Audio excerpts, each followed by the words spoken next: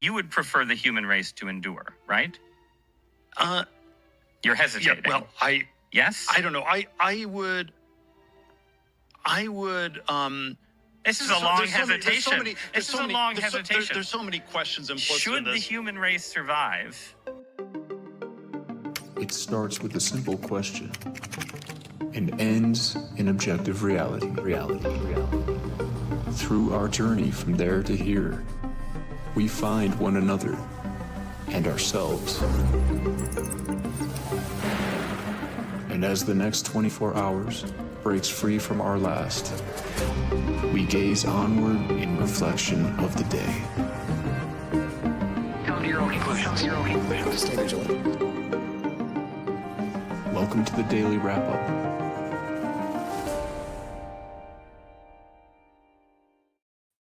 Friday, June 27th, 2025. Thank you so much for joining me today. Important follow-ups. Every day it seems like there's something that's adding to a previous story. Never stops. And today I think it's really important to highlight some things like the Garcia case that have really fallen behind in a lot of the coverage. I mean, from everybody's. There's a lot of really important and crazy things happening in the world. But as I said before, around the constitutional issues, and still to this very moment, what's happening around all of this, the immigration conversation, Garcia, Khalil, Ozturk, and many, many other names that we don't even know.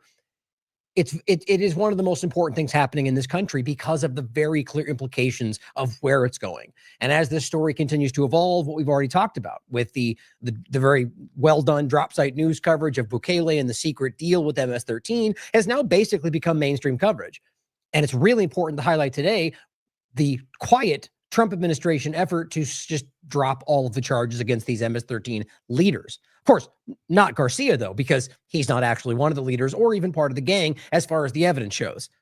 But all the others who may just have a lot to say about the deal with Bukele are now being pardoned and allowed, or rather just dropping charges and allowed to be. I mean, there's a nuance around where they're going after this, but I'm imagining back to El Salvador where they have agreements with Bukele to not be held accountable and really to make it appear as if there's no crime going on. Now, we've gone over this. That sounds shocking to you. You're going to want to tune in because this is not new information. And it's just really coming out more obviously, explicitly around the main discussion of going after MS-13 or whether the reality of what that is and what they're really focusing on. All these claims about these gangs, and it turns out that really their focal point is simply people that are easiest while using the claim of MS-13 to go after them when in fact you seem to be avoiding them entirely. It's a really horrifying reality to see what, it's nothing new for those that follow power in general. This is what governments do.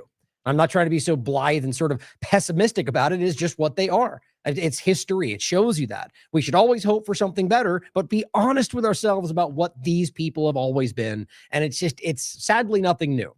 But we're going to talk about a lot of different things today. I mean, really, I mean, almost every one of my shows, I fail to really encapsulate everything we're going to discuss in the beginning of the show, and I'll maybe start doing a better job about that. The point I'm doing it today is there was quite a few things that I think are really important that we're going to go over today. We're going to start with a point about Trump Mobile, which, surprise, surprise, it turns out it wasn't actually made in the United States, or at least that's what they're demonstrating with their current actions, which won't surprise me. An interesting overlap to that point about some new thing called MAGA beer, which just so funny how easy it is to manipulate people in the partisan field today on both sides. We're going to talk about vaccines, platforms around it, the conversation of a malaria point, say the same conversation through this current administration and the hypocrisy therein, but just also the large issue about where all these things go, overlapping with that, AI, wearables, Palantir, and where this overlaps with the current immigration discussion, and from that, discussing Garcia, the many updates around that case, but also some really shocking stuff that we haven't talked about in the last week. Some of the kind of standout, and understand it is like it's 1% of the cases we could show you, but the leading standout cases of the things that you probably don't know were happening. Veterans having their wives detained and potentially deported, things that would shock you that are not new, but under the guise that is this America First administration going after the worst among you, and in many cases turns out to be the weakest, least threatening, in many cases, people that are MAGA supporters, people that are Trump supporters, people that are veterans, people who have, we'll go over it. Horrible realities of what they're actually doing and the evidence to back it up. We're going to talk about the Bukele MS-13 connection as that pertains to that very conversation, and ICE and what they're doing through all of that. We're going to talk about the deportation conversation along with that, and of course, Israel, Gaza, which is still happening, of course. We're going to talk about that, but Israel's overlapping connections to that, to what's going on with Iran, the false ceasefire, the potential false flag that many reports are now claiming was stopped. And we'll get into maybe why that was, and being skeptical of all of this. It's certainly possible that claim itself is a manipulation, but we have to know and understand how often and how easy it is to see the reality of whether or not they do these things, have done them, are capable of doing them. The answer is yes, clearly.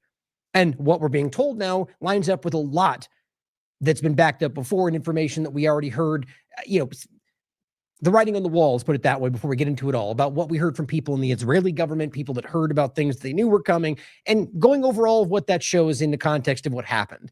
The lying about what happened with the bombings, the lying about how it started. And everyone seems to see through it right now. And the kind of pretend ceasefire, Israel claiming they've won already in a very embarrassing way, and clearly not actually stopping, despite even the claim today of ceasefire.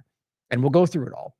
Now, even discussing Iran alone, which I'm completely convinced is not even remotely stopping, other than slowing down a bit, but in the same moment, they're starting to bomb Lebanon again. They're starting to bomb Gaza even more than ever. They're starting to create new angles towards Pakistan. You need to understand that this is not for 1 second stopping. They're not going to let it stop. And meaning the power structures are interested in this, and it very well could just mean the U.S. government as well. Only reason I frame it that way is the wonder of who's actually driving this bus, and whether the U.S. government, Trump, the rest of them are even actually, whether they know it or not, actually in control of anything that's happening. And that's not about a left or right dynamic, guys. We're going to actually start with a point about this around Israel influence and a claim from people in, one point close to Trump, now not, which seems to be an everyday matter with people that are in his inner circle. One day you're his best friend, the next you're hated, and vice versa. But saying that Trump is actually taking direction from a foreign power. But I'll leave it hang there. We'll get to it in a second, but we'll talk about that. We'll talk about the false flag, false ceasefires, avoiding jail as Netanyahu, using war to stop himself from going to prison. All of it very important stuff to discuss today. But I'll start with the article here. We recently discussed Trump Mobile. I always say that the show, but the article on the website of the show, Trump's leaked AI government plans, Trump Mobile, and the expected false flag to justify Iran war. Now, that was actually in regard to the discussion of the Nimitz and how that might play out, which is relevant to the other point. We'll come back to that. But just to leave this in the show notes for you, which will always be included at the end after we're done on the TLAV website link. As always, you'll see all of them included all down below with literally every single thing that we point to, talk about, reference for you. Whoops, hit back accidentally. For you to, I don't know how I just did that. This one here. For you to go through and look, reference, bookmark, investigate, like we always should be doing with everything we're dealing with. Now, not everyone has time to look into everything and research everything, and that's okay. The point is that if you have not, then don't pretend or exhibit or demonstrate or, claim to to understand the dynamics, or to, people will listen to some corporate media or some independent media, mainstream alternative, and then regurgitate that as if it's absolute fact. The point is, unless you do your due diligence, just the responsible thing would be to discuss these things as, passing information we don't know for sure. The problem is we all know that's not how the partisan field works. I'm of the mind that most of you out there are like this by default because you're not ridiculous. But the mainstream, the partisan fields, it's crazy. Now, on that very note, this is something we talked about recently. It's a smaller point. Really, when you think about it, it's not really a small point when it comes to the situation, the conversation of honesty and whether or not these people even care that you'll notice they're deceiving you, or that they'll use things that they know you hold very dear to try to manipulate you into things like the previous MAGA phone that Eric Prince rolled out that was made in Israel, connected to the NSO group, that just very quickly went into the background because that's insane. And they lied to you about it. Like, they also claimed those things were, America first. Well, this came out. Trump Mobile quietly removes Made in the USA promise from its webpage after being accused of sourcing from China. Now, it's just the quiet move like this is very telling to me. But I want you guys to think about not only whether they would lie to you about this and what that might mean, but ask yourself whether there is a deeper point to why this might be whether, the Eric Prince MAGA phone and now to this. What's the interest here? Is it just making money? Maybe. And would they lie to you about what you care about to make money? Sure, they would. But I'm wondering whether there's something deeper. And I'll leave it there because I don't know about whether there's more infiltration happening here with foreign governments. If you think it's China, then consider that. I very clearly think Israel's the most obvious culprit, but I would never dismiss the possibility of China, amongst others, trying to do that. And you'll see that as we go through this first part. At first, Trump Mobile quietly removed its Made in America, Made in USA claim from its website after facing accusations that they sourced parts from China, initially marketing them as proudly designed and built in the United States. I'm surprised. Let's just say it turns out it wasn't made in the United States. Can't you just stand back and go like, they must have expected somebody because of all the hate back and forth to go like, well, I'm going to check that. It just seems like an interestingly flimsy thing to do if it does turn out to be that it's absolutely not made in the United States, or that they were, buying China parts and then putting them together in the United States, whatever it is. It either seems to be very naive, or that maybe it is all, maybe there is somebody trying to attack them. And it's really, I just think it's interesting to consider, if that is the case, why in the world they would have allowed that. But the reason I'm saying that is we've seen 50 examples in the last, so many months of them doing stuff like that, making moves that you just go, how in the world would they have not have thought that through? And somehow they don't. After criticism, including CNN tech analyst Mark Weinbach, noting that only a handful of smartphones, and it was well more than him, plenty of people were looking at the background, where these parts come from, all the different industry and entities, and seemingly argument being it wasn't possible to do what they claimed they could with where they claimed it came from. And it says that only a handful of smartphone manufacturers could produce the devices, and that they are all based in China. That's the only way they were able to meet a certain price point. And this phone was being claimed to be like hundreds of dollars less. It just didn't seem to make sense. And it says the company quietly removed, after this comment, all of its Made in the USA claims from its website. Maybe they're trying to trap them. Maybe it's all a secret ploy to draw them in, to be like, see, we told you, but it seems like a lot of effort for nothing. You know where my mind goes with this. I think it's quite obvious where the logic, Occam's razor. It seems as if they were caught in a lie, is what it appears to me, including a prominent banner, according to The Verge. Just the banner, they had everything Made in USA, has been taken down. The Verge also noted the company appears to have switched suppliers. Now, that may be the whole point. So they were going from somebody else. Take down the banner, find something else.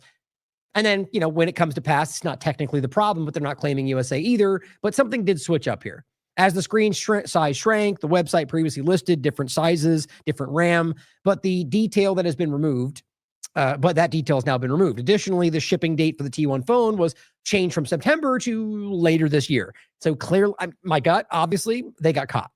They got caught trying to pretend, and now they're trying to backwardly wrap it up without us noticing, trying to find how much you want to bet it's going to end up being the price that's more equivalent to the rest of them, and some kind of a sidestep of the real picture of America.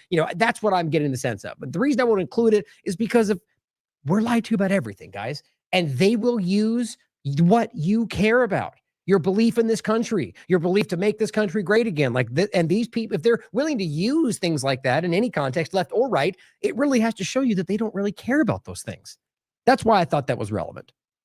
Now, on another side note, just happened to see this today. I thought, well, it's an interesting, segue from what we were just talking about.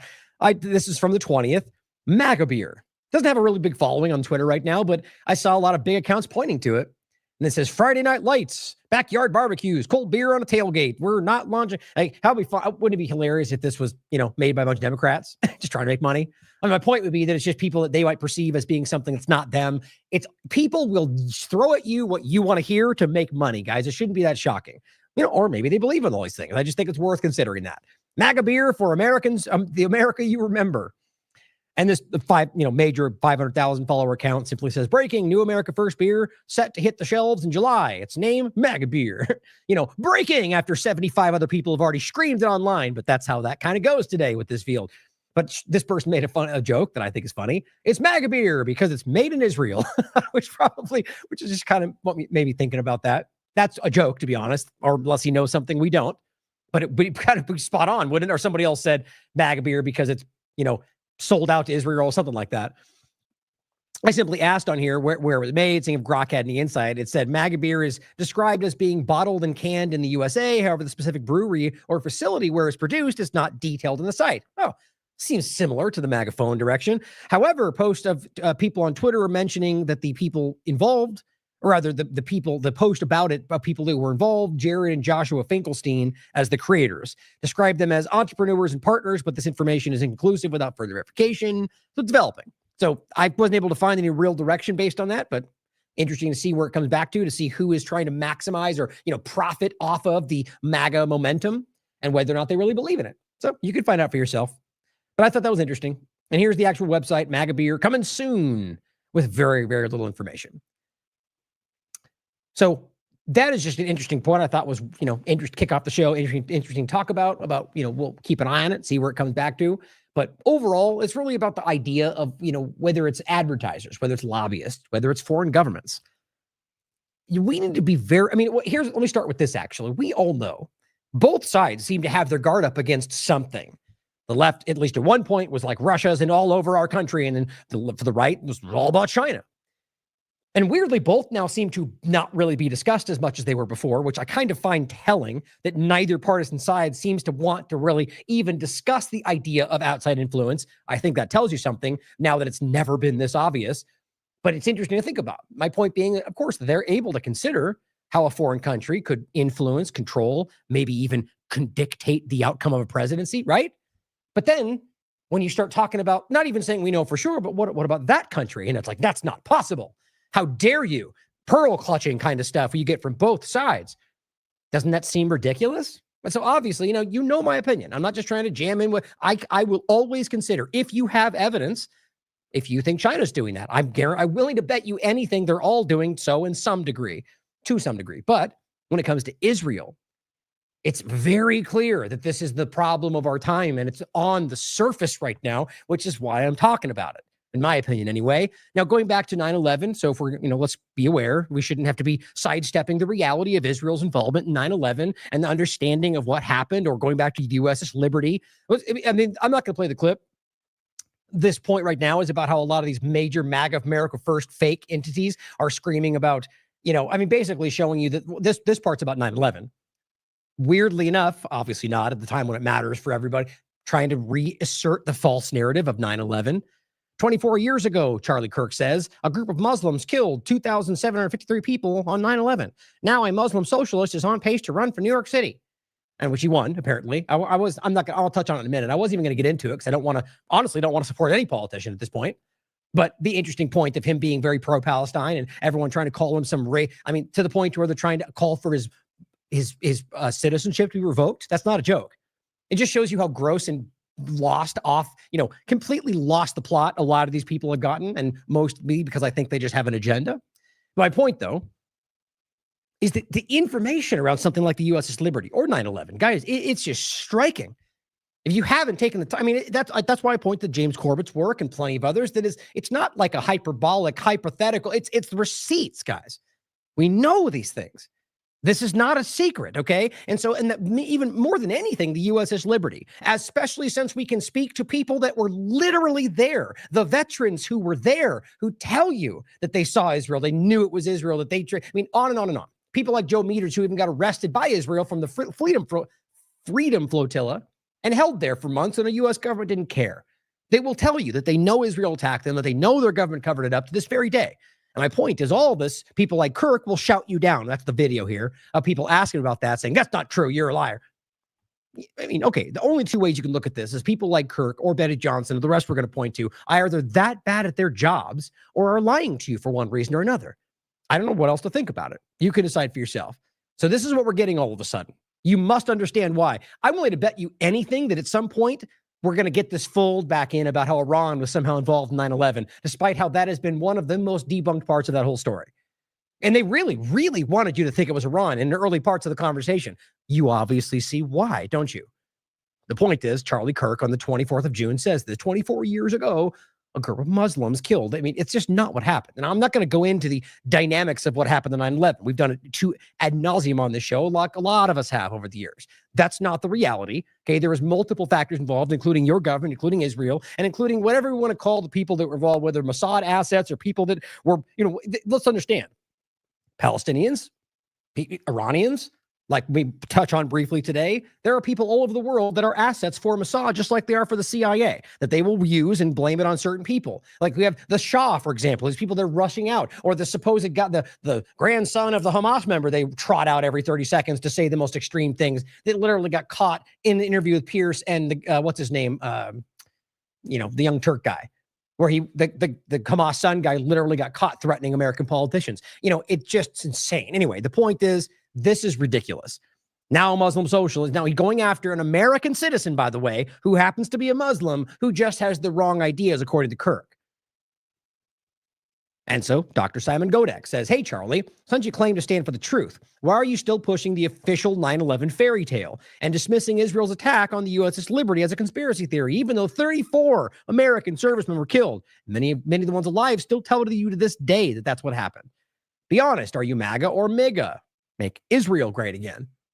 You know the reality of this guy. I'm not saying I know his mindset, but the reality is he's not stupid enough. I mean, you could decide that, to think that this is the reality. The evidence is very clear. So why is he pushing this lie now all of a sudden? Or first, off guard, he makes the excellent point, pointing to Charlie Kirk, nearly 24 years later, this opinion is still a litmus test for intellectual dishonesty.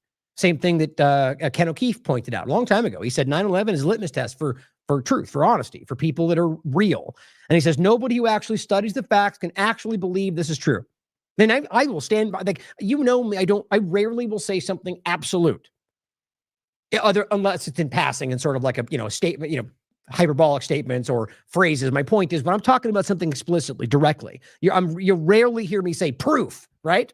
In this case, I absolutely stand by that statement. Nobody who actually studies these facts can believe what he's saying right there. Now, you can dispute what we have, what you believe the real thing is, because there's plenty of nuanced ideas in it. But to claim that and look at the fact, it's just insane, guys. You're a grifter. You're a liar. And it says anybody repeating it is outing themselves as either an establishment shill or uninformed idiot or a moral coward. Exactly agree with that. On that note, actually, sorry, I forgot. I found these as we were going forward. I'm jumping next to the next person we're going to talk about, but this, Kevork Almacian makes an excellent point about this. Here, Charlie Kirk again, saying, basically he's super pro-Trump, right? So he's saying Muslims attack the country. Okay. Kevork Almacian says 24 years later, your president shook hands with the man who pledged allegiance to al-Zawahiri, excuse me. I think that was... Anyway, I was thinking it was a different name. Founded Al-Qaeda's Syrian branch and helped topple the secular government in Damascus. We're talking about Jelani, right there, with direct U.S. backing. Thank you for your attention on this matter. The point is, that's just blatant intellectual dishonesty. So you're okay, right, with him literally shaking hands, making deals with the very person that you are currently, like you're saying, look at what happened on 9/11. And here he is shaking the hands with the people you want to believe, you want us to believe are involved. You don't think he can piece that together? No, it's because Israel wanted that person there, because Israel's the one that creates these illusions, this illusory dynamic of the Muslims attacking everybody. It's obvious. I mean, we've gone over this so many times, it's painful. And the reality is the evidence is always striking. Now, since we have time today, I'm not in a rush. I'm going to play this really quickly because it's relevant. This academic has spoken about this many times. The Zionists have used it and brought it, in fact, to the area. Terrorism, as we know it today, the planting of bombs in marketplaces and so on and so forth, was, in fact, introduced into the Middle East by the Zionists in the 1920s. But the net result of Zionist terrorism and violence in the first third of the 20th century has brought forth, to my mind, the anomaly, the horrific and unacceptable status in the Middle East today of the State of Israel, which is in fact an armed garrison state, which now exports more arms and distributes violence all around the world, vastly disproportionate to its size. I mean, in that respect, I think it's a horrible cycle of violence. But in it all, I think the Palestinian is the victim. There's no question about that. Indeed. And here he is shaking the hands of the very person that they had a bounty on for being a terrorist. You almost have to laugh at how stupid that is if it wasn't so alarming. Well, same point here. And weirdly enough, right about the same 24-hour period that they all did the same thing. Totally just organic, though, isn't it, guys? Johnson comes out, Benny Johnson, and says, New York City in 2001, we'll never forget. New York City in 2025 elects Muslim jihadist. Like, I mean, we're at a level where this is actually, I mean, what's the best way to even frame this without being, I just don't want people to think it's like we hate these people or it's about left versus right. It's really not. And you guys know that if you watch the show.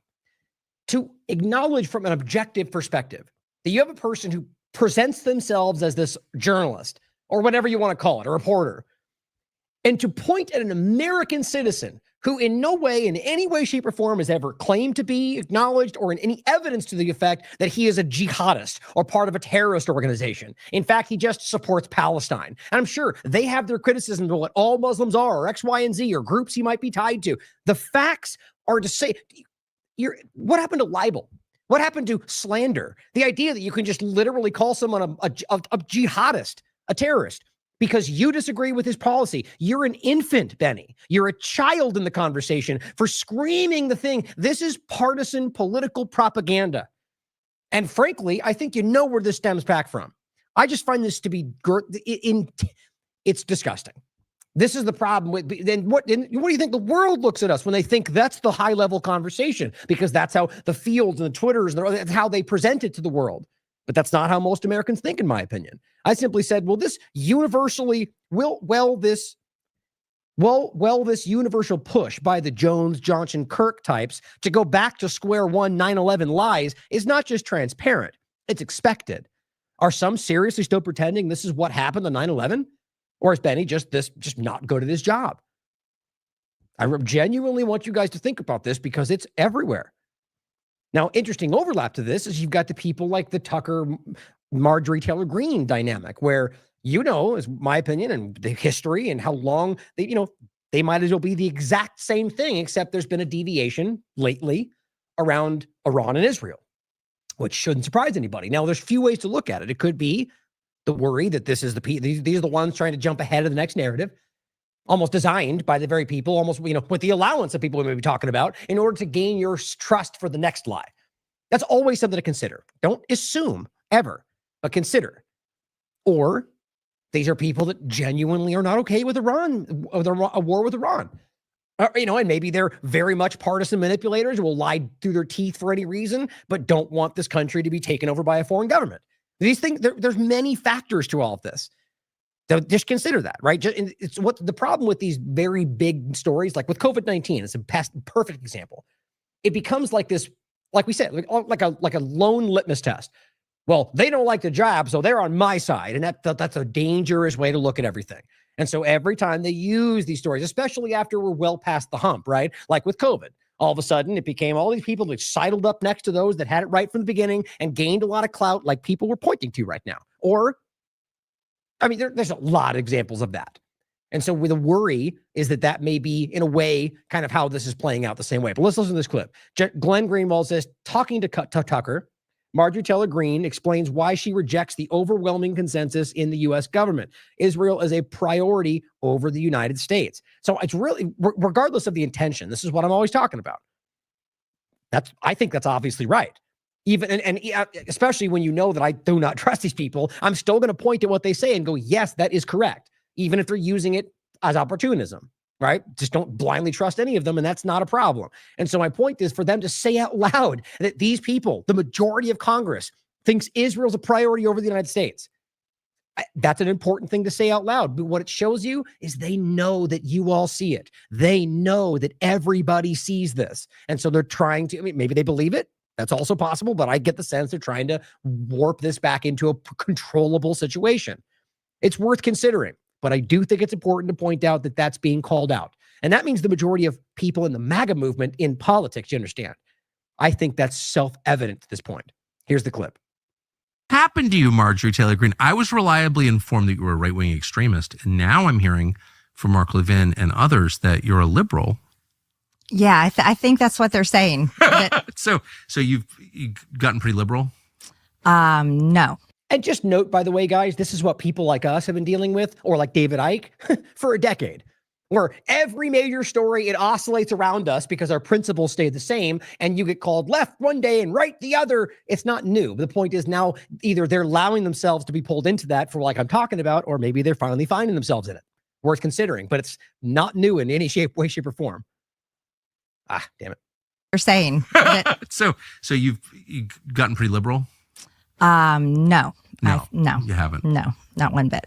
But you are saying things that I've never heard you say before. Of course, we're in a different moment. We're in a moment where, a lot of things that I'll speak for myself that I had zero interest in ever talking about got kind of forced on us.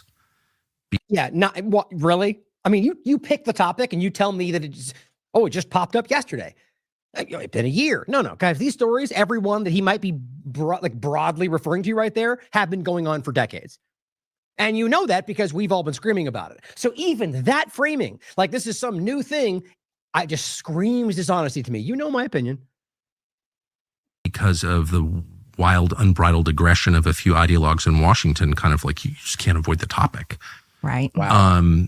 So you also note, right, this one right here. We're in a different moment. We're in a moment where, Well, we're the point that they're going to, like, that Marjorie Taylor Greene and the rest might seem to want to switch sides.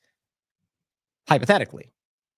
Right? Gabbard and the rest, right? So what if all of a sudden Gabbard and both of them said, well, these people are not the right MAGA first, so I'm going to jump to the other side.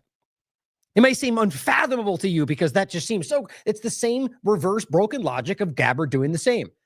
Because it's principles, right? You could argue that you could just jump over here because you like it being on your side. It's dishonest. I mean, it's just simply not reality. So I just want to make that point for those that are on this current political side. And if to just think about it in that way, it's the same that Gabbard and anybody else, including Trump and Elon and all the rest that suddenly call themselves Republicans. They have no principles. None of them do. Just so we're clear on that, left or right. A lot of things that I'll speak for myself that I had zero interest in ever talking about got kind of forced on us because of the wild, unbridled aggression of a few ideologues in Washington, kind of like you just can't avoid the topic. Right. So you are a Republican serving in the House. Really the only issue that all Republicans in the House agree on is that Israel is a priority over the United States. They all agree. Oh, absolutely. They all agree on that. But you're now saying that you don't think that's true. No. As a matter of fact, I'm sticking to the campaign promises that I've made from the beginning. Which is exactly what you should be screaming about, whether you think it's honest or not. My point is the inherent point is you still question, hold them feet to the fire, no matter what. Then it's okay, right? Even if you know they're dishonest, still point to the thing that's correct, right? And by her doing that, I mean, you have to look, that is what it looks like to maintain your promise. Like that's important, not just, well, the party says, now we're in a different path. What the team says, don't counter signal the leader, right? That's what you should be doing. Well, I promise this and I'm going to maintain that. And then what's even more crazy is when you start to get attacked by the fake America Firsters out there, it's very, like a Massey, for example, it becomes very, very evident that they're attacking you because you're not towing the line, not because you're somehow challenging you're obviously the one holding the reality of the America First promise. Yes. America first. Yeah. That's what I've said the entire time. And you meant it, I guess. I unapologetically mean it. Yeah. And apparently that's shocking. Yeah, I can, as real as always, guys. It just feels fake to me. Just even the conversation. Oh, so you're the real America First. Okay, let's start the new movement. Now we've lost control of this one. You know me, I'm a pessimist when it comes to government. I think we have every reason not to doubt them all the time. And in fact, I think it's in your interest. It behooves us to always doubt them. Isn't that what we just said? Right? So, it always gets framed as hatred or division. I think we should, by default, be like, I don't believe you. Prove it to me. That's how we. I don't even think that's like a product of where we are. That's always how it should have been. It's not like some uncomfortable thing.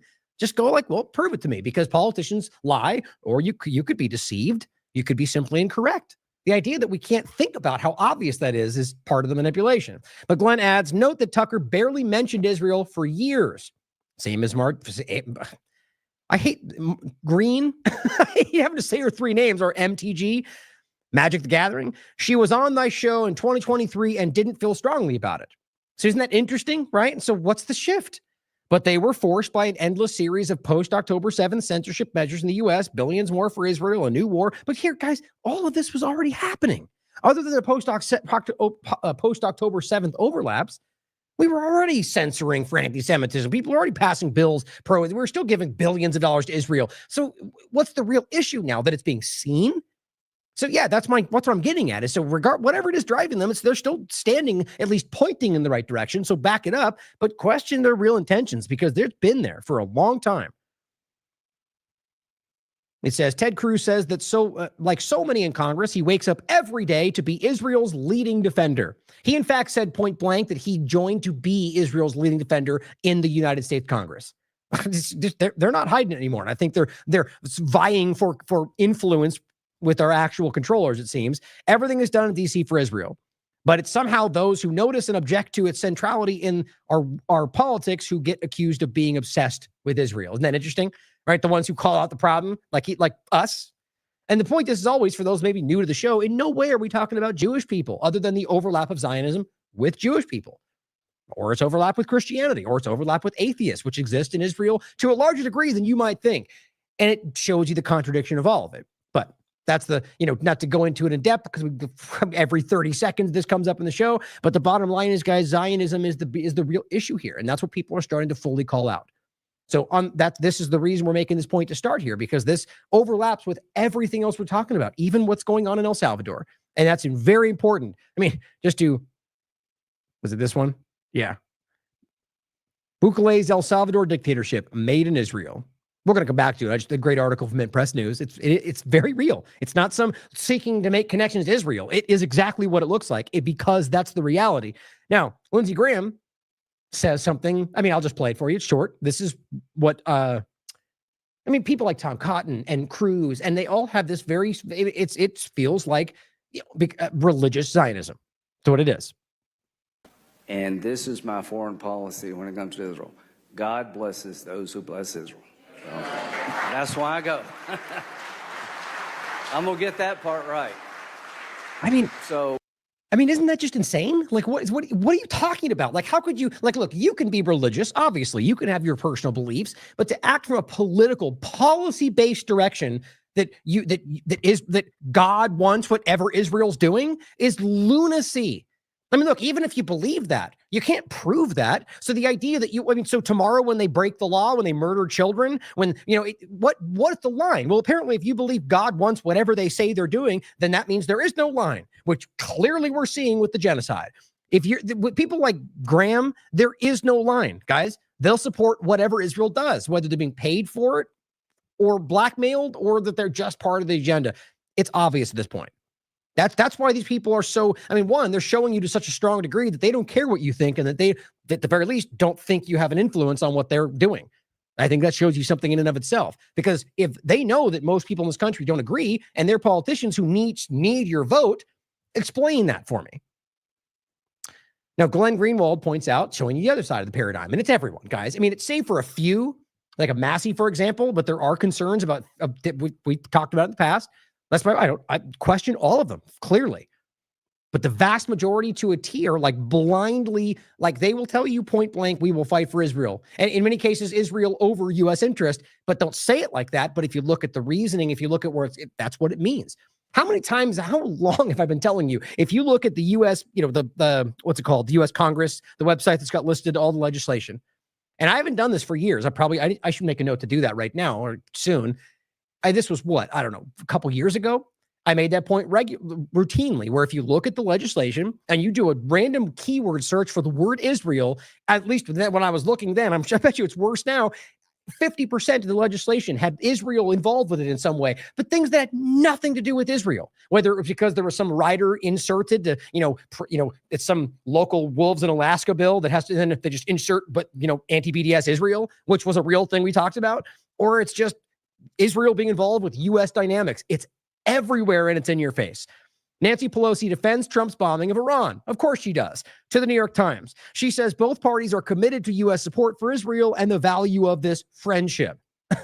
And, who cares what Americans think, right? The vast majority, after any poll, will show you, any of them, that most Americans don't want war, period. In particular, when it comes to Iran and Israel, to the point to where it fractured his own support base. And yet they will stand there and go, yes, we support the thing that none of our people want, America first. at least from the side saying that. They all claimed America first. While she acknowledges it'll be better for Trump to come to Congress, she dismisses Dems' grievance that it's a big deal. Yeah, who cares about congressional authority, the Constitution? These people are frauds, guys, literal frauds. Glenn also points out, 2024, Thomas Massie describes how every member of Congress has their own AIPAC minder. Remember that? Republicans who come to me and say, that's wrong what AIPAC is doing to you. Let me talk to my AIPAC person. By the way, everybody but me has an AIPAC person. What does that mean, an AIPAC person? It's like your babysitter, your AIPAC babysitter, who is always talking to you for AIPAC. They're probably a constituent in your district, but they are, firmly embedded in AIPAC. And every member has something like this? I don't know how it works on the Democrat side, but that's how it works on the Republican side. And when they come to DC, you go have lunch with them, and they've got your cell number, and you have conversations with them. So I've had that's absolutely crazy. I've had 4 members of Congress say, "I'll talk to my AIPAC person," and it's literally what we call them, my AIPAC guy. I'll talk to my AIPAC guy and see if I can get him to, dial those ads back. Why have I never heard this before? It doesn't benefit anybody. Why would they want to tell their constituents that they've basically got a buddy system with somebody who's representing a foreign country? I mean, do you really believe that? I mean, I point it out every time we play that, but come on. So that either very clearly suggests that he's not who he pretends to be. Think about pretending you've never heard that before. How long has it been a conversation? Plenty of us have been talking about it forever. And it's been there's been many different conversations in people specifically on the right, in his specific circle of conversation, who have been pointing to this forever. And you're going to pretend that he's never heard of an AIPAC? Come on.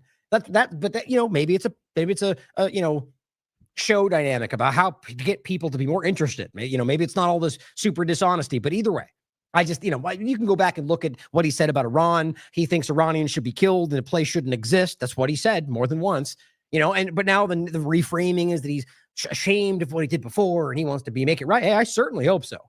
Why would we just take that? I'm going to wait to see what you do, like an honest person would. Prove it to me with precedent, with your actions and your outcome. And over the next year, if you prove out to be, well, then, I think the obvious reality is already showing its face, but you guys can decide for yourself. But Thomas Massie in 2024, everyone's got an AIPAC guy, and becomes more vocal in questioning why it is that the U.S. finances Israel's military. 2025, ensuring everyone understands the punishment scheme. AIPAC is looking to oust Republican Kentucky Representative Thomas Massie in upcoming 2026 midterm election. AIPAC has been actively recruiting candidates to run in a primary against Massie. See, this is what I keep talking about, guys. We're not talking about even if there's not an ongoing election, midterms, whatever it is, AIPAC will lobby against you in ways that hurt your history. Lobbyists are supposed to be endorsing campaigns during election.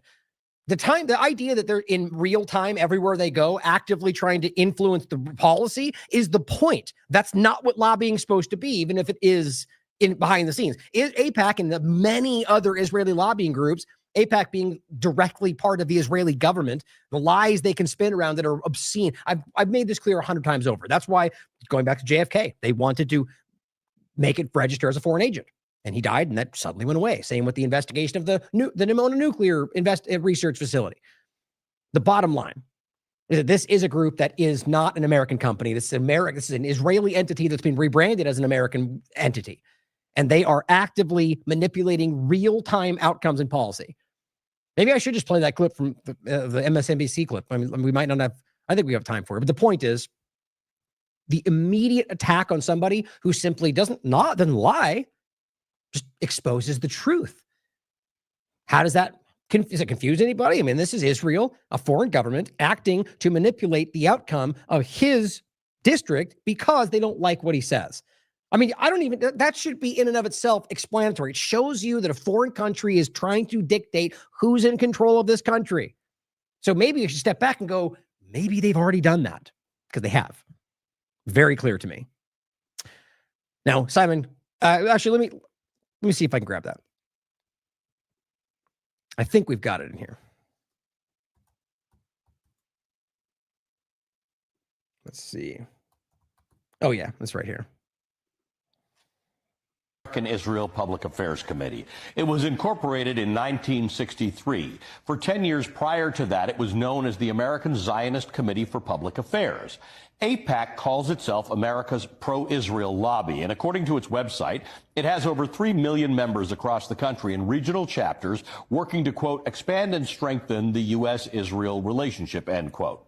You may know AIPAC as being one of the biggest and most recognizable donors to many of the members of Congress in your state. But contributing to campaigns is a relatively new function of the organization. Before 2021, AIPAC did not endorse candidates nor give political contributions. Its focus was on lobbying elected officials, not actually electing officials. Yep. But in a dramatic shift in policy, AIPAC began directly funding candidates and spending big on races in 2021. AIPAC Political Action Committee, AIPAC-PAC, so to be clear, there's kind of overlaps there. The point being is that what he's discussing is trying to okay, if you're trying to get somebody elected, the point is that they're dumping money in which is not uncommon. But here, let me play it again, exactly the framing he had there. But in a dramatic shift in policy, AIPAC began directly funding candidates and spending big on races in 2021. AIPAC Political Action Committee, AIPAC-PAC, where was it? Its organization.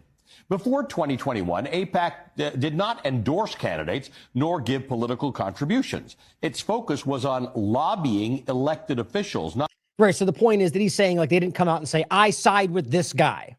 Right. But that's one part that he's highlighting there. But what I'm trying to say on top of that is that ultimately you've got situations year round where AIPAC is trying to influence in real time what the outcome is, as opposed to basically putting money in the hands of people they support, which is what lobbying we claim it is, we're told it is.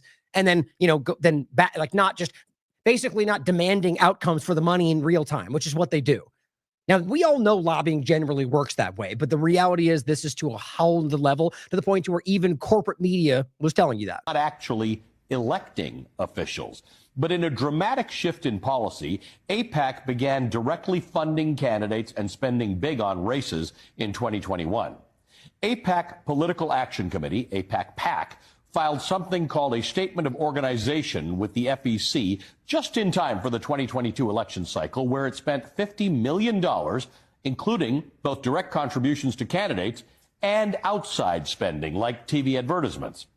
According to AIPAC, it donated money to 365 candidates from both parties, including every single member of both Democratic and Republican leadership in Congress. It's pretty clear, right? That's so if you somehow have some ideological interest, why would you be funding all of them when they don't all agree? They have very different opinions. It's because what you're trying to do is influence all of them to be blindly pro-Israel, which is where we are.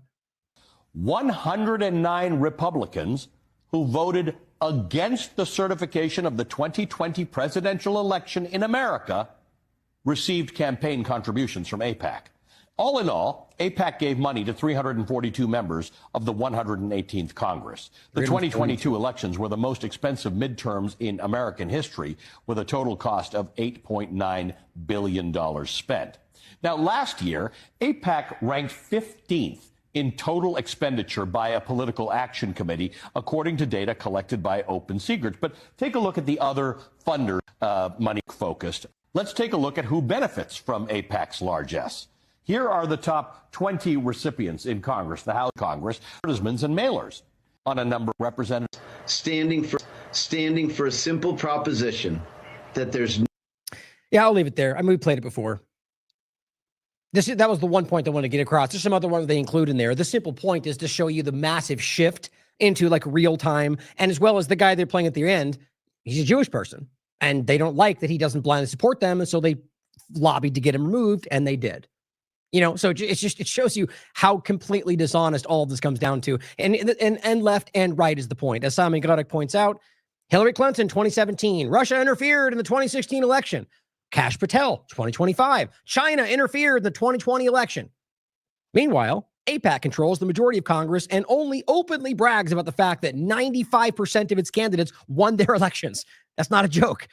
Daily Mail, right? Or the Mail Online. Yeah, the same Daily Mail. Kash Patel uncovers the same. Oh, that was the wrong. I thought the image was about the 95. I'm sure. Yeah, right here. Somebody posted it down here. They they publicly put this out on Twitter that, basically admitting that the vast majority, almost near 100% of people that they endorse or they give money to somehow end up winning their elections. Meanwhile, AIPAC controls the majority of Congress. Why is Thomas Massie seemingly the only politician willing to speak openly about Israel's interference in U.S. elections? And now they're trying to remove him from power. Now, here's a raw story. Trump's taking orders. Trump's ex-trusted operative, who apparently they hate each other now, says president has a boss. I find this very interesting. Someone who worked closely with Donald Trump and his associates is sounding the alarm about who the president's actually beholden to. Quote, as I've been telling you, it says, what we're watching isn't just an international crisis. It's a coordinated disinformation campaign, a national security threat, and a blatant assault on democracy, all unfolding in real time.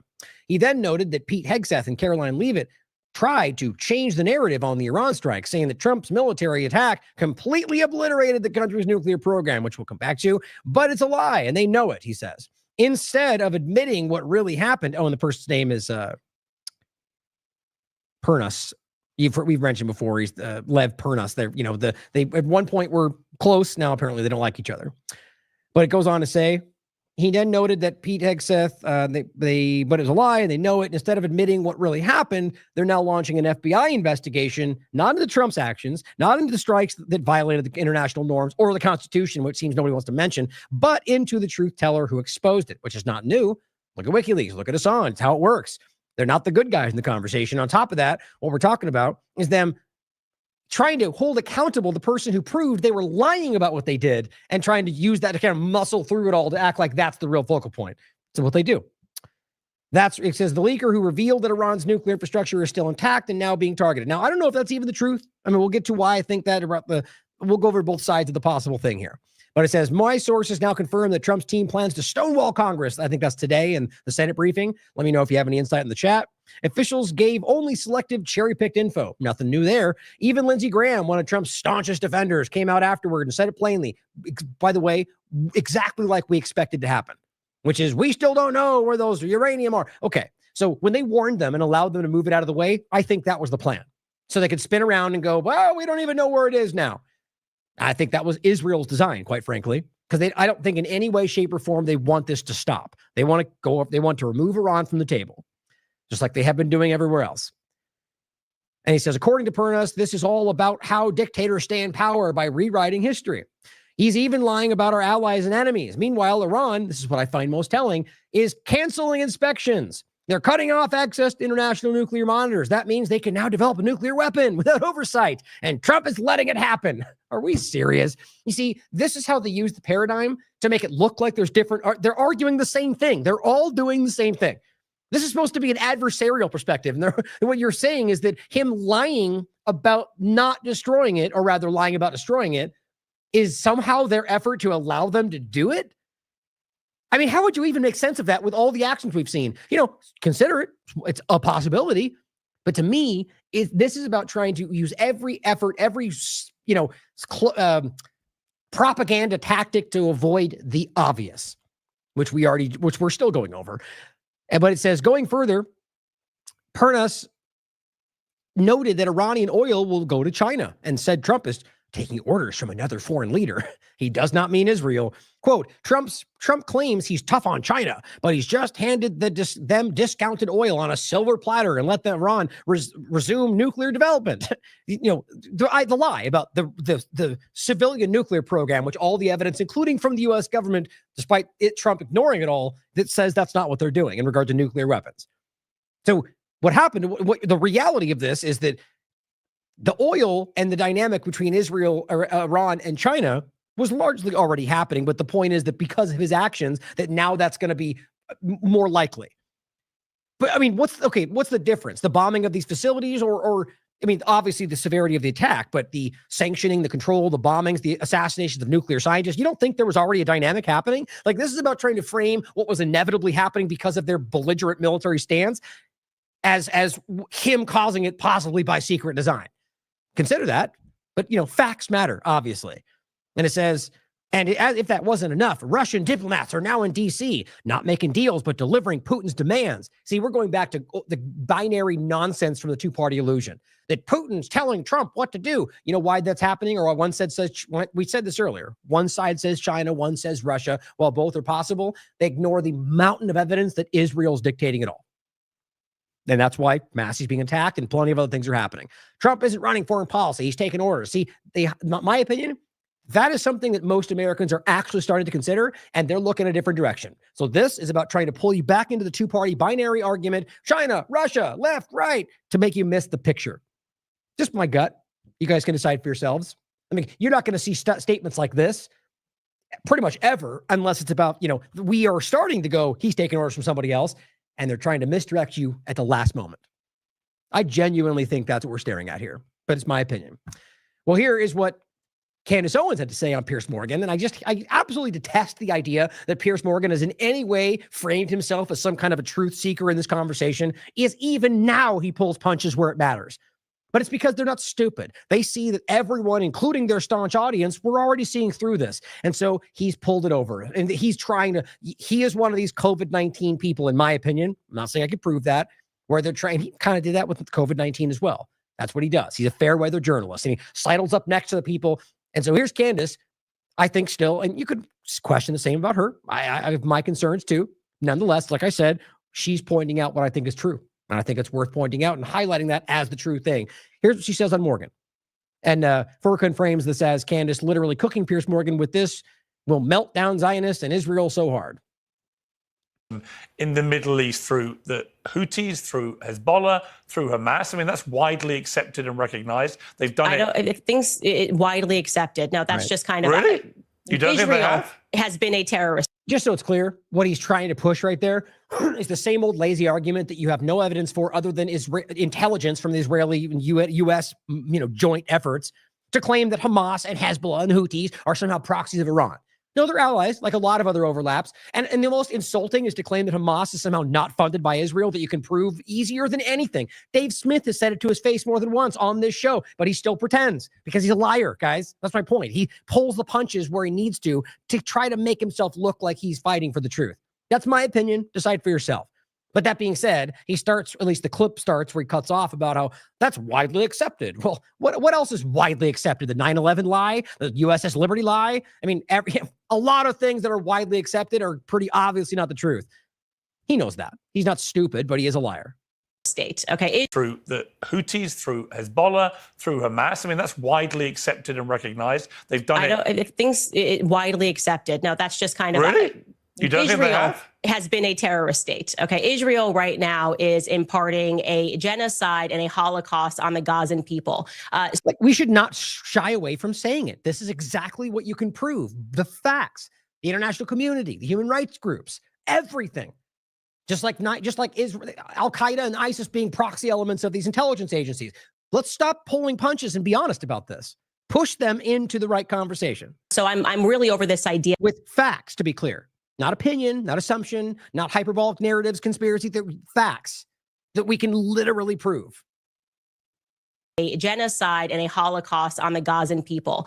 So I'm really over this idea like somehow Israel has the moral high ground and we have to get behind them. I didn't say that. We've got to go after the bad guys. I wasn't saying that. We have. Oh, hang on. Look, we can come to Gaza where I think we'll reach agreement about what Israel's government's been doing there in the last few months. Without but it's any relevant. question. If you're going to call Iranians terrorists, if they right now had an open concentration camp where they were mass killing their own people, we would all be saying this is ridiculous. So it's rich to me that people are concerned about Iran having nukes. What I'm concerned about Israel, who won't even admit that they have nukes, having nukes, while at the same time, they are executing a genocide and a Holocaust in Gaza that the world is watching. So who's the bigger terrorist is the question today. I would say as an American that if we're going to get behind a regime change, it should be in Israel first. So that would be my position. I think the position of a lot of people who are waking up to the fact that Zionism has brought us nothing but grief in America. Can you name one positive thing that Zionists have contributed to America? That us fighting these perpetual wars on behalf of Zionism has contributed to? Now, first and foremost, the last thing we should be screaming for is regime change in any other place. So that's where I get the most suspicion. And maybe it's just about making a point, which I would even understand. But the idea that we're like, it's the whole left-right point where, the left did it, now the right wants to do it back to them. That's how this always seems to go. It's a trap of it's an ideological trap to argue that somehow we should then mobilize our government to overthrow the Israeli government. Like, even though it's obviously the worst thing I could possibly point out in the world right now, the way that government's conducting everything, and it's nothing other than an indictment of the government and its actions. The last thing we should want is this government, who's equally a part in what they're doing, to claim they can violently, militarily overthrow this government and put something better in place. Has that worked anywhere else? So I'm not saying I think she probably is just doing it to make a point. Either way, it's a dangerous suggestion that's being picked up online.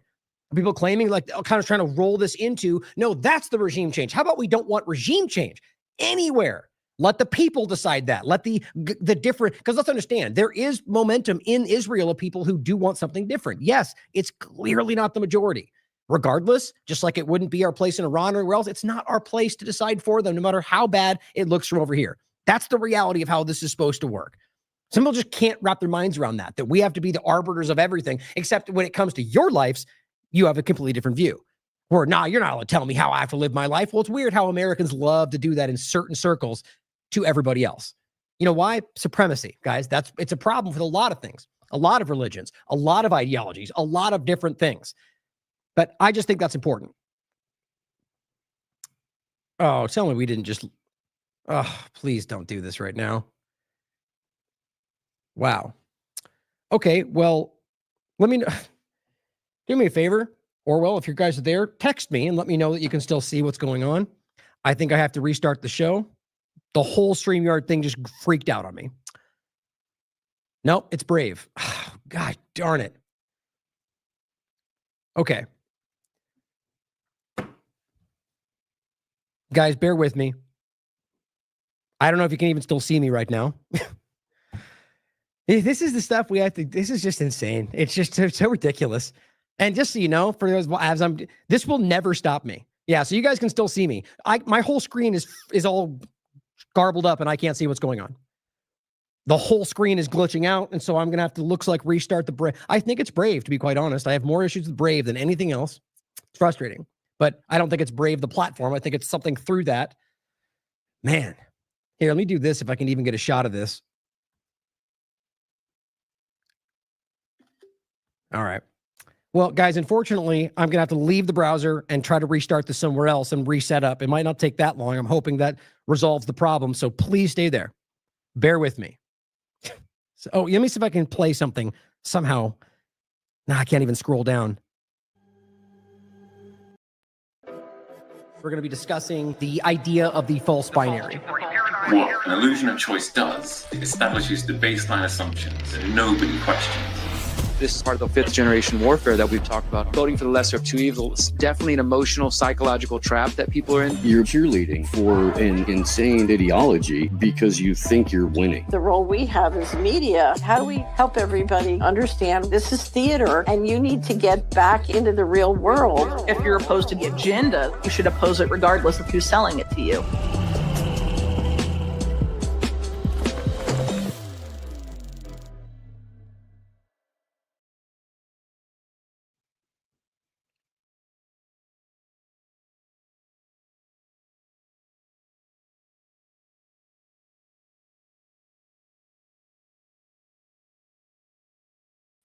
Okay. Man, that is wild. Okay, bear with me. It does appear to be the entire browser. So I'm just going to pull that aside and hope that doesn't affect anything else. Now, you know what's interesting? It was actually also the chat that was from the Safari browser. So this is something else entirely. Whatever. I'm going to stop wasting more time. Let me pull this back up real quick. I had to jump over to an entirely new browser. Surprised it even stayed going. So we're over on the Vivaldi browser at this point, which I'm not even advocating for. It's just a different one. Don't know enough about it. Here, screen share. Oh, you got to be kidding me. Let me see if I can do that through a different platform. Okay, I think I can. Okay. Wow. So this is what I was looking at. I grabbed a little screenshot so you guys can see it. So, and this is just one of the screens here. Check this out. See how it's all garbled? Look at that. Everything's all weird. And no matter what I touched, it wouldn't actually click.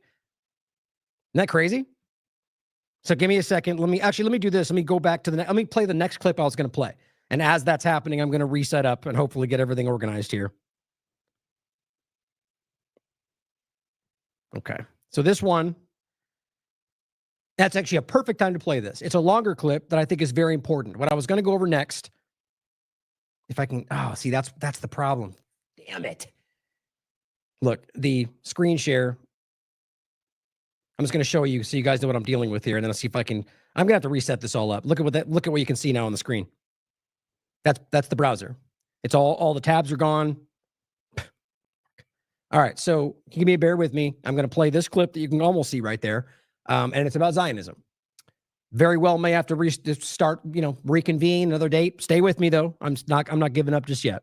We'll play this clip, and I'll be right back.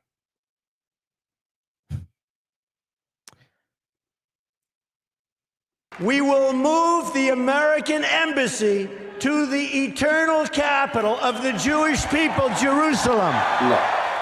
No. I was with him until he said the eternal capital of the Jewish people. President Trump has the right to make whatever foreign policy he wants, and if he feels that Miami Beach is best to recognize as the capital of Israel, that's his business, he can do it. But once he starts talking about the Jewish people, now he's encroaching upon religion, and now that's my domain. There is absolutely no political relationship between the Jewish people and Jerusalem. It's merely a holy city. The Jewish people don't have a capital. We never had a capital. Countries have capitals. States have capitals. That's the definition of a capital. Capital, dictionary, noun, the most important city or town of a country or region. Now, the Jewish people are not a country or region. The Jewish people are a religious community. We pray towards Jerusalem, but we relate to Jerusalem only as a holy city, not as a political capital city. And all of those overtures that we make to Jerusalem and the yearning that Jews have for Jerusalem is only as a holy city, not as a capital city. And because it's a holy city, it doesn't matter who has sovereignty over it. Jerusalem is just as holy and just as much Jerusalem, whether it's under the auspices of the Turks or the Romans or the British or whoever. It's important to know that the Zionists were the ones that started this business of the capital of the Jewish people, and it's an idea that conflicts directly with the teachings of Judaism. At Mount Sinai in the desert, the Torah says, the Bible says about us, Hayom hazeh niyesa la'am. That's when we became a people. The Jewish people aren't a people because of a land. We're not a people because of a language. We're not a people because of a culture. We're a religion, and when we were deputized into the religion, when we accepted the religion given to us by God, that's when we became the Jewish people. We had no land, no territories, we had no capital city, and in fact, our commentators say the reason why God gave the Jews the Torah in a desert before they went into the Holy Land was in order to teach them that land, country, has nothing to do with your Jewishness. Your Jewishness is because you accept the religion. A couple of years ago, the Pope went to visit Netanyahu. Okay, so really quickly, guys, I've solved it, so the show will continue, so please don't jump away. I'm going to let this finish. I plan to play this either way. This is the last part of the segment about, and this is shared by Zachary Foster, PhD in Palestinian history from Princeton. Interviewed him more than once about this topic, and this is something he says that everybody should see. Like the reality, and he's been really fighting for this for a long time to break. Same with someone like Dan Cohen. He's been trying to really highlight a Jewish person himself, the lie of Zionism around the Jewish religion. So this is a Jewish Orthodox a rabbi telling you that they're lying to you. But you know this, but this is just more ammunition. It's a great clip that will be included in the show notes. Let me finish this. I'll make sure we got everything else lined up, and we'll keep going. And Netanyahu's bragging to the Pope, this is where Jesus lived in this land, and he spoke Hebrew here. So the Pope corrected him. The Pope said, no, Aramaic. And Pope was right. And Netanyahu says, yeah, but he understood Hebrew. Well, maybe he did, but Hebrew was never the national language of the Jewish people. It was a holy language, just like the land of Israel was a holy land. Oh, by the way, if you see the clip and you don't know which of the two people talking is Netanyahu and which is the Pope, the Pope's the one wearing the yarmulke. Even if we were to pretend that the Jewish people... Isn't that funny? ...have a capital, that would have nothing to do with whether Jerusalem should be the capital of Israel, because Israel's not the Jewish people. Israel has nothing to do with the old Jewish Commonwealth. It's a country that was created in 1948. When you hear the Israelis or the Zionists talk about how Jerusalem has a connection with the Jewish people for 2,000 years, 3,000 years, 4,000 years, it's all true, but that doesn't translate to, well, therefore Jerusalem has to be part of Israel. People think that Israel is some kind of continuation of the Jewish government, but it's not. It's a completely different form of government, completely different values, completely different ideology, and completely different people. These are not religious Jews that are running the country. These are atheists. And yet, the Israeli prime ministers from Ben-Gurion all the way up to Netanyahu use the Bible as an excuse for ownership of the land. Ben-Gurion, he says the mandate is not... How long have we been telling you this? And it's easily verifiable, guys. Like Herzl himself, the founder of Zionism, was an atheist. It's not hard to prove. All these people are constantly trying to grift and lie and convince you that you're somehow a bad person for acknowledging the facts. Simple. Not our Bible, but the Bible is our mandate. This is a man that didn't believe the Bible was given by God. He didn't believe God ever spoke to prophets. He didn't believe it at all. Neither does Benjamin Netanyahu. It says in the Bible, watch the Sabbath to keep it holy. Netanyahu doesn't refrain from work on the Sabbath. It says not to eat non-kosher food in the Bible. Does Netanyahu do that? No. There is nothing holy in the Bible that Netanyahu cares about. The only thing he cares about is his land. Restorationist Protestants, we call them evangelical Christians today, they existed hundreds of years before any Jewish Zionist was ever born. And because the evangelicals, the restorationists, had great influence in Britain, and Britain had the mandate, the Zionists very, very much adopted the Christian evangelical interpretation of the Bible, and that's what they use today. You'll find that Benjamin Netanyahu sometimes even espouses Christian evangelical interpretations of the Bible over the Jewish ones. A number of years ago. And this is where you come to the point of where, you know, the original Zionism was Christian Zionism. Netanyahu spoke at the site of the Auschwitz concentration camp, and he mentioned a prophecy in the book of Yecheskel about how the prophets saw dried bones rising from the ground and growing flesh and becoming live again. And Netanyahu said that that prophecy is fulfilled with the state of Israel, because the Jews were dried bones and now they grew flesh and they're real people again. This interpretation is not found anywhere in any Jewish source, because in Judaism, this is impossible. But for over a century, this has been a Christian evangelical interpretation.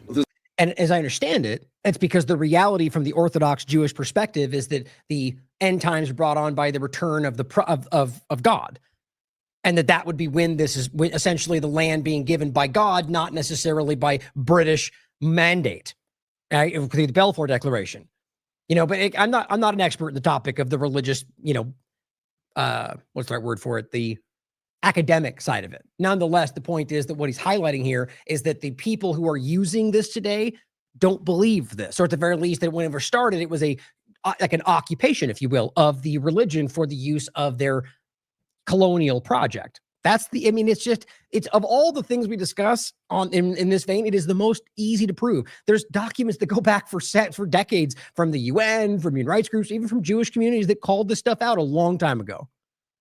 Zionists, when they talk about the Bible, they're not talking about the Judaic version of Judaism and Jewishness.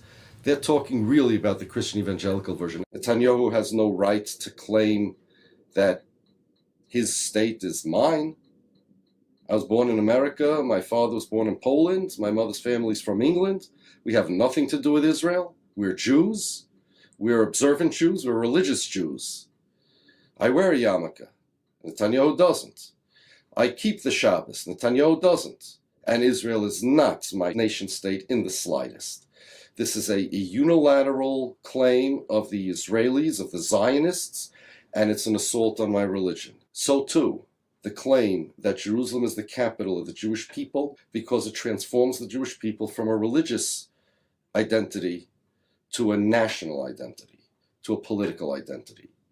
And it's an assault on my religion when Netanyahu says that because Jerusalem is so connected to the Jewish people, therefore it must be part of the state of Israel. Jerusalem's holiness, Jerusalem's value to the Jewish people has nothing to do with who owns it, and it certainly has no reason to be part of the state of Israel. Right. That's what a real man of God sounds like from whatever religion we're discussing. Somebody who understands, you know, the materialistic nature of what they're doing. Like they're so obvious. It's like a Rabbi Shmuley, for crying out loud. I don't care what your perspective is. That's not somebody who acts the way he is, says the things he does, the hatred he spews is not a man of God. Depending, unless we're talking about a different God here, or in the context, or just let's just say a benevolent person, or in the context of what was the other example? Just anybody who is claiming to be whether Christian or Jewish or Muslim who supports the genocide going on in Israel. I don't care if you believe they've got the right, you know, the legal background, like they're doing it because it's legal, because they're defending themselves. A person who believes in, you know, thou shalt not kill, for example, and says, but yes, Israel has the right. I mean, come on. It's everywhere you look. These people are deceiving you. All right. Okay. So this is Zachary Foster's tweet. It says, how Zionism is a perversion of Judaism by the brilliant, this is Rabbi Yaakov Shapiro. 7 minutes, 7 best minutes of your life, he says. And I'll include our interview with Zachary Foster, the documented and suppressed history of Palestine and Zionism. And we have to believe we had one more after that as well. Now, let's talk about some health-related factors that I think are very important that overlap with AI, which I think overlap with the larger conversations. Nonetheless, just wanted to make sure we discussed this a bit. This is something that came out on the 26th. Single-shot malaria vaccine delivery system could transform global immunization. Now, this is just about the larger direction of all this, which I'm very concerned about. But it says a team of scientists at the University of Oxford have developed an innovative vaccine delivery system that could allow a full course of immunization, both initial and booster doses, to be delivered in just one injection. Now, we already saw where this was going before. They floated the same ideas before. The idea that ultimately we're talking about something that it can release at a later time release, or really a release whenever they decide to trigger that release from outside your body by using nanotechnology. In preclinical trials, the technology provided strong protection against malaria, matching efficacy of traditional multi-dose vaccines. Well, it doesn't really ring as a positive endorsement based on what we know about things we're pointing to. But the simple point in this, there was some highlighted that I lost, unfortunately, based on what just happened. But I'll just jump past it. The point is simply we're talking about a nanotech overlap. The direction of these being released, where was it right here? Oxford team developed tiny biodegradable capsules. So in this case, there is a difference between nanoparticles and nanotechnology. My worry is that these things are very easily intertwined, and we already saw that with the COVID shot, that I think we're finding out a lot of things that were there that we weren't told about. But it says, can be co-injected with the first vaccine dose and programmed to release the booster dose weeks and months later. A mouse in the trial, in a mouse model, the single shot strategy using the R21 malaria vaccine they're using protected against the disease nearly as effective as the two. So saying it's not as effective, which is just an interesting point. But the point is just the direction of all of this. And why in the world we are still pretending like any of us, like I think the majority of people are pretty uncertain about where this technology is going. And this is the actual study, core shell microcapsules compatible with routine injectable prime boost immunization against malaria with single shot. Now, all of this, by the way, is being overlapped with the current U.S. government direction, which I think is important to point out. Breaking the malaria barrier. This is from 2024. The WHO approved R21 matrix vaccine and its global impact. Just showing you the interconnectivity of the WHO, the WEF, the current administration, and the former administration, or rather just your U.S. government or the U.S. government. Now, this is an article that came out on the 15th, 2018, October 15, 2018. The Internet of Bodies is setting dangerous precedents.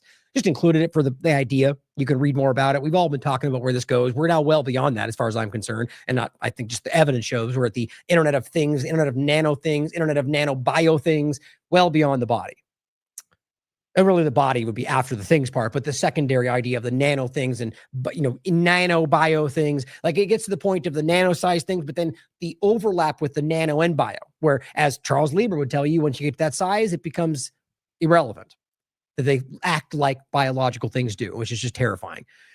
But as Orwell shared, you might have seen this clip about wearables A little reminder about these wearables, which they say is under the guise of health. Article below, your Alexa and Fitbit can testify against you in court. It's one small part of where this goes. And it's not, I mean, small only because of the real picture of what it is.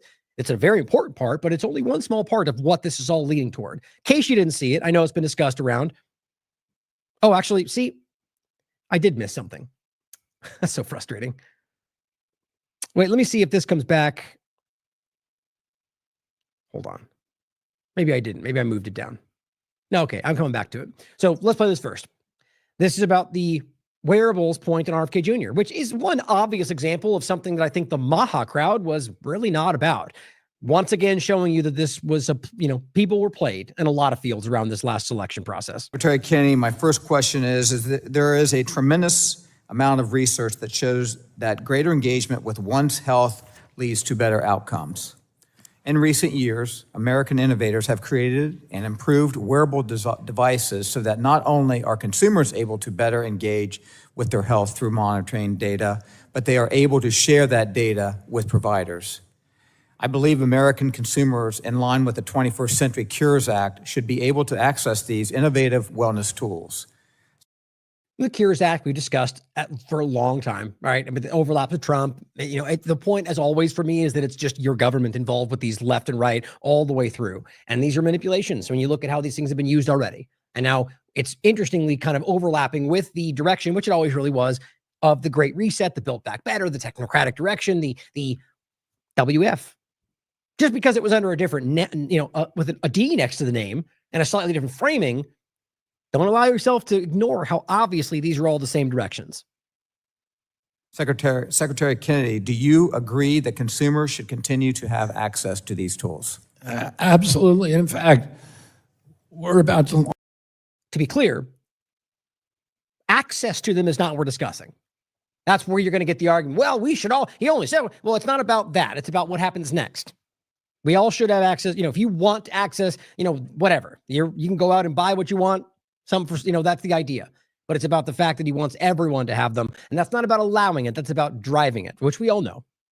Launch one of the biggest advertising campaigns in HHS history to encourage Americans to use wearables. Isn't that in and of itself an odd thing? Like, why would you need to propagandize, to advertise as the Health and Human Services? Couldn't you just put out a notification that says, if you're interested, we think this is in your interest? That would be normal. Right? But propagandizing you is either one of two things, suggesting that you're too dumb to do your own research or to look for yourself. So we have to scream it out all the time so you actually see it and do something about it, or that we know you don't agree with it and we're going to propagandize you into thinking that. There's only one of two ways you can look at it, in my opinion. Because the idea is to act like they need to constantly, by the way, use your tax dollars to reverberate things back at you through the media. I mean, if the idea is that you need that kind of obsessive propaganda in your face to maybe make the right choice, that's paternalism. They don't think you're smart enough to make your own choices. I think it's more the latter. I think it's about the fact they know we don't want this, and the idea is trying to frame it as in your interest, as always, and it's the same tune the left was singing. It's a way of people can take control over their own health. They can take responsibility. They can see, as you know, what food is doing to their glucose levels, their heart rates, and a number of other metrics. Which I won't disagree, have benefit. But so too does Neuralink and other things we talked about. The point is where this actually goes, whether it's surveillance, whether it is real-time monitoring of your biometrics, which is a huge thing right now. All of that stuff has been discussed, and all of it is showing you that they are not keeping these things private. I mean, every single time we cross these conversations, it's the same point. They all swear up and down that they won't do X, Y, and Z, and they almost always do. Whether it's an accident, a hack, or a deliberate lie. As they eat it. And they can begin to make good judgments about their diet, about their physical activity, about the way that they live their lives. Okay, so the implication there is that you need this device and their guidance to be able to make the right choices. I disagree. We think that wearables are a key to the MAGA agenda, making America healthy again. And we are going to, my vision is that every American is wearing a wearable within 4 years. That's the point. That's quite a different statement than having it available for everybody. Obviously, I think that's a concern for people that we're calling these things out during the agenda. Now, look, you can argue that as its individual point, maybe there's not nefarious, but you see how this fits into a carefully laid out plan that your government, left and right, has been discussing for a long time. And let's not pretend like we don't know that Trump's current administration has already overlapped with the World Economic Forum and Davos and plenty of other examples. And, but yet because he spoke the avils of the woke pronouns, suddenly we ignore the fact that he literally was on the side of everything else. It's lazy to see how, the point is always, right now it seems embarrassing how easy it is to play certain partisans. But as she points out, they can testify against you in court, which that seems to never go away. The Alexa and it obviously why you would want to put a device like that in the center of your house, it blows my mind. But MIT wearable device tracks individual cells in your bloodstream in real time. 2025, April. So maybe that seems like something you might need for your health benefits, but it goes so far beyond like even what we think matters right now. That's what I'm trying to say about we don't even really understand what these things, the biometric data they're scooping up is really going to mean in the next couple of years, 10 years. Think about there's something different that like it's less, we're stuck back at the old like analog cameras and spy. We're so far beyond these things and we don't even understand that yet. I barely even grasp what is really going on because it's all, reading through the lines. Everything's hidden from you. The truth is we're going to find out soon enough. Molcom workshop here, something Orwell shared with me. It's just a symposium or a little presentation. It says Professor Nunzio Tucutio from the University of Catania is giving a keynote titled, quote, nanoparticles as suitable messengers for reliable molecular communication among implantable active medical devices. Great. So communicating from inside your body, which is exactly what we're all talking about. That's where this is going. Then overlapping this with the technology, the injection, starting with the malaria platform and kind of overlapping all of this with the same thing. Shannon Joy points out, this is Bob Malone is getting us ready for replacement vaccines. Yeah, that's, he's in the new position now. Malone is pushing the flu block, a vaccine using cells from the fall army worm, a moth species. Bottom line is the quadvalent shot. I'll show you in a second. Here is Centroceptor saying, you really got to read the flu block webpage. I'll include for you. It's, guys, yet another example, right? Maybe the last one you could say, well, it was already in the works and he didn't have time to look. Okay, here we are now well past the time where Robert F. Kennedy Jr. has said, gold standard. We will use that standard. We placebos and guess what? Everyone since he said that has not been that. You got to start calling it out sometime. And as they point out, and I'll include the link for you, 0 gold standard science. All the old tricks employed in this new shot. Undercounting of vaccinated flu cases, overcounting of unvaccinated cases, no true placebo, no real endpoints, use of PCR. No joke, guys. That's what Bob Malone is supporting. That's what RFK Jr. is. I haven't heard him push back. And the reality is, guys, he was the one that put there. It's all the same conversation. There's 1,000 endpoints. Question it, sure. Wonder whether he might not have known about it. Whether it was a DOJ or what is it in this case, a vaccine panel Democrat holdover or whatever you want to argue. Fine, consider it all. Just keep recognizing that every single one of these steps is going in the wrong direction. That's all we need to do right now. And as they point out, as Centroceptor pointed out, I think, quite literally a sheep in wolf's clothing, or a wolf in sheep's clothing, excuse me. That's what the act for the podcast, the Flu Block website, their little logo image is a wolf with sheep's clothing. I mean, it's insane. It's almost like, you decide for yourself if you think that's relevant. I think it's hilariously insulting actually, but Flu Block, quadvalent. That's what it is. So even at the simplest terms, that means it's 4 different shots. 4 different antigens, 4 different potential antibody. I mean, we've played that clip 100 times over. Fauci or others will tell you that if you vaccinate for the wrong thing, it could have disastrous results. But yet, let's try 4 at the same time and see if that works out. But even this, you can read about it, and they'll tell you the same things: possible Guillain-Barré syndrome, neurological problems. Like the idea that we ever pretend like that's just part of this. That the daily routine things that we claim are safe and effective could also just destroy your life forever. How can you then find that? How about no, entirely across the board? I don't care if it's a 1% chance. I'm not going to take the idea is they want to pretend that this is somehow in your best interest, that if you don't, the risk is worth. Hardly. I mean, to make your own decisions, I'm not a medical expert, but my God, At what point do we just start being honest about what a grift all this is? And that's not even to get into whether they have some benefit if you choose. Donald Trump rolls out the AI biomedical control grid. That was Stargate program, which was, of course, backed by Israel and the deep state. That was January 23rd, 2025. The point is that this is all the interconnected point, the AI biomedical direction. That's whether it's AI-produced drugs, which they're already doing, more than one, or the overlap of the surveillance part of how that could play out. So on that note, let's also talk about that. Here's the World Economic Forum, AI and health, buckle up for change, but read this before takeoff. That was 2024, January. So right now, with Trump's administration going in the same, I should have to make the same point every time. They're all on the same side, ladies and gentlemen. They're all backing the same thing. The Great Reset, or the, whatever you want to call it, the woke left, or the bro flakes, the snowflakes, whatever it is. It's the same direction with a slightly different slant to it. Now, overlapping it with where it goes in the surveillance, realizing how easy it is, if not already, to overlap this with the same things we're highlighting. With AI, with surveillance, but also internally, which is part of this conversation. But let's go to the outside discussion. Trump plans executive orders to power AI growth in race with China. Typical.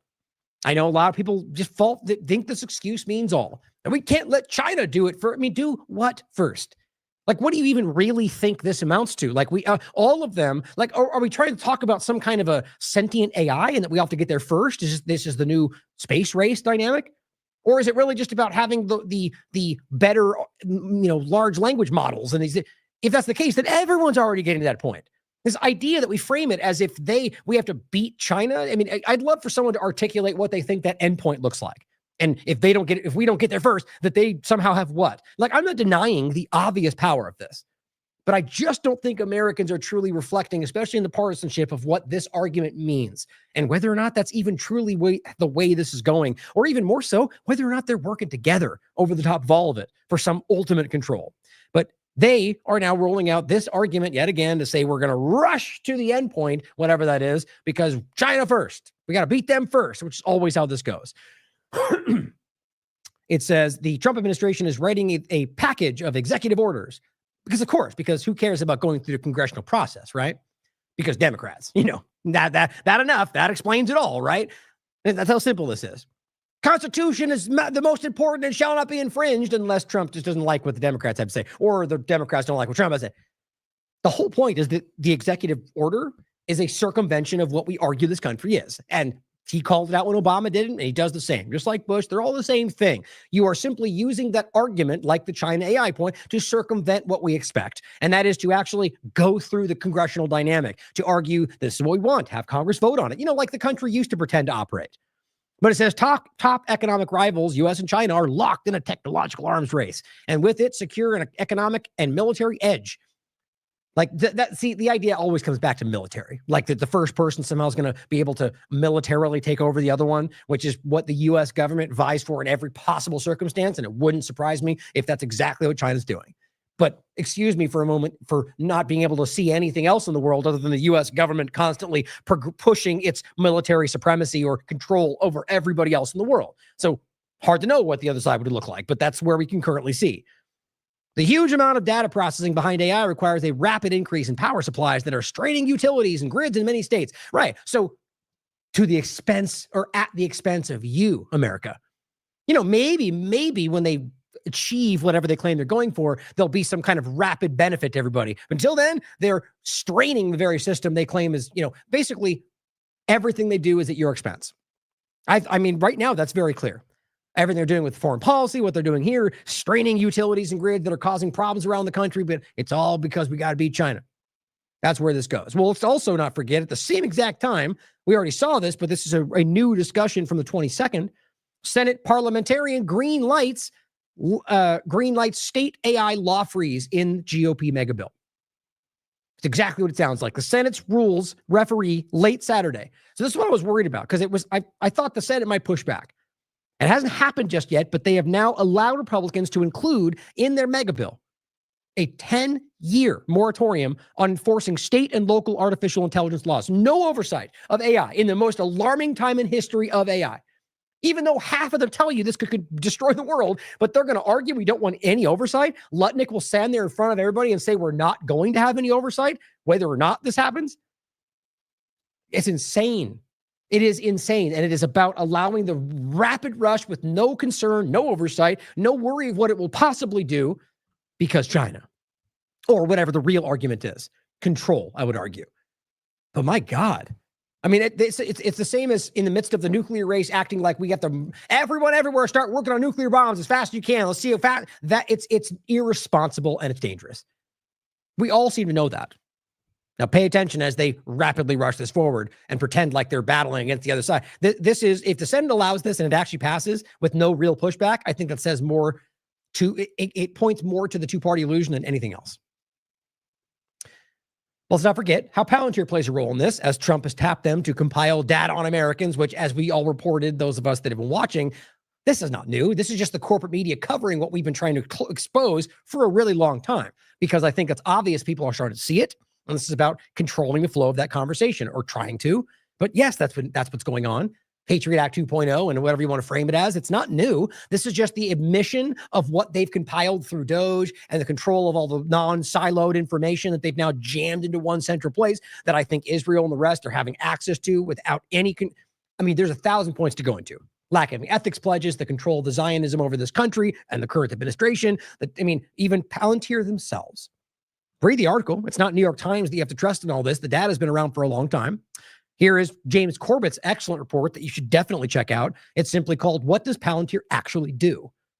Palantir versus the World. And it's an excellent, read it. It's very important. And this is what James Lee, I started with, played about Peter Thiel, one of the co-founders of Palantir. Let's not forget who also has a strategic partnership with the Israeli government in the midst of their ongoing genocide, so they can use their AI to kill people in real time and learn from it. Here's what Peter Thiel just had to say. You would prefer the human race to endure, right? You're hesitating. Yeah, well, yes? I don't know. I would This is a long hesitation. It's a long hesitation. There's so many questions implicit Should in this. the human race survive? This is the guy that's basically running America from the back room, and he can't answer whether or not humans should exist. Okay, he's got his tentacles everywhere, all over Trump's office. From people like David Sachs in the Office of Science and Technology Policy, to companies like Palantir, if you remember, they're creating a master database on all of us, down to Doge, and all the way up to the Vice President, J.D. Vance. He's all over Trump's cabinet as well, from the Department of Defense to the Department of State, Department of Energy, also the Department of Health and Human Services. Let me just read some quotes from this insane interview called Peter Thiel and the Antichrist. Here he's talking about trans, and he says, quote, "The critique is not that it's weird and unnatural. It's, man, it's so pathetically little. And okay, we want more than cross-dressing or changing your sex organs. We want you to be able to change your heart and change your mind and change your whole body." See, so they're always trying to play at the left-right paradigm. You know, we don't want the woke and parent, except when you really dive into it, they're just in a more extreme version of the same direction. They're the transhumanist. That's what we've always worried, seen as some kind of overlapping segue. At the very least, it's all a means to an end for all of them. That's my point about the woke dynamic. It's all a means to an end. These people are trying to control your life, and they don't care how they get there. What the f? He also told the story of when he was at He's talking about trans, and he's well from the Department of Defense to the Department of State, Department of Energy, also the Department of Health and Human Services. Let me just read some quotes from this insane interview called Peter Thiel and the Antichrist. Here he's talking about trans, and he says, quote, "The critique is not that it's weird and unnatural. It's, man, it's so pathetically little. And okay, we want more than cross-dressing or changing your sex organs. We want you to be able to change your heart and change your mind and change your whole body." What the f? He also told the story of when he was at PayPal and he took his entire company to a, quote, freezing party, and that you could freeze your whole body or just your head. And this part where he's asked whether fusing humans with computers is heretical from a Christianity perspective, and he says, yeah, I don't know. I think the word nature does not occur once in the Old Testament, and so there is a sense in which the way I understand the Judeo-Christian inspiration, it is all about transcending nature. Maybe I'm just the simpleton here, and I'm the one who doesn't get it, but I don't think we should all become computers. It is just wild how clear it is if you're just paying attention. All these screaming grifters out there that want you to not focus on anything they're currently doing. And as Jones will play down Palantir as some left-wing thing, only trying to expose the government. That's why the left doesn't like it. I mean, it's insulting to your intelligence, and it should be. They think you're that stupid. As Derek had covered, meet the Peter Thiel acolytes in Donald Trump's second administration, and goes over quite a few of them. And then at the end point, highlights an ideological pull that comes from all of them, the Thiels, the Vances, the Andreessens, the Karps.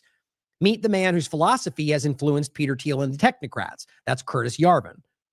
It's worth understanding. As Andreessen just pushed the idea of the good oligarchs saving you from the bad, it comes back to this same kind of idea. They're all pushing similar things. But as James Lee points out, the idea that you can't even articulate whether humans should continue to exist, guys, this person is integral to the current administration, to the system being used to surveil everyone in this country, and it completely overlapped with the Israeli government, which I don't think is a small point. And of course, Derek's great article, "Welcome to the Palantir World Order," April 24th. Now, Destiny Resendez points something interesting out. Here's the White House. This is yesterday. Literally, it's ridiculous music where it's Trump and it says, making the most wearable shirt design ever, part 1. And they literally write from the White House Twitter page, "Daddy's home." That's what it says right there. That's a shirt, "Daddy's home." I mean, isn't that a joke that people isn't that supposed to be insulting to the MAGA? Isn't that what people say to make fun of them? I mean, that's what they wrote. And Destiny literally says, "You're joking, right? Daddy's home?" Like the weapon system, Palantir. And the point is, it's a reference here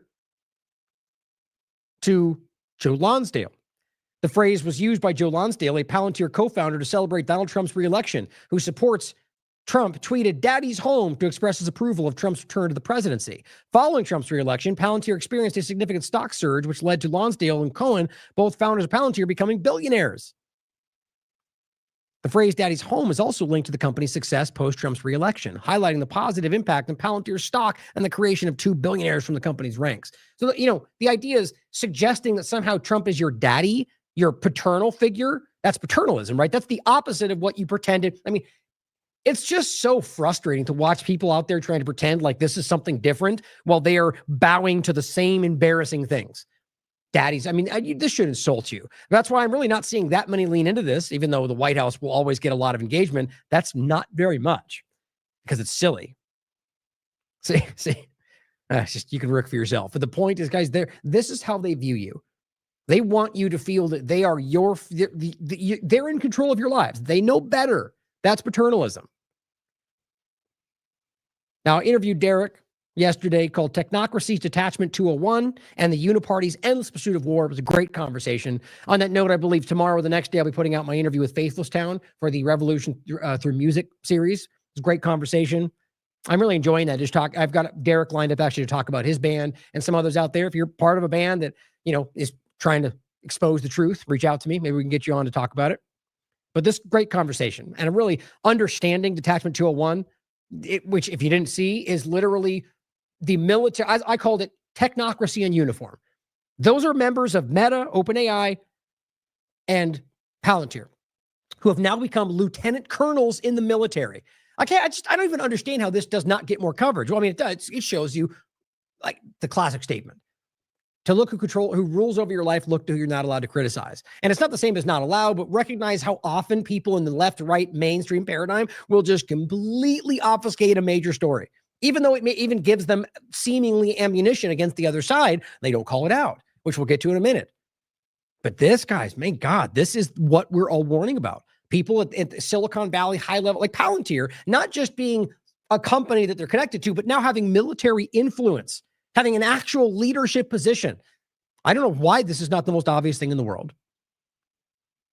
Now, Orwell points out, to extend that a little further, wait until you realize the owner of Spotify isn't only investing in military drones, but healthcare as well.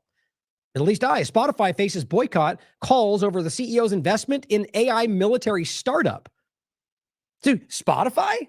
Yeah, it doesn't make sense until you realize that all of these companies and all the people connected through them are actually part of some larger agenda. Neko Health, a body scanning AI health startup from Spotify's Daniel Ek, opens in London.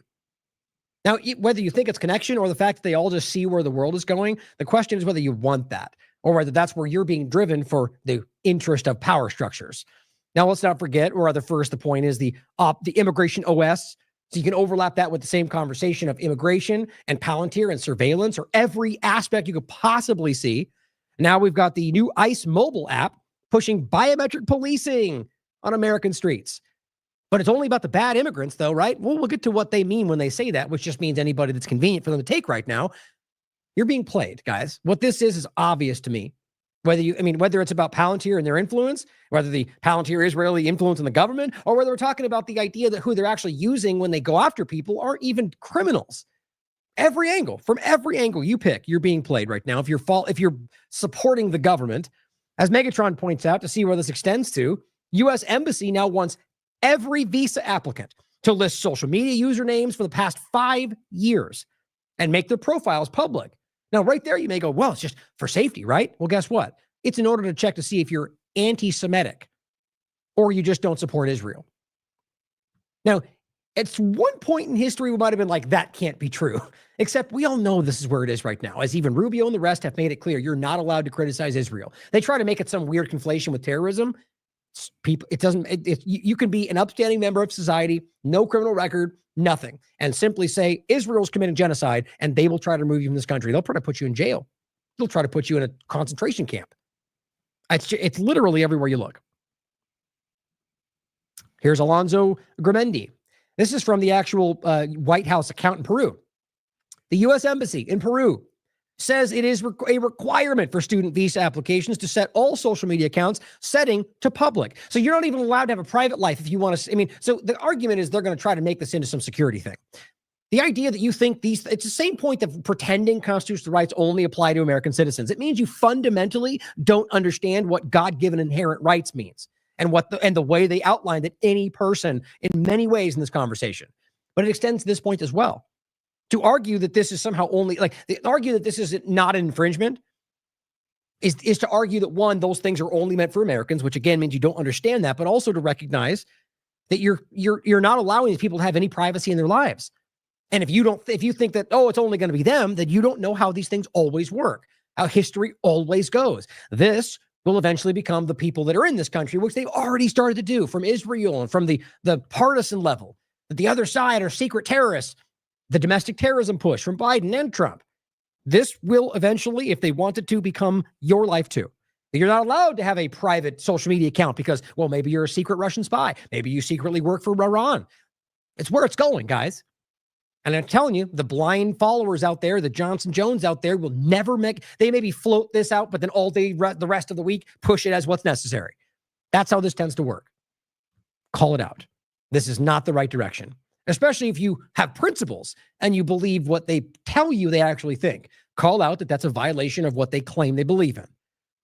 Now, we talked about immigration in general. We've talked about the free speech overlap. Khalil being an obvious early example, the first, in fact, of somebody who was not a criminal, had no criminal record, and in no way broke any law whatsoever, and they are still trying to remove this man under some claim of national security, even though the judge has ruled quite clearly that they're just basically making this stuff up. Just like with Garcia, we'll get to right now. Doesn't mean they're going to stop trying to go after them because they're, I think, desperate. But I'll include it, the U.S. government's flagrant attack on free speech. And the point was, Ahmed Khalil was just the beginning. I'll also include the conversation of Garcia and all the different court documents that show you exactly the reality, the original claims and the absolutely frivolous and false. And the next tweet will show you that too, that they lied. Knowingly lied about the entire conversation and now lying again based on the evidence that I can see to try to make him out to be something he's not. The unprecedented gaslighting and lies around Abrego Garcia as well. Oh, and this was just the show we did on the 23rd, and it was specifically about the major loss in the Garcia case. And so that's what we're going to get into next. So this is the show we went over this. We're going to follow up on that major loss and a few other things. So first, just including this again, Melnick points out that every single serious accusation, and we showed you this in the last show, against Mr. Abrego Garcia comes from people who are currently in prison and will be getting out early thanks to giving information on him to the Trump administration. And as the magistrate judge pointed out, their claims at times defy physical reality. Now, Whether or not they're in prison should not immediately prove that that's a lie or not. But it obviously shows you that they could be easily manipulated into giving them what they want to hear in order to get themselves removed from prison. It also turns out that the main guy they're using has been deported like 5 times. And because he's now telling on Garcia as it's being framed, he's not going to be deported this time. So get this. They're the core case that they want you to think they're going after. A criminal with a criminal record has been deported many times. They're allowing to stay in the country, removing them from prison in order to use his claims to go after a person who has no criminal record, who has lived here for years, and is not the example of what they're claiming, despite the narrative they spin. But this guy, they don't just spin narrative. It's all right there. He's a criminal who should be deported. And they're allowing him to stay to try to deport somebody who is not in that circumstance. It just, everywhere you look, it's blatant. These people are dishonest. They're using what you care about. Stop being too afraid to call it out for those that are. Everyone is beginning to see it. Now, the point is that this guy, on top of that, how are we going to argue that all this time ago, this traffic stop from years ago, is somehow this guy has insight into, I don't need to go over it all again. We went over it the last show and the one before. The point is, even the judge says that this is completely double hearsay.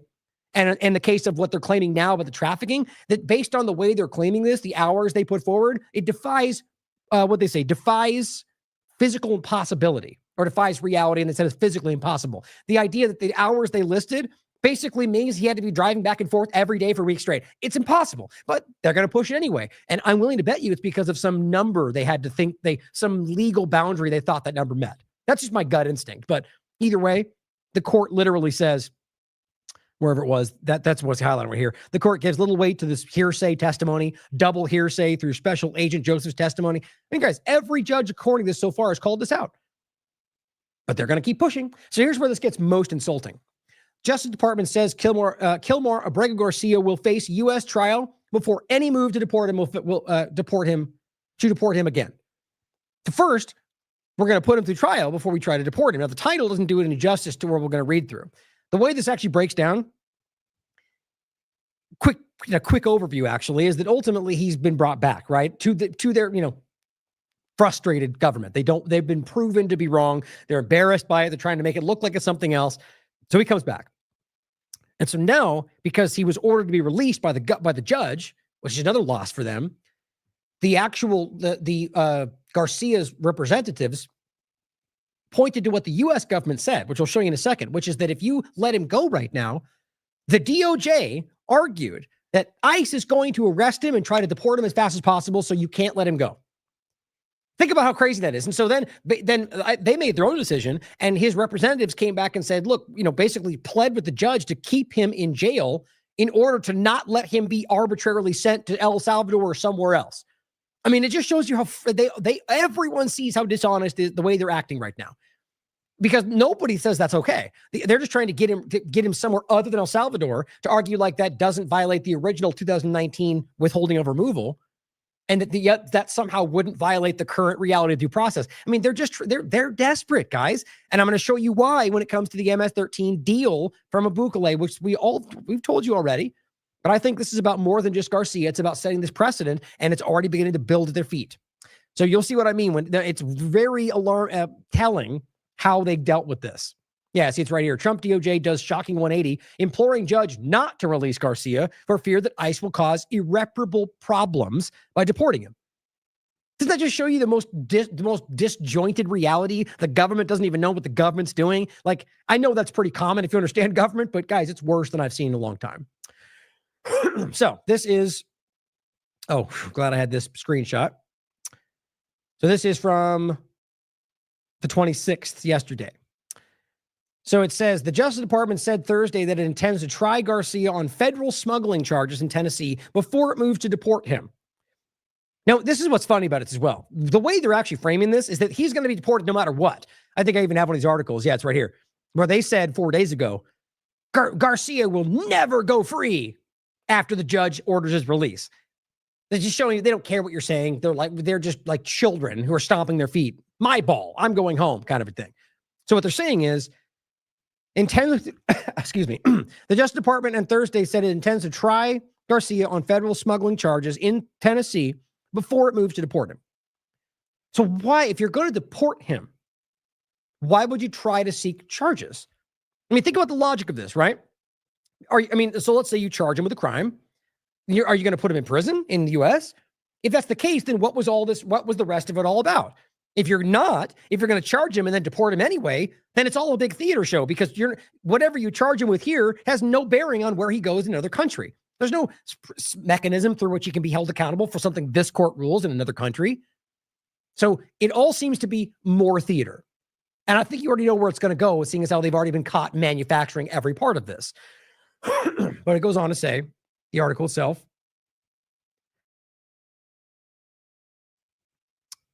it reads, the Justice Department said Thursday it intends to try Garcia on federal smuggling charges before it moves to deport him, addressing fears that he could be expelled again from U.S. within days. The U.S. magistrate judge Barbara Holmes in Nashville recently ruled that he had the right to be released from jail while awaiting trial on the new charges the U.S. government has patched together with basically no evidence. But she decided Wednesday to keep him in custody for at least a few more days over concerns that ICE would swiftly detain him and try to deport him again. Now, that skips over, I think it mentions it further down, that actually comes from the U.S. government arguing that before, and now having Garcia's lawyers take advantage of that when they were arguing from a different place in order to keep him away from them and trying to deport him before all this can come out in court. Now, it might well be that Garcia has insight into this whole MS-13 thing as well, based on whatever reason they tried to get him. I mean, that's my worry, my wonder the entire time. Why did they pick him out? If you don't know what I mean by that, just stay tuned. It's all this one segment, we're going to make this clear.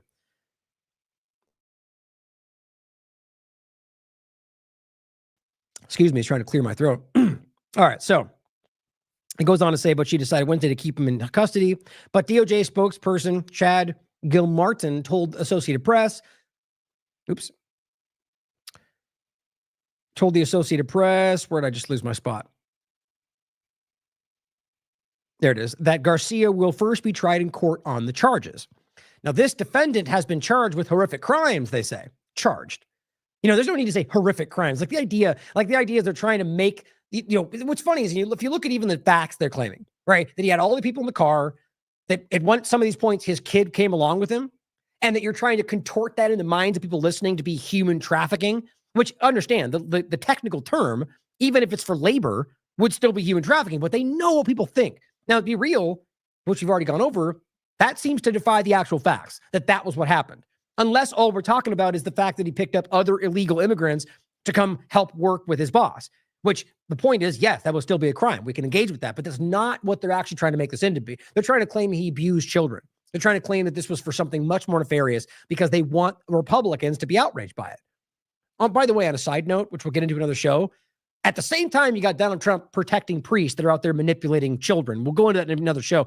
It's just everything you think you know about the people is wrong. The point is that horrific crimes, including human trafficking children, you see, which is, even by what they're claiming, that's a wildly deceptive way to frame that, and will not walk free in our country again. Okay, so you have the DOJ saying he will not walk free. So what happens if he gets proven to be innocent? I guess it doesn't matter. So this all feels like a show, doesn't it? It feels like they either know the outcome or they're just trying to tell you that regardless of what happens, we're gonna not let him stay in this country.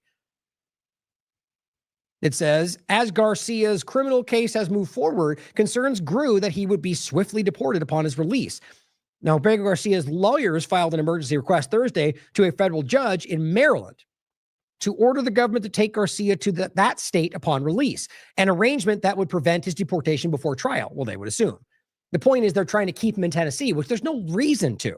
They brought him back and sent him to Tennessee because they're just trying to game the system.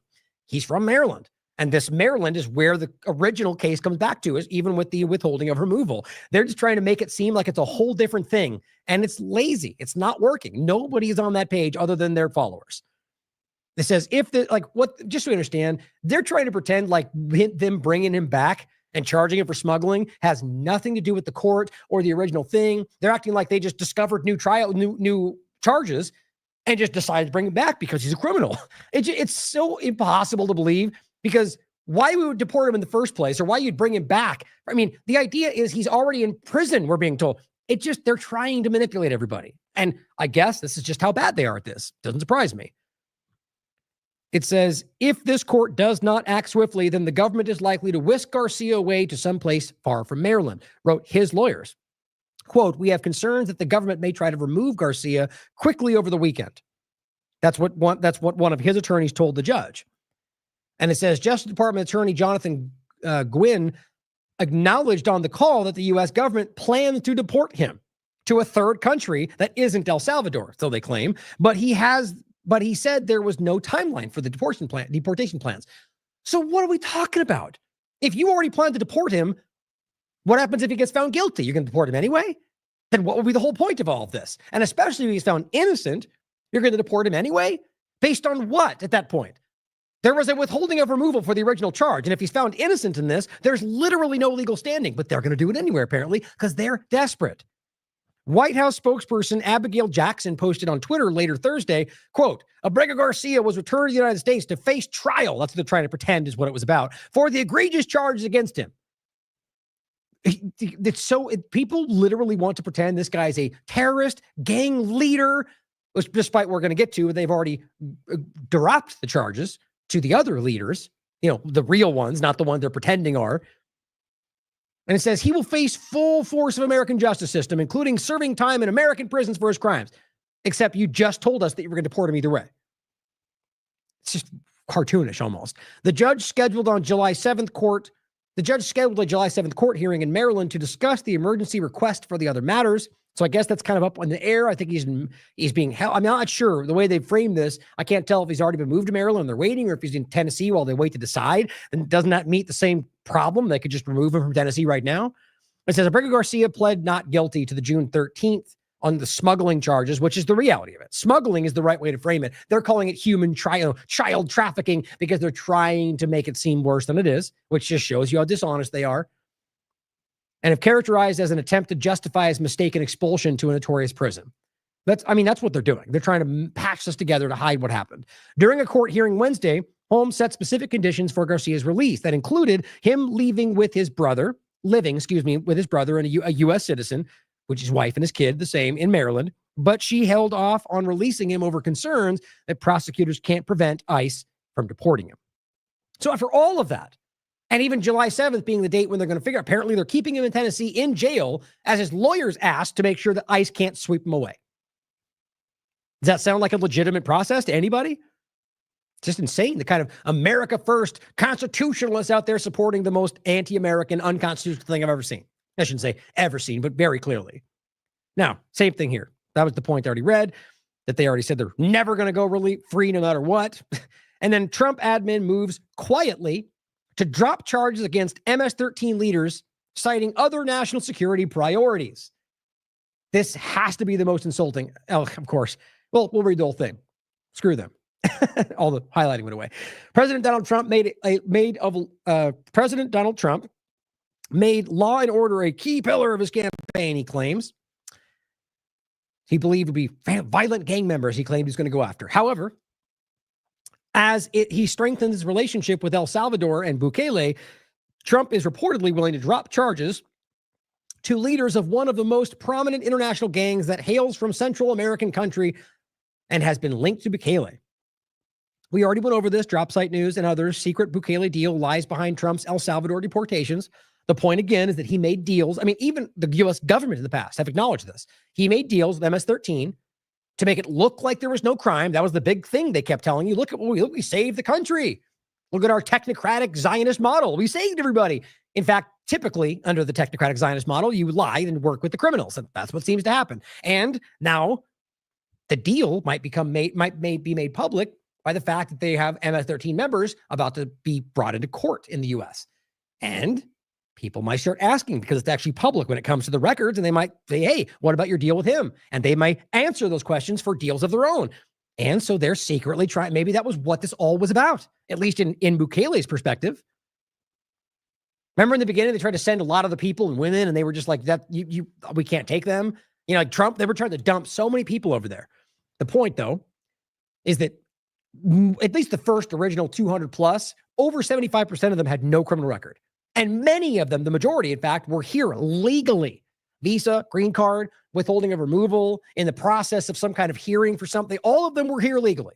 in the group I'm talking about. There's a vast majority of the people are discussing. And since then, it's been basically the same. But my point is just that first grouping, it was about 75% you could prove.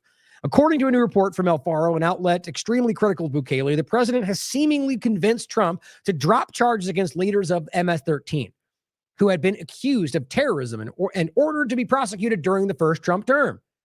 If the charges are dropped, a Republican president would also be tossing the work of Vulcan, a joint task force with great fanfare announced in 2019, as a unit specifically designated to combat MS-13, bringing together the DHS, several federal agencies, and 10 prosecutor offices, which had operated in 5 countries. Notably, the Joint Task Force's work led to the capture of 9 leaders of MS-13, all Salvadorians, accused of narco-terrorism, human trafficking, murders committed in the U.S., planning the assassination of an FBI agent, and more, though the administration has reportedly operated quietly to drop the charges against the leaders. Some moves have already been seen. More recently, interim U.S. Attorney for the Eastern District of New York, John J. Durham, asked the Eastern District Court of New York to drop the charges publicly on record against 2 of the 9 MS-13 leaders. And that's enough right there. You're telling me you're dropping charges against MS-13 leaders while you're literally trying to charge somebody that doesn't have evidence to be such as a leader of MS-13? Yeah, just like I said, you're being played. Now, he lists off the names. One of them is known as Vampiro. It says in both cases, Durham argued before the court, publicly on record, that there were more important geopolitical and national security considerations than holding these gang members accountable for the crimes of which they were accused. Are you kidding me? You realize that that's like the core push? Like, they're the ones telling you that this was the mandate. You all asked for this immigration push. And now they're telling the court that that's not the most important thing. Holding these gang members accountable. You've literally destroyed the fabric of this country in many ways to go after people who are not members of the gang that you claim are members of the gang. And yet here you are removing this. I mean, this is just hard to make up. New York prosecutors did not explain to the court that what considerations had prevailed in the decision, I'm sure you can imagine, nor how relations with El Salvador would be harmed if Vampiro's deportation were made public. It also remains unclear what national security motives the Trump administration had to drop the charges against these leaders.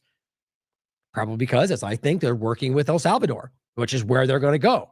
This is what this really comes back to. Understand, we've already seen one of these examples. Remember, we talked about this a couple months ago, where Pam Bondi dropped the charges on one of these MS-13 leaders and deported them to El Salvador.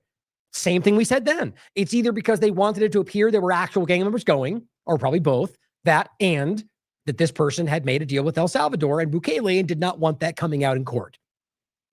I mean, ask yourself, do you really think they're going to be held accountable? They had worked this case. They spent tax dollars. They had him nailed to the wall. He was going to go to jail. And instead of serving time for a criminal, they send him back to El Salvador where he'll probably live like a king. That's the world we're living in right now, while destroying the lives of people that are not part of the gang.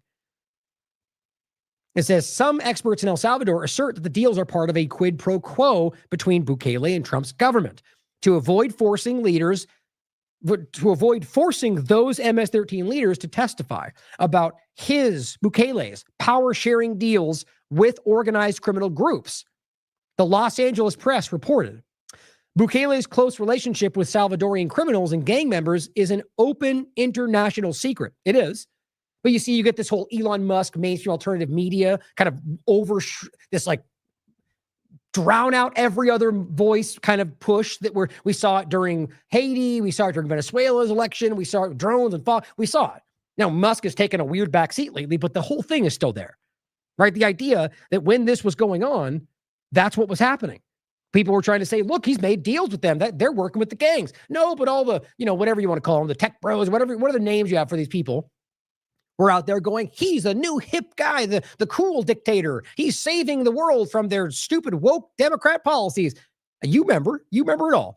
When the reality turns out to be he's an absolute criminal that made deals with the criminals that you claim he stopped. But who cares about the facts, right? Don't let it get in the way of your narrative. Now, just aside from this part of it, this is something that from my research is very clear. As they say, it is an open international secret. Now, last month, Carlos Cargina Lopez, one of the most recognized gang leaders in El Salvador, whose charges were recently dropped in his home country, gave a 41-minute interview to Alfaro where he detailed how his gang, as well as other criminal organizations, allegedly helped the president rise to power. You know, exactly what all the rest of the data points have already shown, and what Dropsite News has very, very well outlined. It says, Oscar Martinez, editor-in-chief of Alfaro and co-author of the article, told El País that, quote, this interview describes how gangs turned Bukele into a relevant politician. You don't think Trump knows that? Guys, they're working with these people for that reason, in my opinion. That's who these people are. It's might makes right. There is nothing sacred to striving for power. It allows us to reach the stark conclusion, he says, that it is impossible to understand Bukele's rise to total power without his association with gangs. That's enough. If it wasn't even more so, the very gangs that your current administration are using to go after innocent people. I mean, this is the most insulting part of this. And on top of all of it, that you can quite literally prove, as we've already gone over. This is not brand new. This is from May 14, 2025. Bukele's El Salvador dictatorship made in Israel. The guy's a proud Zionist, guys. I'm trying to tell you, we're watching a massive shift take place, and it is currently being called out and seen. And my God, if you can't, I mean, the reason it may be overwhelming is to recognize, like, it can't be that we're seeing it everywhere. Yeah, it can, guys. This is what's been going on for a very long time. Zionism has worked its way through like a parasite to everything we're talking about. And if you think that means only Jewish people, you're not paying attention. Homegrowns are next. Don't forget that part of it. Trump hopes to deport and jail U.S. citizens abroad. Yeah, that drifted away. But 5 times he floated the idea of sending American citizens to these prisons, you know, if they break the law or whatever law they claim was broken, like we're seeing today. And even then, if you think that's okay, then you just don't understand the basic fundamental things of this country. Right in front of you. Now, some points that I don't want you to miss in this conversation. Christopher Webb, who I'm not familiar with, I'm following him because he's been putting out some things like this since this immigration conversation. I always want to point it out, though, whether or not I know someone in their work and their connections, which really, as always, the point is, it doesn't matter. To me, I show you, if I don't care if this was Ben Shapiro, the point is that it's correct, then I'll show it to you, as I've made clear many times more so than ever in the last recent, probably 6 months, but it's important. Just the truth matters. But either way, Christopher Webb here points out that ICE at Home Depot on Sunset this morning, and you can watch the clip, it's them just going after people waiting to work, you know, whatever you think they are. Sidebar, it says, yesterday I said to my friend in East LA, at some point these masked anonymous ICE agents are going to roll up on the wrong people and get capped. Now, before you freak out about that, the reality is exactly what we're going to hear from Congress, because it is the right point to make here. Why in the world would you as an American assume that a masked person with no identification is automatically authority? That's the whole problem. In fact, you know what? Let's just do this first. I was going to play this later on. This is the clip I'm referencing. Check this out. This is Pam Bondi literally trying to pretend like she doesn't know that they're wearing masks, despite the fact that it's already been proven that they were ordered to. And in fact, in front of other congressional meetings, they were in fact defending that because the Democrats want to attack them. But yet here she is, being as dishonest as they can be, because that's who they are. They'll lie right to your face because I don't know whether, in my opinion, Bondi's not smart enough to be in the know about what's really going on. She's not making decisions, not really, in my opinion. And I think she's proven that, like Noam and the rest of them. It's embarrassing. The point is, they think they do in a lot of ways. And I think that they're so charged up on the idea that the left is always lying about everything to where they can't be honest because that gives them whatever that binary childish mindset is. So I'm not saying it's okay. What I'm saying is I can understand why she might be manipulated into thinking that she has to lie about everything. But they're all liars. That's the point. And guess what? She's lying, and she knows she's lying in this clip.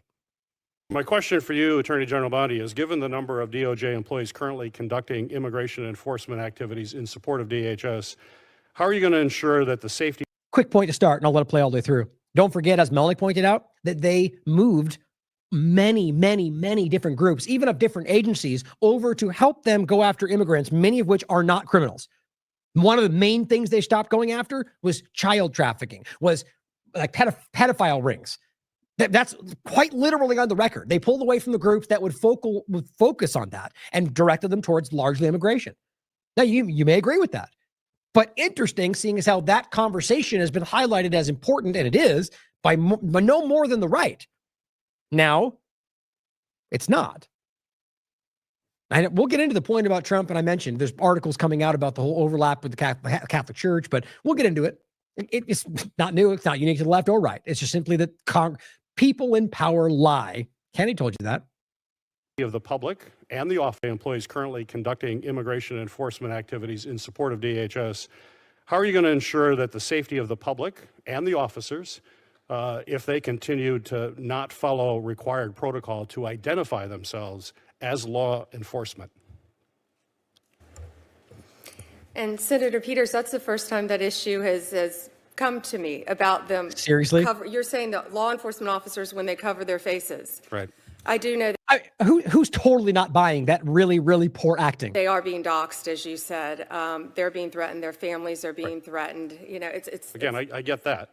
But they have to identify themselves. By law. There is an insignia oftentimes. They have to identify themselves as law enforcement. Right. People think, here's a person coming up to me, not identified, covering themselves. They're kidnapping. They'll probably fight back. That Right. endangers the officer. And you'd be legally okay to do so, despite how they might treat you and what they might try to follow up with. As well. And that's a serious situation. People need to know that they're dealing with a federal law enforcement official. Senator, I would be happy to look at that issue with you and talk to all of our partner law enforcement agencies. But I can assure you that if they're covering their faces now, it's to protect themselves. But they also want to protect all citizens. And that's something we can work together on to ensure the safety of everyone and their families. Yeah. And it's protecting themselves, too, if they identify themselves. It's not just the person, because... Yeah, she's saying you're wrong, though. Like the mask is not wearing it is protecting everybody. See, her implication is that everyone's out to get them, which maybe that's the case today because of all that they're doing. Irrelevant of that is that it's the law and they're required to. And by not wearing it, it proves to people that they are what they claim they are and are identifying themselves, which then would alleviate the risk, because if you don't know that's them, then you're more likely to get attacked. But see, they contort it. They invert it into something completely different for the benefit of their agenda, which is the Stasi, Gestapo. Someone's going to fight back if you just think a strange person with their face covered It sounds throwing like you into a van. Most people will resist that. It sounds like you have a specific case, and I would We will have happy to talk to you about that at a later time, because I'm not aware of that happening. But I'd be happy to talk to you about that. We'd be happy to do it. I appreciate that. It's just so gross. And that's always how this goes too. The fake back and forth of Congress. They point to them. Oh, we'll get back to you with documents, and nothing ever changed. It's all theater, in my opinion, whether they know that or not. The point is, Big Jordan guy here says, this is among the most shameless and nefarious administrations of all time. In the most modern age we live in, the cameras in everyone's pockets with hundreds of thousands of videos of masked ICE people with no badges or identifications, insignia online. Pam Bondi is playing dumb, which we all know. Now, I wouldn't argue it's the most nefarious. I think it's just the continuation of the same nefarious government we've been dealing with our entire lives. The problem, though, is that it's become more extreme, and I think it's because of obvious influences we've been discussing. Bottom line, you know she knows, guys. They've already addressed it. And so for her to sit there and act like she doesn't know is insulting to you. She's insulting anybody out there who thinks she's being honest. She's playing. Now, the problem is there's a lot of Republicans who are bought into the Democrat evil mindset. So they're going, yeah, lie to them because they're trying to trick you. They're all trying to trap you, Pam, and we know you're on the right side. That's childish logic. Even if you agree with that, all you're really doing is do the bad thing too, because they did it first. Welcome to kindergarten, guys. We've been overtaken by absolute political children. Senator Gary Peters points out to turn up to Pam Bondi that ICE agents have been covering their faces and failing to identify themselves, to which she says, that's the first time that's come to me. Despite you can literally prove that she's addressed it before. They've talked about it before. I mean, it's just so insulting. So back to this clip. It says, yesterday I said to my friend, at some point, these masked anonymous ICE agents, something's going to happen to them. She says that she was told ICE is purposely avoiding the gang areas for their own safety, which in fact has been backed up by plenty of other things. So that says it all. Trump claimed he'd go after criminals and big talk about deporting gangs, which we just addressed, seeing as how they're not, but they're out here targeting workers and families, whether illegal or not. Look, let's be clear. The law is, if you're here illegally, that's the law. That's not even to get into the ideological, the difference of like beyond a state of society, which my opinions on. But since we're in the state of society and the Constitution exists, which I argue within that is the best potential block or check and balance on people in power, the idea is, if you're out there targeting families, if you're out there, like it says Trump claimed he'd go after criminals and big talk about deporting gangs, but they're out there targeting workers and families. Yes, the law matters. That's what I was getting at, is that yes, within that it matters. But the bottom line is that if they're going after only, I'm trying to just frame it the best way, the lowest hanging fruit. One, that's not what you were promised, right? You were the gangs, the criminals, the terrorists, the rapists, which is how they framed everyone. And on top of that, there are people that are actually here legally that they're wrapping up, people that are not criminals. And then on top of that, people that are in the middle of potential processes. So they're going after the lowest possible hanging fruit. And in many cases are wrapping up innocent Americans too, or veterans, or on and on and on. So this, as he says, is a hoodwink. He also points this out. He says, federal agents blew the door off of this house. A dozen, and the video's right here. You can hear it, but I don't have the video downloaded. You can see it from the Ring camera. The point is, a dozen federal agents blasted their way into a Los Angeles home where Jenny Ramirez lives with her boyfriend and 2 kids.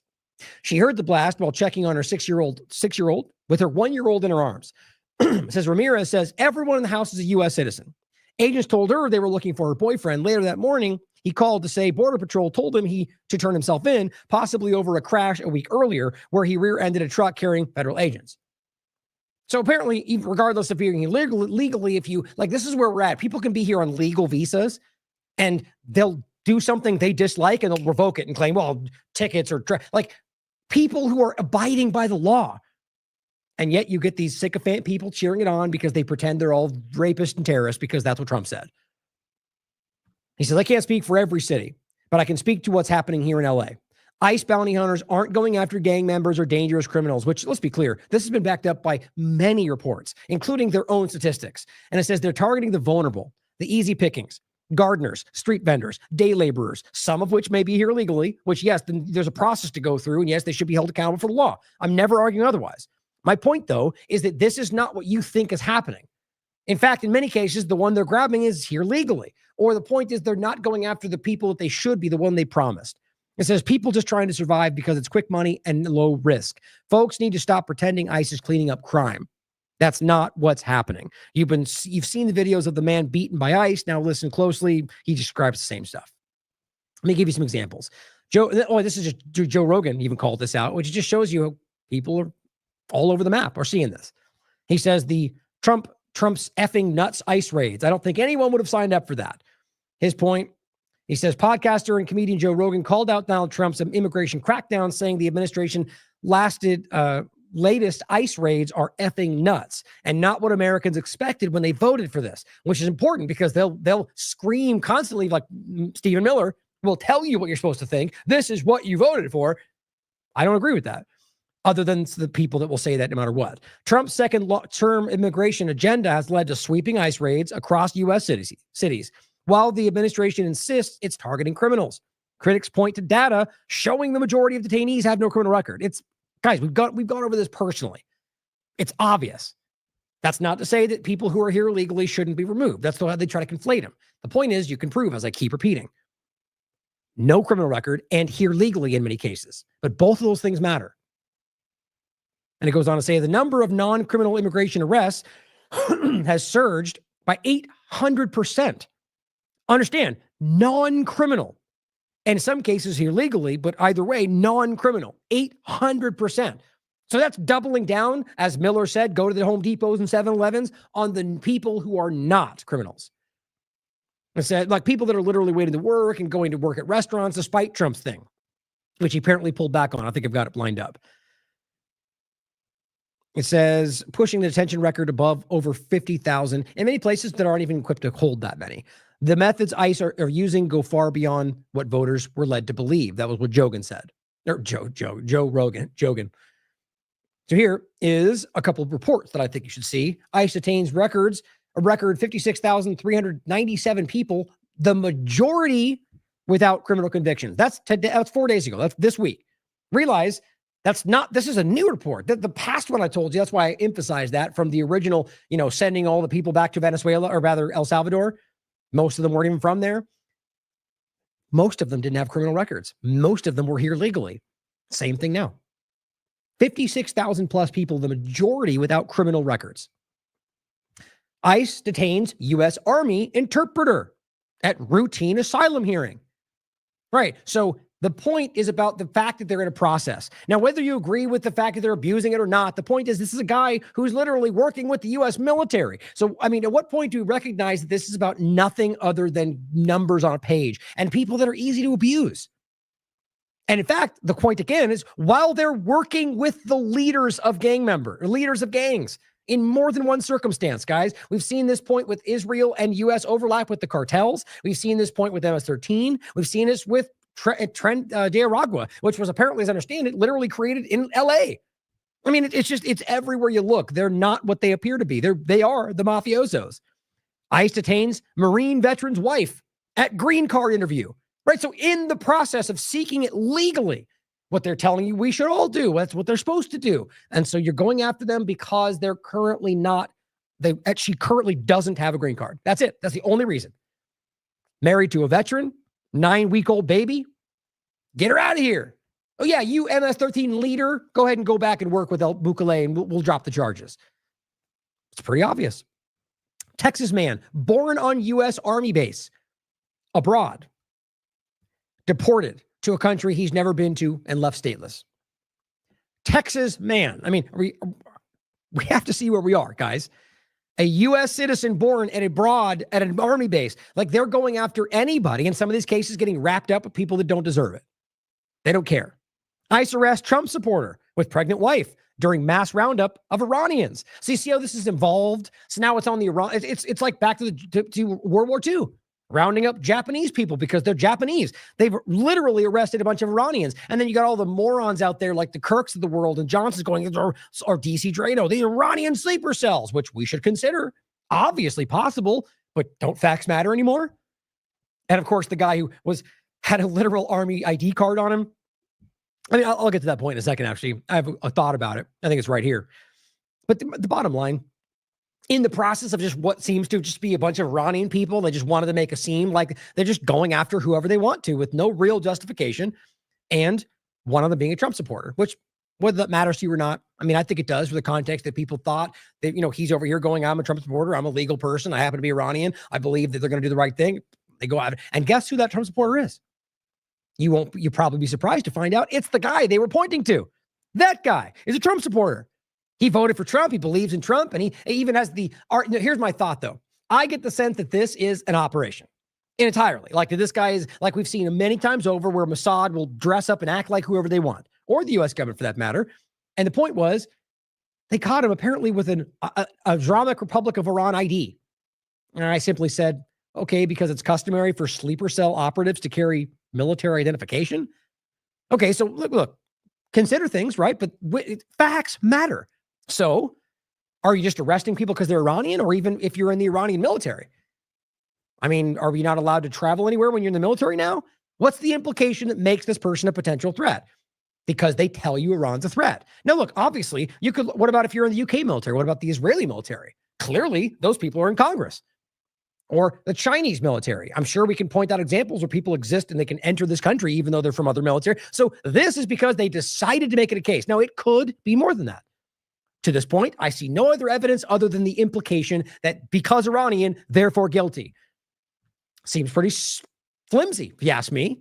And I think it's about trying to create this case. Now, the reason I said I think it's an operative thing, one, he's got his ID on him that I think is interesting. But on top of that, if you read the article about him, he basically makes the argument about how, Trump's going to save us from the evil Iran. Now, look, there are people that believe that. But from my experience, it's very few and far between in actual Iranians that are in that country and believe in Iran. What's interesting, though, is this whole thing. I'll read some of these points here. He says, ICE arrested the supporter of Donald Trump, who this other supporter of Donald Trump want you to believe is some Iranian sleeper cell. During a mass roundup of Iranians, they just went after Iranians over the weekend, probably to make that case. Boasting on social media that he is now being processed for deportation. We arrested Kibvar Karimi for an immigration violation. Now it says, however, in a Wednesday interview with Newsweek, his heavily pregnant wife told the magazine that he'd supported Trump and his immigration policies. And it says, pray to the world to free the Iranian people. It says, while Khamenei was arrested for failing to adjust his immigration paperwork, his wife claimed the documents had simply been completed and were ready to file. and that they had been planning to send it in after she had given birth. So same thing. Another Trump supporter, if you believe this, to take it at face value, simply because they were had like a couple day lapse between a paperwork. They're taking every excuse they can get. I honestly think this was about just taking advantage of things that were there, and it very well could just be a manipulation. Maybe he's a propaganda. It's up for you to decide. The point is this what you think you were promised? And if all you care about are names and faces with certain colors, then you don't really care about the real point of this. The idea of the potential immigrant, like the idea is that you just want, I think this stems back to a racial situation where about certain people are allowed and certain people aren't. And that, ladies and gentlemen, is being driven by the loomer, like the Zionism influence in this country. Here is another MAGA supporter that we've already talked about. Green card holder detained by ICE at immigration appointment. This person was he's a MAGA person who voted for Trump and basically had one issue from, I think, almost a decade ago. A paperwork miscommunication, they called it. And apparently, as far as I can tell, he's still in jail. If it matters more to you, he's a white guy, supports Trump, has no criminal record. But if that's who Trump promised you he was going to arrest, then just explain that to everybody else and why that makes sense. He was not here illegally. Let's not forget as well that Trump is stifling the National Guard soldiers that he sent to LA to create the illusion that we were in some kind of a revolution, right? That they apparently stiffing them. We already told you that. There's a Norwegian tourist who was just detained by ICE and then sent home. You know why? For having a J.D. Vance meme on his phone. Literally making fun of the vice president now is apparently reason enough to remove you from this country. These are children. And that's not constitutional in any sense. Now, back to the original point, which is why I had it over here, with her and the masking and whether they're going to help people are going to get hurt. We've seen, at least 3 examples so far. There's 2 examples I've seen of people breaking into to stores and robbing them using an ICE jacket. Here, this is from the 5th, this is from February, but there's been multiple examples of this. Multiple ICE impersonation arrests made during nationwide immigration crackdown. The point is, we're not even getting reports on this, guys. I promise you, there are people all over who are pretending to be ICE and taking advantage of people. I've seen many examples. And you know why that's possible? Because they pretend they don't know that they're being ordered to break the law. No warrants, no identification. It's unconstitutional. But please explain to me why this is what you wanted. Republicans urge Trump to revoke citizenship of Zohran Mamdani. Now, I wasn't going to talk about it, but I put it off. I just don't like the idea of support. I've seen this. This might as well be a Gabbard situation, right? Where she comes on the scene and she's all big talk about anti-war. And I'm not saying we should disregard. I like what he's been saying, but I'm done leaning in and promoting people to only turn a U-turn when it suits their interests, because that's what politics are, right? But I will point to him and say I agree with what he said, because that's my point, right? If he is the newest opportunist that's stepping up and saying, I believe these things because it'll get him elected, then good. Show other politicians that using the truth will get them elected, but just don't hold them accountable. Question all they say. But hold out hope that maybe he believes what he's saying. I'd love for that to be the case. The point is, this guy got elected, and now you got the Loomers and Drano, everyone else, everyone we've mentioned, who are all all at the same time coming out and going, remove Muslims from Congress, like just in the most disgusting fashion, showing you what they really are. Why? Because he disagrees with the Palestinian stance. Now, according to whoever, Johnson, I think, because he's jihadist now, because he doesn't support your stance on Israel. Like, talk about being not America first, when this guy is literally standing on the principles that we found are foundationally part of this country. Now, question him like you would anybody, guys. I just think it's insulting that we can't be honest about these kind of things. Now, Gaza.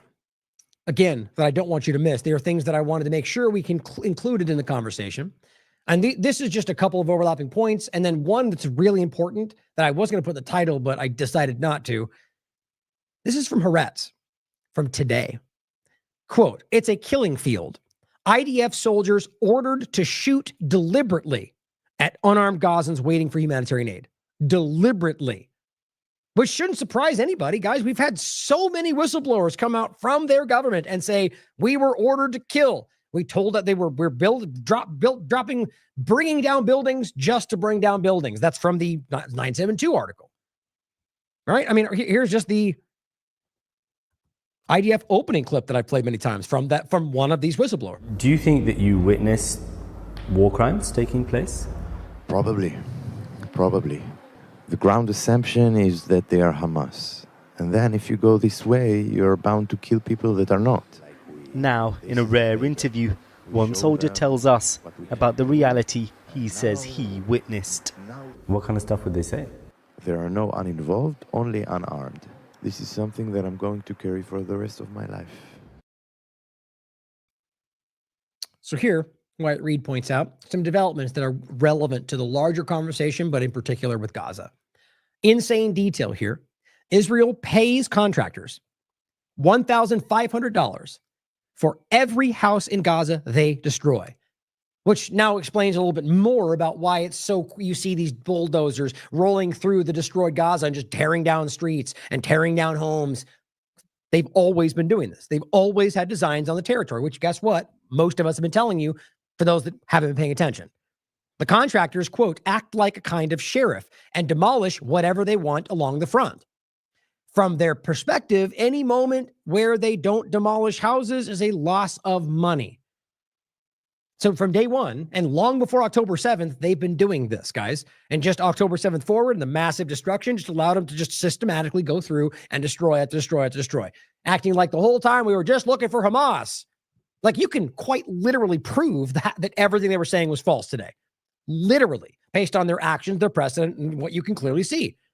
Still, the people that act like they're on your side will not tell you the truth because they're not on your side. Here, WikiLeaks points out, Israel's message must be repeated ad infinitum until the people get it. That's a quote from Hollywood producer Glenn D. Fegg, revealed in WikiLeaks Israel files, which we've shared before. Top U.S. firm executives secretly worked with Israel to defend war crimes in Gaza. Here's a Mint Press News article. Point is, guys, they've been in lockstep left and right to defend this from the very beginning. Here's Haaretz, leading Israeli newspaper. Israeli Jews think that attacking a hospital is a war crime, unless the IDF does it. From the horse's mouth, as it were. Glenn Greenwald, day after day after day, innocent life extinguished by the world's most mortal army, using U.S. money and weapons to do it. This time, again, slaughtering an American teenager. Not a joke. Probably the 15th. I'm talking about just Gaza and like the post-October 7th point. Even NPR wrote the article that there were hundreds of Americans in Gaza, and some of which were just Americans that happened to marry somebody, and nobody cared about them. Not the corporate media that were all up in arms and all the Jews that were, despite the fact that now we know the IDF killed most of them at the Hannibal Directive. The point is that constantly you see examples like this, where an American citizen is being killed or trapped. And it just shows you no one life should matter to you or me or more than anybody else. Lives matter. The point is that your governments who care, who pretend they're America first, don't care about this. That is such an obvious point for the ones screaming America first while watching Israel kill an American and don't care. Or, like we said in the past, having somebody like Joe Meters, a U.S. Liberty veteran, get arrested by Israel and held for months and nobody says a word. They don't care about Americans, guys. They care about their interests over everything else. Right now, those are clearly Zionist interests. So as he points out, another American, a teenager, was killed in the West Bank, slowly turning the West Bank into Gaza. Same motives. Family of a Palestinian boy with ties to Chicago say he was gunned down by Israeli Defense Forces this week. They tell us this 13-year-old was playing with his cousins in the West Bank when he was killed. New tonight at 10, our Marissa Sulik was with his family and friends in the southwest suburbs as they honored him. A Nazah, or an Islamic gathering to offer condolences, brought dozens of people through these doors here in Bridgeview. Most did not know Ammar Hamayal, but that didn't stop them from coming here to honor a boy they say had so much ahead of him. Each man who comes inside this room is here to mourn a boy who lived on the other side of the world. A boy who has a profound impact on what families here and in the West Bank are dealing with. We gather here today not just to mourn, but to bear witness. Marwan Cartoon says Ammar Hamayal was his cousin. He's a truly example of a kind person. He was smart, positive, and a proud member of the Palestinian Muay Thai national team, a combat or martial arts sport. He's a 13-year-old boy, just a kid, who was shot, left bleeding, as help was denied. Cartoon says Ammar was shot in the neck by IDF. He received no first aid, and his body was on the ground for for hours. He was then carried across his small village in the West Bank.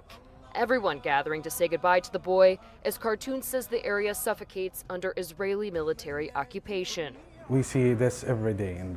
Can you believe that he says? Like the intellectual dishonesty of these absolute clowns.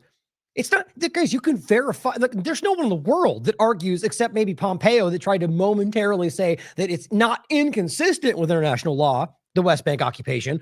Everybody other than Israel tells you that it's illegal. We've known it's been illegal. It's been illegal the entire time. That's why Miriam Adelson paid Trump $200 million to allow them to do so. And clearly they are. The point is to say that he says it's occupied is such a coward's move. They know what they're doing, and that's what these people always do. CBS, NBC, Fox, CNN. Also, don't miss the fact they started with ties to Chicago. Oh, you mean an American citizen? Monsters. Palestine, especially, in West Bank and Gaza. Hassan Boyrat says this has become an all too familiar scene in his home country. We spoke with the Mars family in the West Bank about this. 2 months ago, it happened with us, with a 14-year-old boy, and he carried a U.S. citizen, and they shot him the same exact way.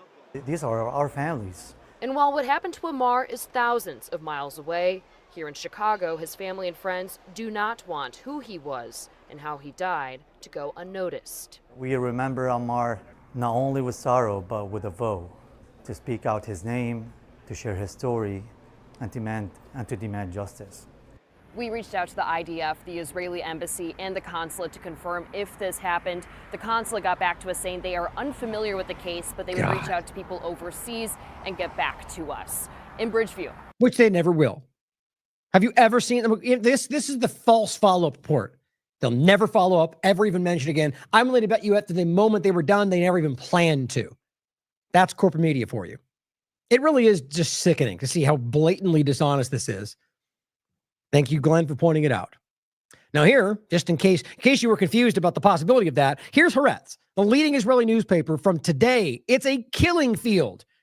This is in Gaza, you understand. So, I mean, the West Bank is the same situation, despite there's clearly different, current situations. I mean, the West Bank is just I would argue, just about to become, like Glenn was pointing out, but this is nothing new. We've been talking about this for a very long time. Gaza is the open air prison dynamic where they claim they're not in control, but they're absolutely in control from the outside. West Bank is the same thing, but they control it all the way through. And then now slowly they are occupying more and more to the point. I mean, they already occupy all of it. They control it, but they're slowly removing them, ethnic cleansing these areas and dumping them into some new place and demolishing the homes, stealing from people. I mean, the settlers are out there raping and torturing and murdering. That's not hyperbolic. There's reports just like this that show you what they're doing. They've been called out by everybody, including people inside of Israel. IDF officers and soldiers told Haaretz they were ordered to fire at unarmed crowds near food distribution sites. I mean, I don't know what else we need to see here. So if they're ordered to fire innocent people, then shocker, they've been lying to you the entire time, which is the obvious reality, guys. Here's even German media. German media, of all places, should blow your mind. It's a battlefield. Israeli soldiers received orders to shoot at the starving. That's German media. They've been more lockstep with Israel than anybody else. UNRWA, Gaza, the new aid distribution system has become a killing field. Over 400 starving people reported killed since it started operating. What did they say in the beginning? You're making it all up. You're lying about that. Then when people lost attention, they were shooting them every single day. This is disgusting. On top of that, there's reports now that they're putting drugs in the food that they do get. And if you even for 1 second balk at this possibility, you just have not been paying attention. Question everything, of course. But guys, this happens constantly in everything they do, whether it's in the beginning, they argued whether with the water or everything else they were doing, that if they got them sick, that everything would go much faster. And they all leaned into that. I mean, the point is, I could prove to you over the years they've done things like this, whether experimentation, in this case, evidence coming out that they have put drugs in the flour that they're using. I mean, it doesn't stop. Drop site news with yet another report from yet another doctor telling you what we've all been telling you. And we're reporting since midnight, 41 Palestinians have been gunned down. Yesterday, on Monday, Israeli forces killed at least 71 Palestinians, including 50 people waiting to receive aid. Can you explain? You have been treating some of the people who were injured. What are their injuries? What is happening? Thanks, Amy. You know, we're seeing a very predictable pattern shortly after the so-called aid distribution centers open. We just get, we hear ambulances flying towards the hospital, private vehicles, donkey-drawn carts bringing in people, streams after streams of people. They often have isolated gunshot wounds to their head, to their neck, in the very center of their chest. There's very high lethality, so a large percentage of the patients that come in are already dead. And then we kind of move quickly, transition quickly to the next patient. We're seeing lots of, children, adolescents, teenagers. We're seeing, some older people, but it's really more execution style than the typical blast injuries that we see, which tend to be more systemic, like head, neck, chest, and abdomen with shrapnel. And these are really isolated, targeted types of injuries that are much more consistent with the firsthand reports that we're getting. And a lot of the video that we're watching from the so-called food distribution centers where, it's kind of like a perverted Squid Games where they're given a certain period of time to get the aid. And if there's any chaos, then, they just start opening fire. And then we see it in our facility, 20, 30 minutes later. And Doctor, so this is no different than the Flower Massacre or anything else we've talked about, guys. And let's not forget the Gaza Health Foundation, or whatever it's called, the GF, that's proven, admitted by themselves to be funded by Mossad. This is an Israeli operation. And the point is, despite what the numbers they're claiming, they don't even count Palestinians shot en route to the distribution as sites as casualties of this model.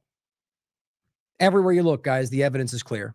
I'll include the long list of doctors I've already highlighted, showing you all the same stuff, reporting all the same stuff, point blank telling you they're watching Israel murder people in front of them. Here is Mark Carney of Canada saying he would not recognize a Palestinian state unless it was Zionist. It just gets more cartoonish by the day. And it says, in doing so, this is Canadians for Justice and Peace in Middle East. In doing so, Carney is asking Palestinians to adopt the political ideology, not the fake argument that it's about the home of the Jews. That's not the truth. You can ask a whole lot of Orthodox Jewish communities today. So if they disagree, at the very least, you can't claim that like only racist people think that. There are Jewish communities all over that are telling you that. I just played from a very famous rabbi telling you that you're being lied to. Point is, you're asking them to adopt the political ideology of their oppressors as a precondition for self-determination. It's just wild. Like, they violate their own standards by making these kind of arguments, or the illusion of their standards. Now, the idea of the false flag with Iran, and we'll end with this discussion, the idea of Iran, what's going on with Israel, and the claim from Tehran Times of a potential false flag that was foiled. Interesting. So this seems to have spread quite far, and it comes from this website, which I've personally seen things come through here that I know aren't true. So question everything as always. Exclusive, Israel planned false flag operation on U.S. soil. If there's ever been something that is easy to digest, like the idea of that possibility is, it's not just because that's what you think about them. Their track record is undeniable, as well as the U.S. government, guys. It's almost as a matter of, what's the right word? Not policy, but if you look at a situation, the usual reality is that they had some kind of nefarious purpose. Now, that's not, again, my opinion. Look at the history. If you're honest about the track record, it's more often than not, they're lying to you in some nefarious way, some deceptive dynamic to try to drive you in a certain direction. Even if it's like a reactive, we'll use this, never let a good crisis go to waste. This is from Tehran Times. It says the plan involved orchestrating a destructive event, and the article is from the 25th of June. Orchestrating a destructive event within the United States and fabricating evidence to implicate Iran, thereby manipulating American public opinion and prompting military action. Sounds like it makes sense based on what we've seen coming. I have more, by the way. I wouldn't just this article alone be enough for me. Iran uncovered the Israeli plot through information shared by a friendly nation, which they don't really seem to identify. Upon learning of the potential attack, Iranians sent messages to the U.S. officials and prevented the planned explosion from occurring. Interesting way that's written, though, like, because a few things. To just for sake of conversation, take this at face value.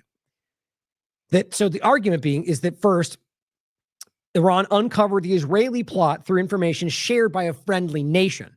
So one consideration is that that's the U.S. elements that don't want this outcome, but that would be weird to frame it as a friendly nation.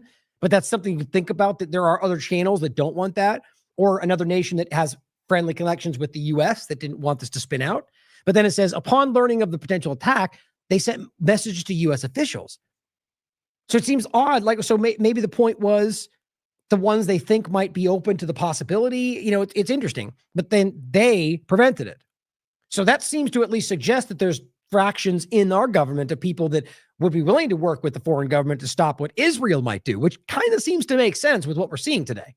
Just all things to consider. So this being the statement, or the floated idea. Mint Press News also put it out. Iran has reportedly uncovered an alleged Israeli plot. It has been circulating in a lot of different reports to carry a false flag. And same thing. Upon discovering the scheme, they alerted U.S. officials. So this is what I thought was fascinating. So on the 25th, Batar Worldwide, the group that the ones that literally handpicked Khalil and tweeted at Pambondi, Trump, and the rest of them and said, get Khalil. And they did so without question. And clearly with no real justification, guys. I mean, it's wild. They're the ones that did that. Batar USA is also the group that's been proudly calling for children to be killed, calling for all, literally, in many ways, being openly anti-American.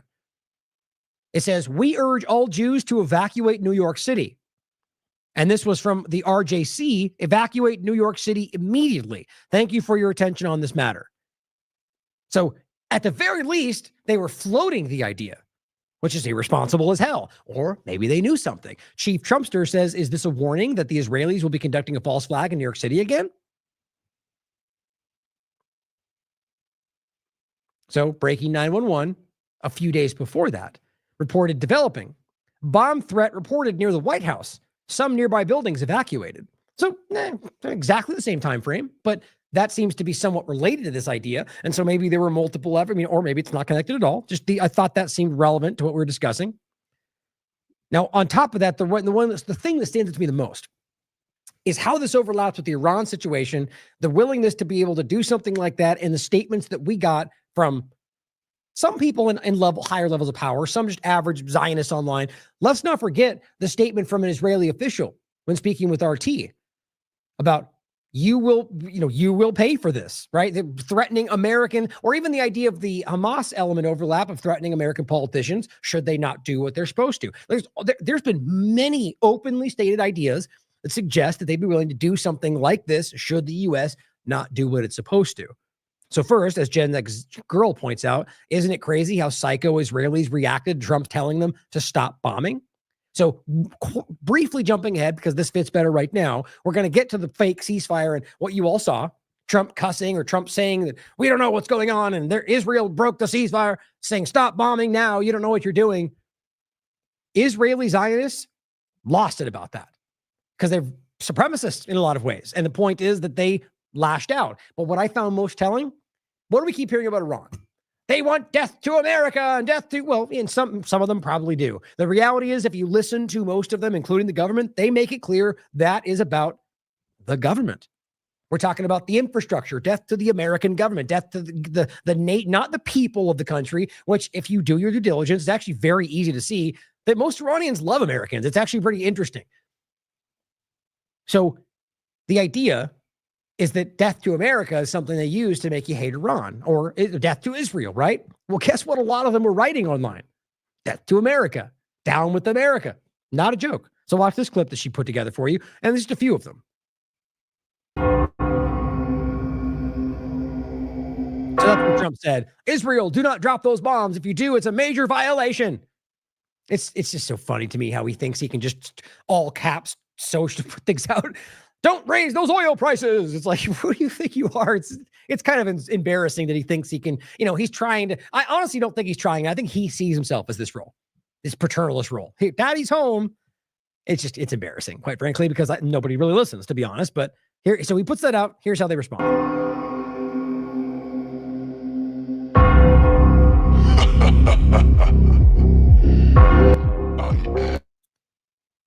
It says, death to America, death to the West.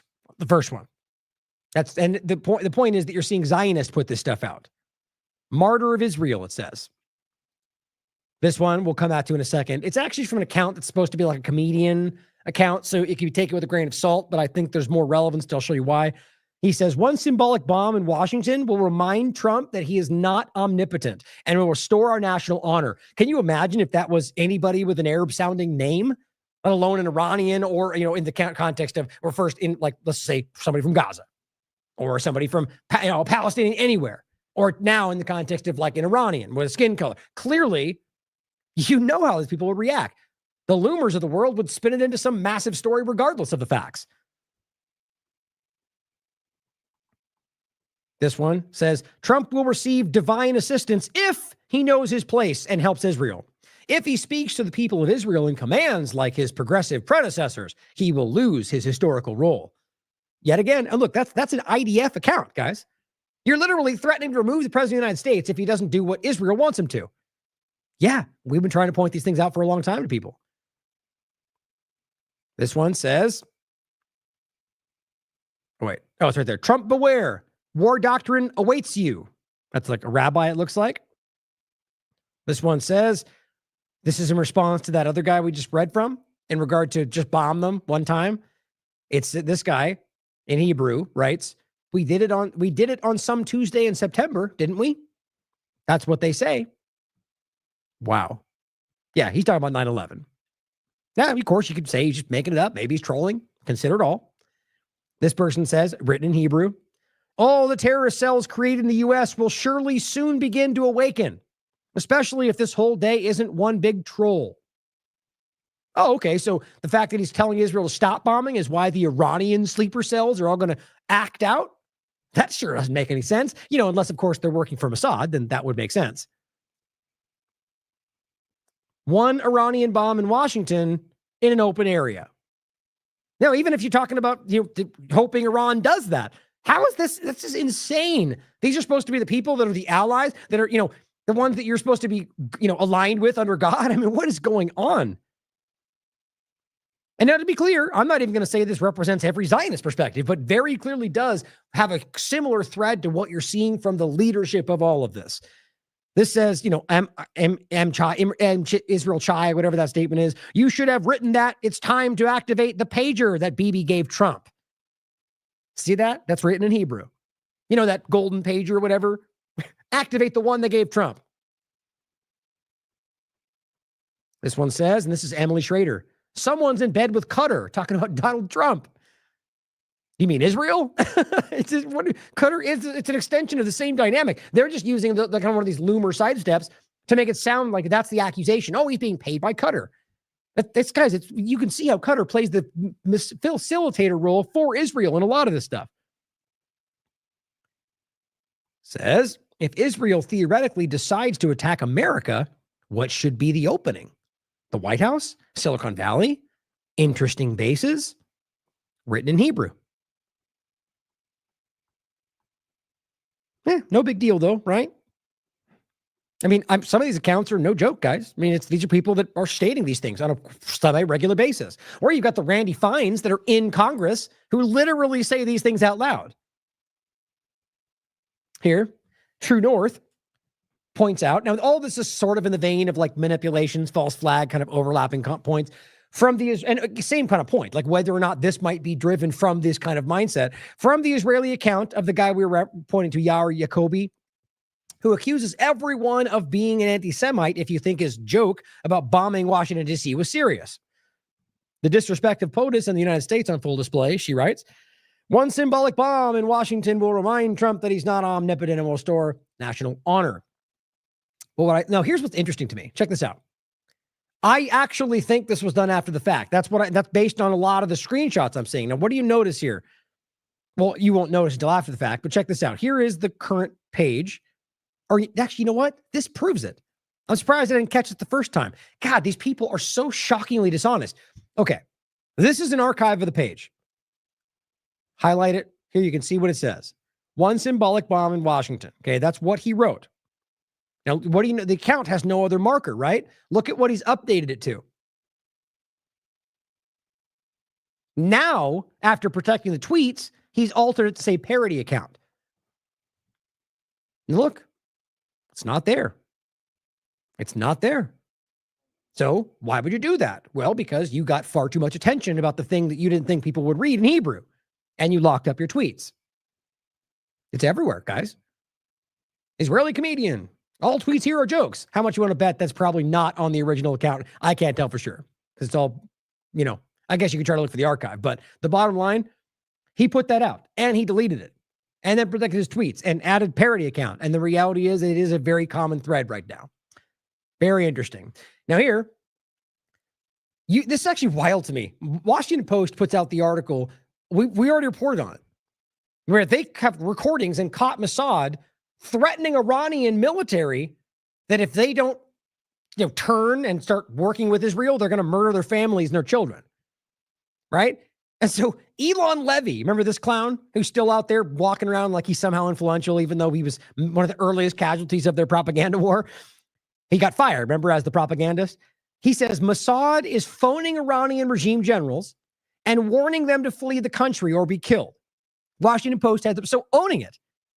They're correct. The Israeli Mossad is going after the Arab. Okay, so what they say in here is important to understand. He said, Mel says, Israelis be like, we would never target innocent civilians, and then share a recording of their Mossad agents threatening to murder the wives and children of Iranian soldiers. It's just, you can't, every day I'm surprised at the stupidity of these people or the desperation. I think that's usually what it comes down to. But I had it lined up. I think I bumped it. You can see it for yourself. But yeah. Do you also want to destroy your wife and child? Multiple times. Like they're open and he's owning it. Shows you who they are. Now last, Efrat Fengenson makes a really interesting point about this, overlapping this with, you know, the potential of like a false flag in, you know, whether not just the point that potentially in the United States, but just all of this and whether there might be more going on. Now remember, she was one of the earliest people to really speak out like the first couple days, if not the first day from after October 7th as an former IDF intelligence operative. And she spoke up and said, I shouldn't say operative. I mean, she worked for the intelligence side of the IDF, possibly operative. I'm not even saying that as a pro or con. I'm just simply trying to be accurate. I don't think she was like carrying out operations as far as I can remember. She worked in the IDF, but she was in like the intelligence part of it where they monitored and so on, right? And she spoke up, but questioned her like everybody, like we should. She spoke up and called out the very early lies about the timing and the idea they claimed that the guns didn't see these people. Like she said, look, it would go off a cockroach would walk by, right? And very clearly called out the gap and the pre-warning. She believes it was known and either MILOP or PSYOP, MILOP, like basically made it happen on purpose, you know, whatever it is, the game being something either they allowed or something they created. That's her opinion, and I think a lot of evidence backs that up. But now she's talking about the bombing of Iran and Israel for that matter. And she says, under the banner of Build Back Better, which, guys, I'm telling you, is in full effect, left or right. Under the banner of Build Back Better, after the Iranian attacks in Israel, Israel is advancing a plan that could force Israeli citizens to sell their homes to the state if they reject urban renewal plans. Sort of feels similar to Lahaina and, you know, all these different, right through the Israeli-U.S. agenda. Missile damage is being used as a cover for land grabs. How long have I been telling you? Now, this is not to say that there are not real missiles. Obviously, they did. But Iran very clearly focused on certain military locations, as far as I can tell anyway. The argument being made is maybe that was the lie and they were helping, that Iran was part of this, which you should consider. My point, though, is from what I can tell, that's not the case. I think Efrat Fengenson, that's the account here, I think her implication is that this was either lied about or that they bombed themselves using Iron Dome or whatever to justify the direction. But saying simply missile damage, whether organic or after is being used. And she says, here's what's really happening. Finance Minister Smotrich, very dishonest person, and Minister Arbel have unveiled an interministerial task force to lead urban renewal in missile hit areas. Surprise, surprise. The language is hopeful, the agenda is not, she says. And here's the article. We should actually go through this at a later date. The task force includes the Ministries of Finance, Housing, Justice, Interior, Tax Authority, and Israel Land Authority. Officials openly speak of turning destruction into opportunity. I mean, this rings of all the same concerns we've already had, guys. I just going long on time here. Generally, the point was what I already read, but it's just more details about, this is how Build Back Better works in practice: declare an emergency, centralize control, redesign what exists, force compliance, renewed and reward insiders. A wartime strategy is being used to expand the reach of the state into private property and local life. Don't let slogans like urban renewal and resilience distract you from what it really is. See, I really do. She's always seemed to have called out anybody if it goes against. I respect that. And I do believe what she's calling out here is important. Even if it is just an organic, like, let's use what Iran did to roll out our Build Back Better agenda in Israel. So here is a different perspective on this. Interesting. Morgan here says, I'm not familiar with the account. How convenient that every residential area, she argues anyway, supposedly hit by Iranian missiles, just happens to be on the books for full-scale urban renewal. Before this is her argument. What are the odds? Entire neighborhoods already previously marked for demolition suddenly struck and cleared like clockwork? Interesting. I think it's very much worth your consideration. And then so she says that's why the footage looks fake and AI generated, and why no one's trying to rescue anyone. They were already evacuated. And there's some coverage of this. But the point is, it's hard to break this down, especially with the overlap of language barrier. She says nothing to see here, just Iran helping out Israeli developers with demolition costs, is what they're arguing anyway. It's hard. It's hard to tell, whether this is like counter meta level propaganda, but the interesting part of this is I wouldn't put past the governments ever working together for a larger agenda, whether Iran or Israel or anybody else. As much as that may seem unlikely, it's worth consideration. But on top of that, whether Israel is simply manufacturing this using what happened for their benefit, which is what I expect from the US and Israel and the UK historically, right? So just consider this point and whether that might be part of it. Now, Arya lists what we understand to be the targets, which different than what we're being told in the context of that part of the conversation, the buildings and areas marked for renewal, right? She says, infographic of Iranian strikes on Israeli assets, strategic assets Iran targeted. And from what we can tell, this is accurate. So my point, though, is unless there's others that weren't included, or these are lies, or however you're going to look at it, this seems to be the point. And my gut tells me that they just like every past event we've seen, they targeted what were specifically military targets. They did not bomb civilians. In reverse, they literally did the opposite. And the point is, Mossad headquarters, which a lot of these they tried to hide, which does appear to be a big deal. The arguments where they killed one of their main, if not the main guy in Mossad, but I haven't seen that flesh out yet. But all sorts of different points. Now, for example, I would argue that bombing the airport, that's a crime regardless. But when you're in the midst of a war where Israel's bombing all of your civilian areas, at what point do those lines become no longer necessary? From the perspective of them, my perspective is that regardless, you should maintain what you believe is right so you don't become just like them. So it's criticized regardless. The point, though, is you can see all the different military targets in their perspective. So consider that.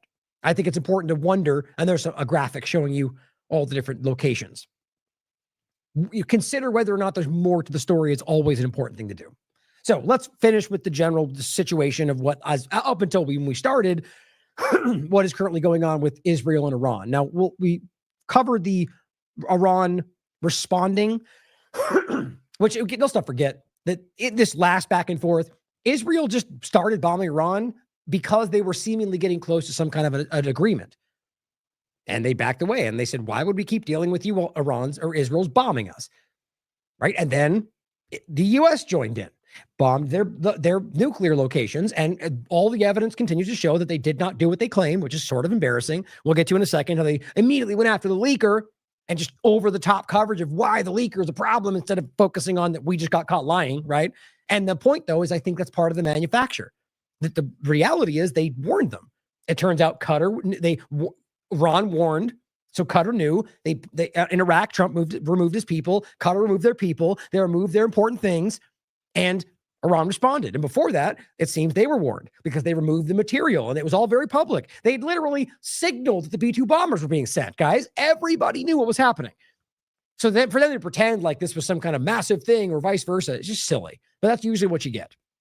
The reality is, I think this was manufactured to give Trump the illusion of a win and to allow Israel to continue to argue that we can't stop because they simply moved the material, which is now what Lindsey Graham is saying and all the rest.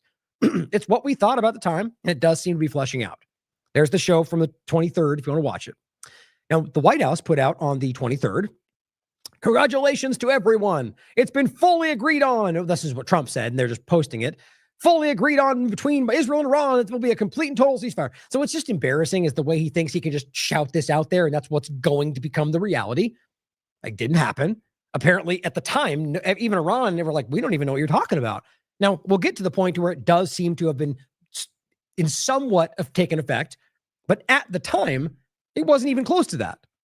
Oh, isn't that stupid? He's wearing a hat that says Trump was right about everything. God, it's such a dumb little, it's like a Jones-Trump meme that's just flatly not true. It's hilarious. So, doth protest too much and they keep telling you how right they are about everything. Well, because they're not right about everything. But here he says, congratulations to everyone. It's been fully agreed. In approximately 6 hours from now, when Israel and Iran have wound down, which, by the way, was weird because they didn't wait 6 hours and he already criticized people, but then after that, they still kept bombing. And as far as I can tell, Israel has bombed Iran at least twice since then, 25th, 26th. I'll show you what I think. But the point is, and of course, he tries to create the 12-day. Do you not know that there's already a name for the 12-day war?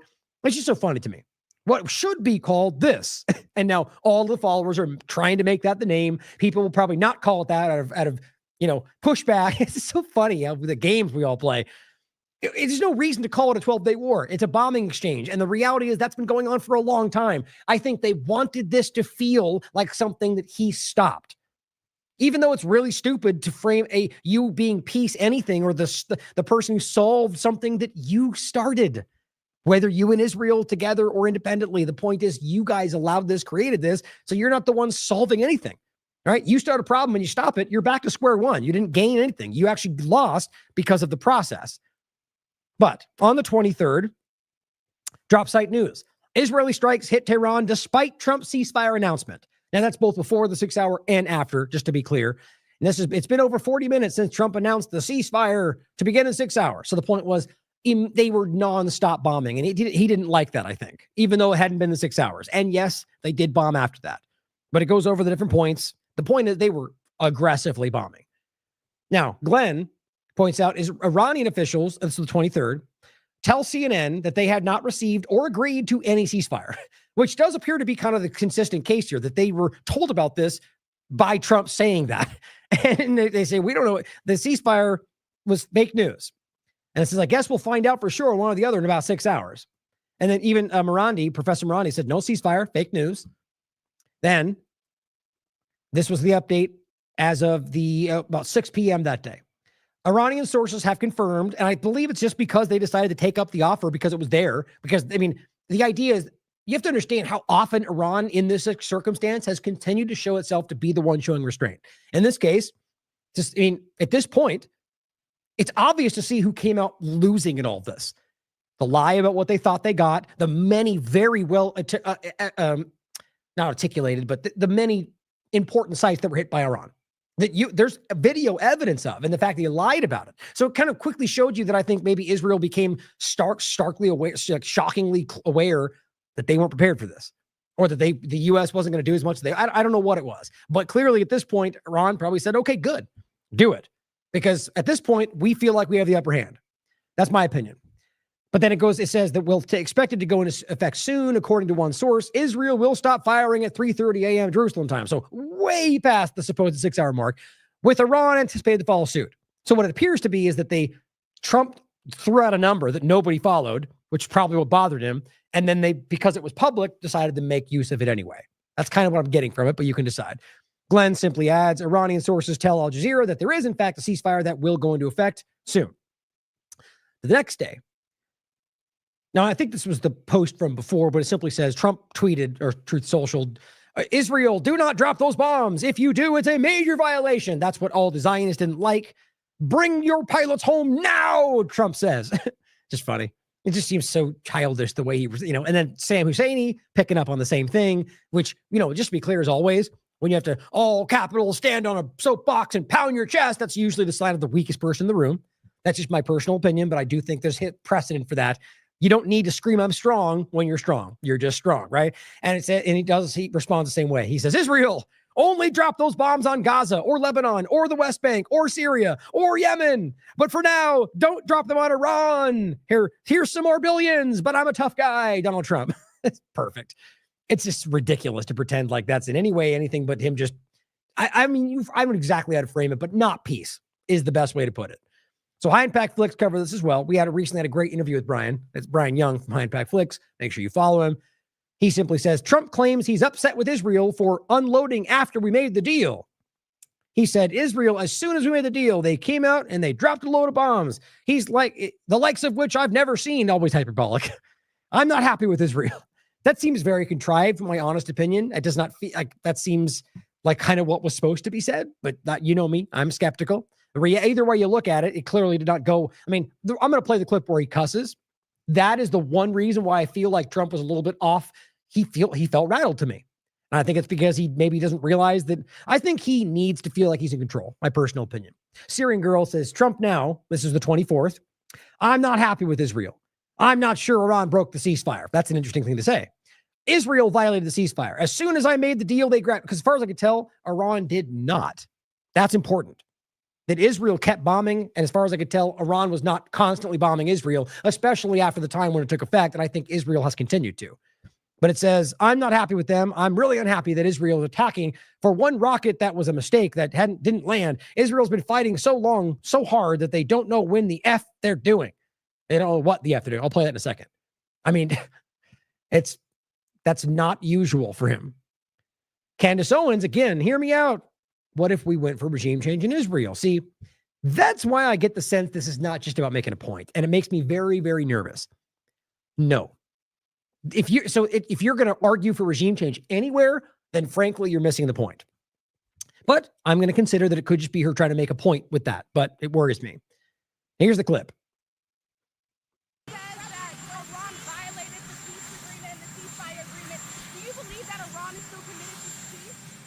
Yeah, I do. I mean, she probably couldn't hear it. It was so low. And I'll let you guys turn the volume up and I'll stop talking because it seems like his volume is low too.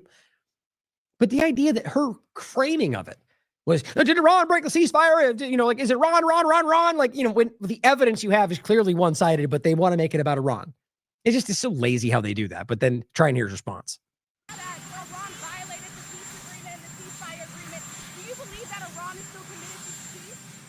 Yeah, I do. They violated it, but Israel violated it too. Are you questioning if Israel is committed? Israel, as soon as we made the deal, they came out and they dropped a load of bombs, the likes of which I've never seen before. The biggest load that we've seen. I'm not happy with Israel. When I say, okay, now you have 12 hours, you don't go out in the first hour and just drop everything you have on them. So I'm not happy with them. I'm not happy with Iran either. But I'm really unhappy if Israel's going out this morning because of one rocket that didn't land, that was shot, perhaps by mistake, that didn't land. I'm not happy about that. You know what? We basically have two countries that have been fighting so long and so hard that they don't know what the fuck they're doing. Do you understand that? Wow. And that's not true, by the way. Israel's been fighting a lot of people for its entire existence. The idea that Iran has been at a defensive stance towards what they're doing this entire time. And that's backed up by the evidence, guys. The insinuations can only go so far. You can literally prove what Israel's done all over with the U.S. help and what U.S. has done in their name. There's someone, I'm sorry I jumped in there. I forgot. I would. But the point. They say, okay, now you have 12 hours. You don't go out in the first hour. They do it every single time. They did it with Saudi Arabia and Yemen. They do it in Syria, guys. They do it every time. So I don't know whether he doesn't know that. I mean, because I got to be honest, he genuinely feels frustrated right there to me, but maybe that's acting. He is an actor, right? Or just drop everything you have on him. So I'm not happy with them. I'm not happy with Iran either. But I'm really unhappy if Israel's going out this morning. Okay, and that's the last part. The way he ends is that they don't know what the F they're doing and that Iran's always been fighting them. I don't believe that, not really. in the sense of like the facts on the ground, as opposed to like it's some ideological battle against Jews. That's what they're really aiming at. And it's simply not true, in my opinion. But, and you can decide for yourselves. Yeah, I just lost it. It was that Israel went on bombing the next day, which is true, guys. I mean, I think the evidence is very clear, which we'll go over right now.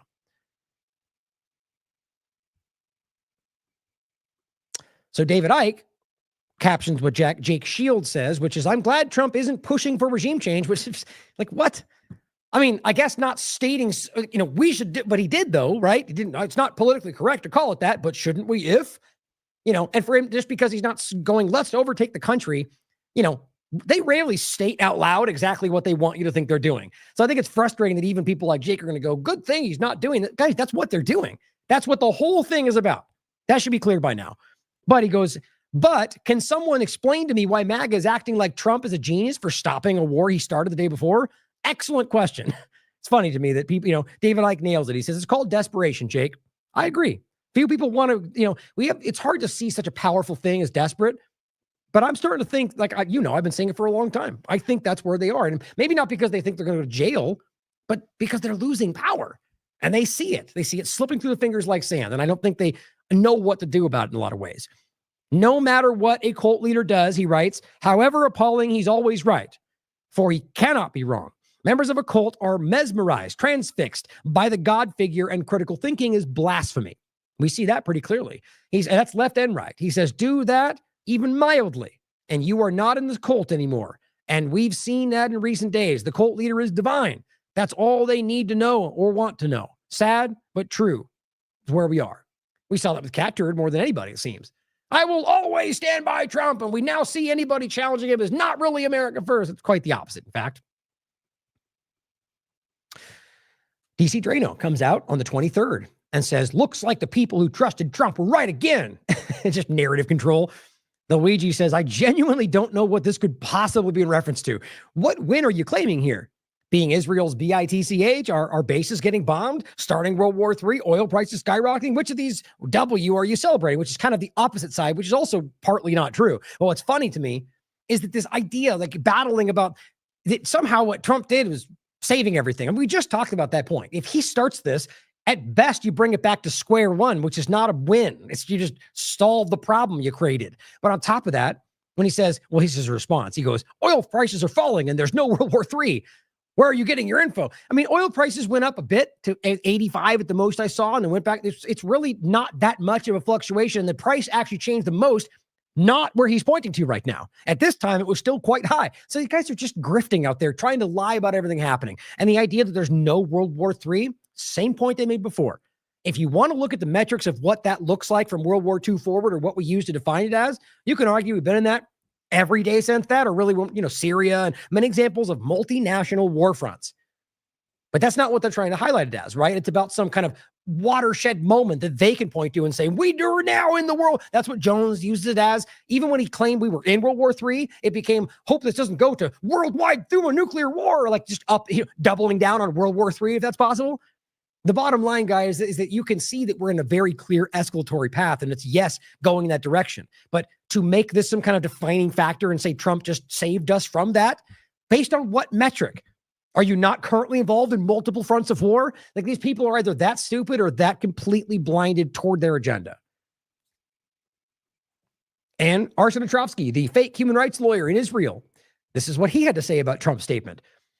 When they don't know what the F they're doing. He goes, dear Mr. President, you've been an unwavering friend of Israel, but you can always hear that coming. Your strikes against Iran's nuclear sites were critical, except they didn't appear to be. But there is no, I repeat, no moral equivalence between the unprovoked acts of Iran, including their ceasefire violation and attack this morning, which killed at least 4 people, and Israel's right to self-defense. No. The idea that, first of all, the idea that you can ever continue to say there's no moral, first of all, what do you mean a moral equivalence? At what point do morality play a part in legal situations? Did they break the law or not? A human rights lawyer, as always, proves that he has no idea what he's talking about, or these things mean nothing to him in the context of his fight for Zionism. The idea is, yes, there's an obvious equivalence under the law.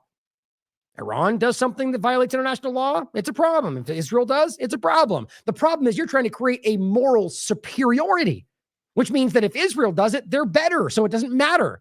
I mean, it's so insulting what you're saying right there. And the idea that with Hamas or Israel, if they break the law, they should be held accountable, right?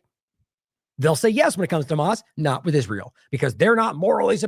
That's what he's trying to get at. Then he says the unprovoked, there's no equivalent between the unprovoked acts of Iran. In which ones are we talking about here? Unprovoked? You mean the ones they did after you fired on them first, which the whole world witnessed because Trump was in the middle of a supposed ceasefire talk? So you're going to claim that their response to your bombing is unprovoked attacks? He's probably got to say yes because of some no moral equivalency. When they bomb, it's for freedom. And it's insane. And it says, and the attack this morning. So they're trying to claim that Iran attacked Israel this morning, despite the evidence. And even Trump saying that he thinks Israel fired a missile. These people are broken. He says, we understand you're frustrated. So are we. We want to be out of these shelters. And I feel so bad for arsons hiding in the idea that they're pretending like they're always under threat in these shelters where nothing ever. How about the people that are being starved to death as you say that? Or the children you're cheering on dying with the bombs you're reporting? The idea that you're trying to make yourself the victim as you're committing genocide is disgusting. As always, the worst of the worst. It says, but this moment demands also moral clarity and honesty. Iran is the aggressor here. Can you believe that? They violated the ceasefire. Are you serious?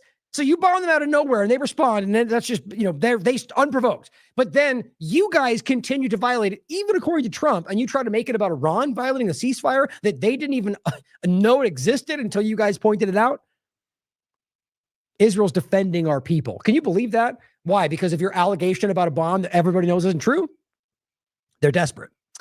Well, the reality is, based on all the evidence, including from the U.S. information, including from leaked information, including from satellite imagery, the U.S. strikes failed to destroy their nuclear sites. Now, I kind of think this was the way it was supposed to go, because now they can go, well, it didn't work out. We have to keep going, which is what you're already getting.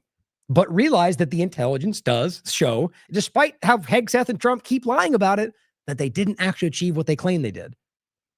Daniel McAdams points the obvious out, that anyone with a brain knew the moment the open source satellite images, or I shouldn't say it like that, open source. The point was, I did quotes for some reason. I wasn't even thinking that when I said it, but open source satellite images came out that they didn't wreck anything except U.S. taxpayers' budget. The point is, Witkoff in this clip is talking about the leak and how they're lying. Instead of acknowledging that the information that we have, whether leak or not, proves that you guys were all lying to us and still are. But you see, they just want to muscle the conversation through a controlled platform like Fox or CNN into, we have to go after the leak instead of what the leak shows. Just like WikiLeaks and so many other examples. About with this leaked intel report. Well, it goes without saying that leaking that type of information, whatever the information, whatever side it comes out on, is outrageous. It's treasonous. So it ought to be investigated. And oh, now it's treasonous to expose the lie of the government? I thought that's when whistleblowers were protected, when they expose a crime. Yeah, they actually are.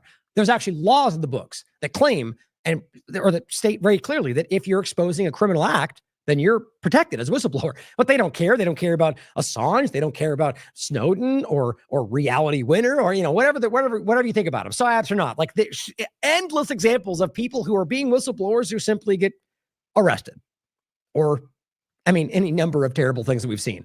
But just remember that, guys, as the point is, they're lying about U.S. actions. They're lying about where their military is going. You might want to stretch it into being a crime. But either way, my point is that they lied about what they did. The information proves they lied about a massive, let's be real. This was a massive war crime, seeing as how there was no congressional approval. So yeah, so the whistleblower would be protected because you're exposing a crime. And whoever did it, whoever's responsible for it, should be held accountable. It could hurt lives in the future. Leaking is a completely unacceptable thing. But let me give you, because I've read all the damage assessment reports from not just our government, but from other governments, and I'm not going to, meaning Israel, by the way, get into anything that's top secret. But let me tell you for sure what happened here. There are three distinct facilities in Iran that we were concerned with. Isfahan, which is a conversion facility. You cannot weaponize unless you have what's called the conversion process at the beginning of enrichment. Now, the bottom line is he just goes on to try to push the larger manipulation of what they claim is happening, despite the evidence from even the U.S. government. But as Daniel McAdams says, anyone with a brain knew the moment the open source satellite images came out that they didn't wreck anything. And of course, Libs of TikTok is pushing the intelligent government lie, right? Or the intelligence government lie. You know, as the rebels fighting the deep state, they just love to repeat what the government says these days, or what the intelligence says, or what the FBI says, because that's really the rebels today, right? Special envoy to the Middle East, Steve Woodcock, says whoever leaked the intel is treason. But of course, if it was the other way around and it was a Republican leaking about Biden doing the exact same thing, oh God, they'd be screaming revolution, 1976. Jones lead the way, you know, the typical nonsense we see. Sal the Agris points out, Hegseth, what a clown, he says. This is just embarrassing. Now, remember, we know the image is clear. Now they're trying to make this witch hunt about the leak instead of highlighting what the leak shows. He says yesterday, and this is what Sal says about him, and I'll play the clip. He says, imagine bombing a country, risking World War III in the process, missing all your targets, and then blaming it on the fact that people don't like you. Could you call that like the woke right, kind of? Because you, and I mean specifically you, the press, specifically you, the press corps, because you cheer against Trump so hard. It's like in your DNA and in your blood to cheer against Trump. The same thing you guys do in reverse. You know, pot, kettle, and all that. Because you want him not to be successful so bad, you have to cheer against the efficacy of these strikes. You have Despite the facts, right? Despite the evidence, the leaks, the satellite imagery. They're all the same, guys. Left and right, they're all the same, which is the point. Anybody who sees through it all can be honest enough to call it out. But the left, the right, the fact that they all will go after the other side regardless of it, because they're all children. The idea, though, is what's being hidden through these allegations. That's what they do. You're the left and you're the right are the facts, which are that we can see that they didn't do that. But instead, it's because you don't like us, as he was saying. to hope maybe they weren't effective. Maybe the way the Trump administration has represented them isn't true. So let's take... Yeah, so maybe it's not true. So you're telling me a journalist shouldn't follow up on a maybe they lied, but instead they should ignore it because, well, I don't want to hate Trump? Guys, this is as dumb as saying the WikiLeaks file, you shouldn't look at it. You should look to us to tell you what it says. They're all the same thing. Half-truths, spun information, leaked information, and then spin it. Yeah, leaked and otherwise true information, but, you know, we'll bury that with the other statements. Spin it in every way we can to try to cause doubt and manipulate the public mind over whether or not our brave pilots were successful. Has nothing to do with the pilots. That's how they're trying to emotionally manipulate. And let's be clear. Everyone out there, I agree in the sense that they're all dishonest and all would lie no matter what. Like a matter of policy. It's not the same, though, as saying what he's saying, that the information about the bombings is false. As always, if you just yell, Democrats are bad, half the room is going to agree with whatever you say next. How many stories have been written about how hard it is to, I don't know, fly a plane for 36 hours? Has MSNBC done that story? Has Fox? How is that relevant to anything we're talking about? Is that a news story, or is that a fluff propaganda piece that you want them to write and are complaining they don't do enough propaganda for you? Have we done the story how hard that is? Have we done it 2 or 3 times so that American people understand? How about how difficult it is to shoot a drone from an F? Okay, so what are you trying to suggest? That we don't understand how difficult it is, therefore we should accept that it failed, but then pretend it did? Or did pretend that it was a success? Like, I almost wonder if they don't really think through what they're saying here. Like, is this like an emotional tirade that he didn't plan? I mean, your argument can't be that because it's difficult and you understand that we should ignore that they failed, or rather lie and pretend they succeeded. That's what the implication is right now. 15 or 16 or F-22 or F-35, or what it's like to man a Patriot battery, or how hard it is to refuel midair, giving the American people an... You know what also? He doesn't have the first clue about any of these things, unless he read about them. As far as I understand, this guy pretends a lot, but doesn't have the experience to back it up. And I mean, not in every possible circumstance, but like most of people in this cabinet, or most people in government, by the way, there are a lot of grandstanders and a lot of fronts. Understanding of how complex and sophisticated this mission really was. There are so many aspects of what our brave men and women did that because of the hatred of this press corps are undermined because people are trying to leak and spin that it wasn't successful. It's irresponsible. Remember, it wasn't successful. Like that has come out pretty strongly right now. Like the facts are clear. Not only satellite imagery, but different reports. And he's doing this while he knows that people have that in front of them, scolding you for not propagandizing the right way. And folks in this room are privy to that information because of the proximity here in the Pentagon. It's an important responsibility.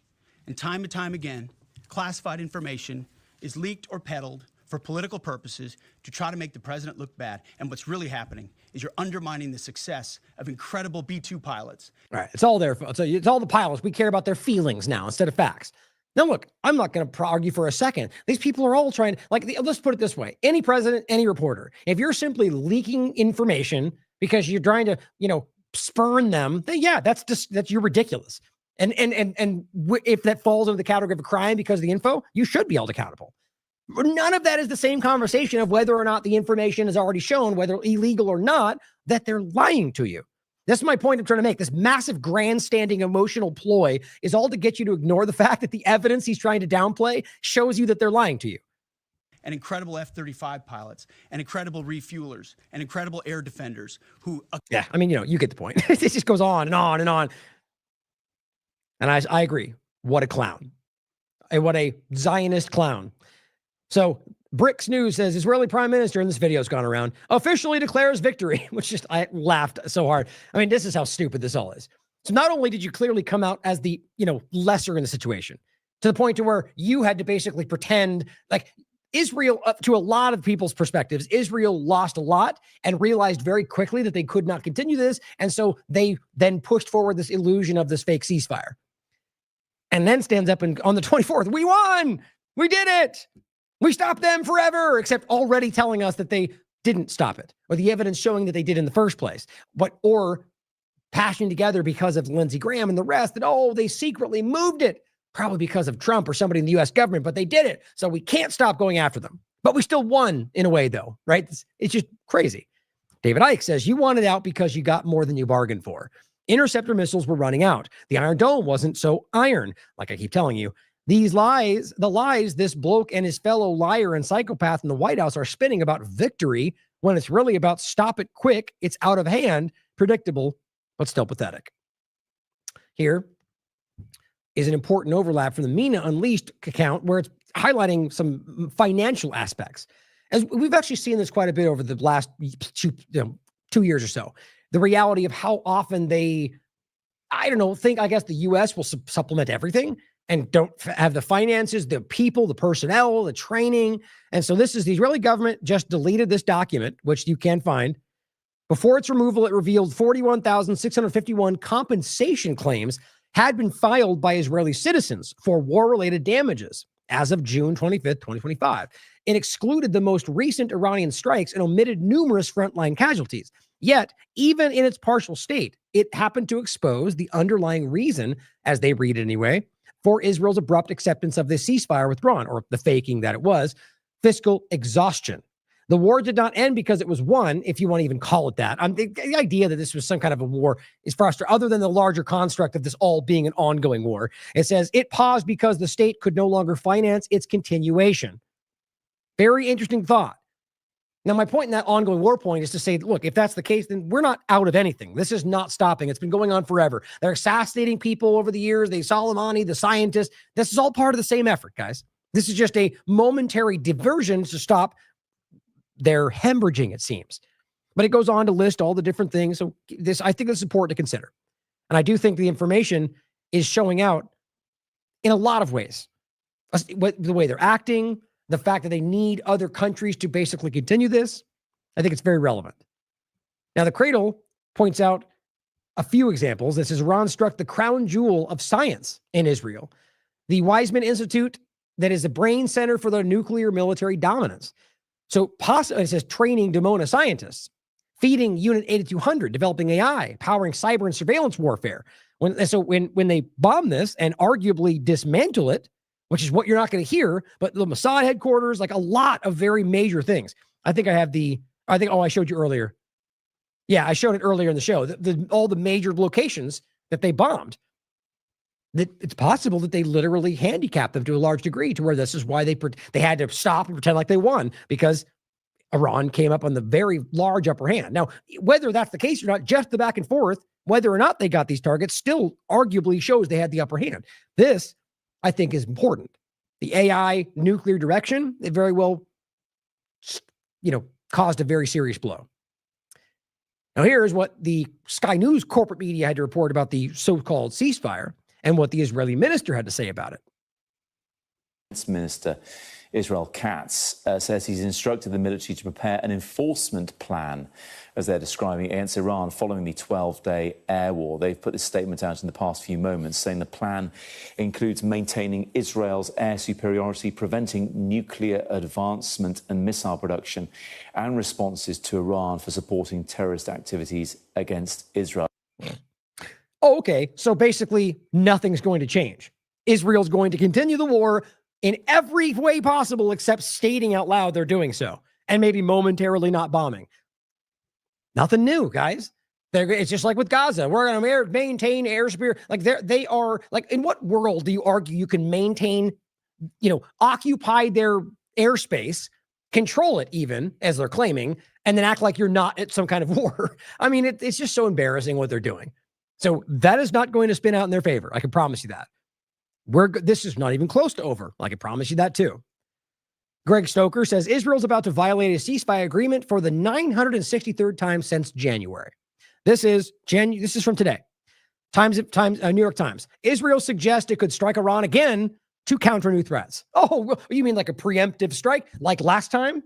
Preemptive self-defense? I mean, the argument could be used forever. Because you claim they're evil boogeyman, we can bomb whenever we want and claim we thought they were going to bomb us first. That's an unprovoked attack, guys, with a certain flair.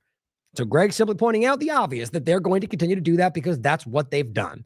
And even floating it publicly, guys. The Cradle points out the Israeli defense minister is openly threatening to restart the war with Iran. That's today. I mean, but if you listen to all the moron partisans we pointed to today, they're all giving you something different. Yay, we fought World War III, we stopped World War III, Trump's the peace president. And once this begins, they'll spin some other lie that Trump wants them to say. That's what's been going on ever since. Now, Trump even said this today, which is just ridiculous, showing you that if you were in Iran's shoes, why would you ever act like these people can be taken seriously? If the intelligence reports conclude that Iran can enrich uranium to a level that concerns you... To a level that concerns you. Who cares about the law? Who cares about whether every country in the world has a legal right to do all these things, both nuclear weapon and civilian? If Trump doesn't like it, that's what she's asking. Level that concerns you, would you consider bombing the country again? If the intelligence reports conclude that Iran can enrich uranium to a level that concerns you, would you consider bombing the country again? Without question, absolutely. Sure, without question, absolutely. Okay, so bottom line, if they continue to do what you already know they're doing, which is the civilian program, and your own evidence shows they're not seeking a bomb, yeah, absolutely. So is anybody confused? What he just said is already literally happening. So all they really said was, we're going to pause right now, but we already plan to go back to this because of everything that we already told you and everything that's already happening, none of which is actually a crime or, a violation of even the JCPOA. I mean, it's just insulting everywhere you look, guys. This stuff is obvious. And yet you got a bunch of sycophants out there screaming whatever they tell you to say. The truth is right in front of you.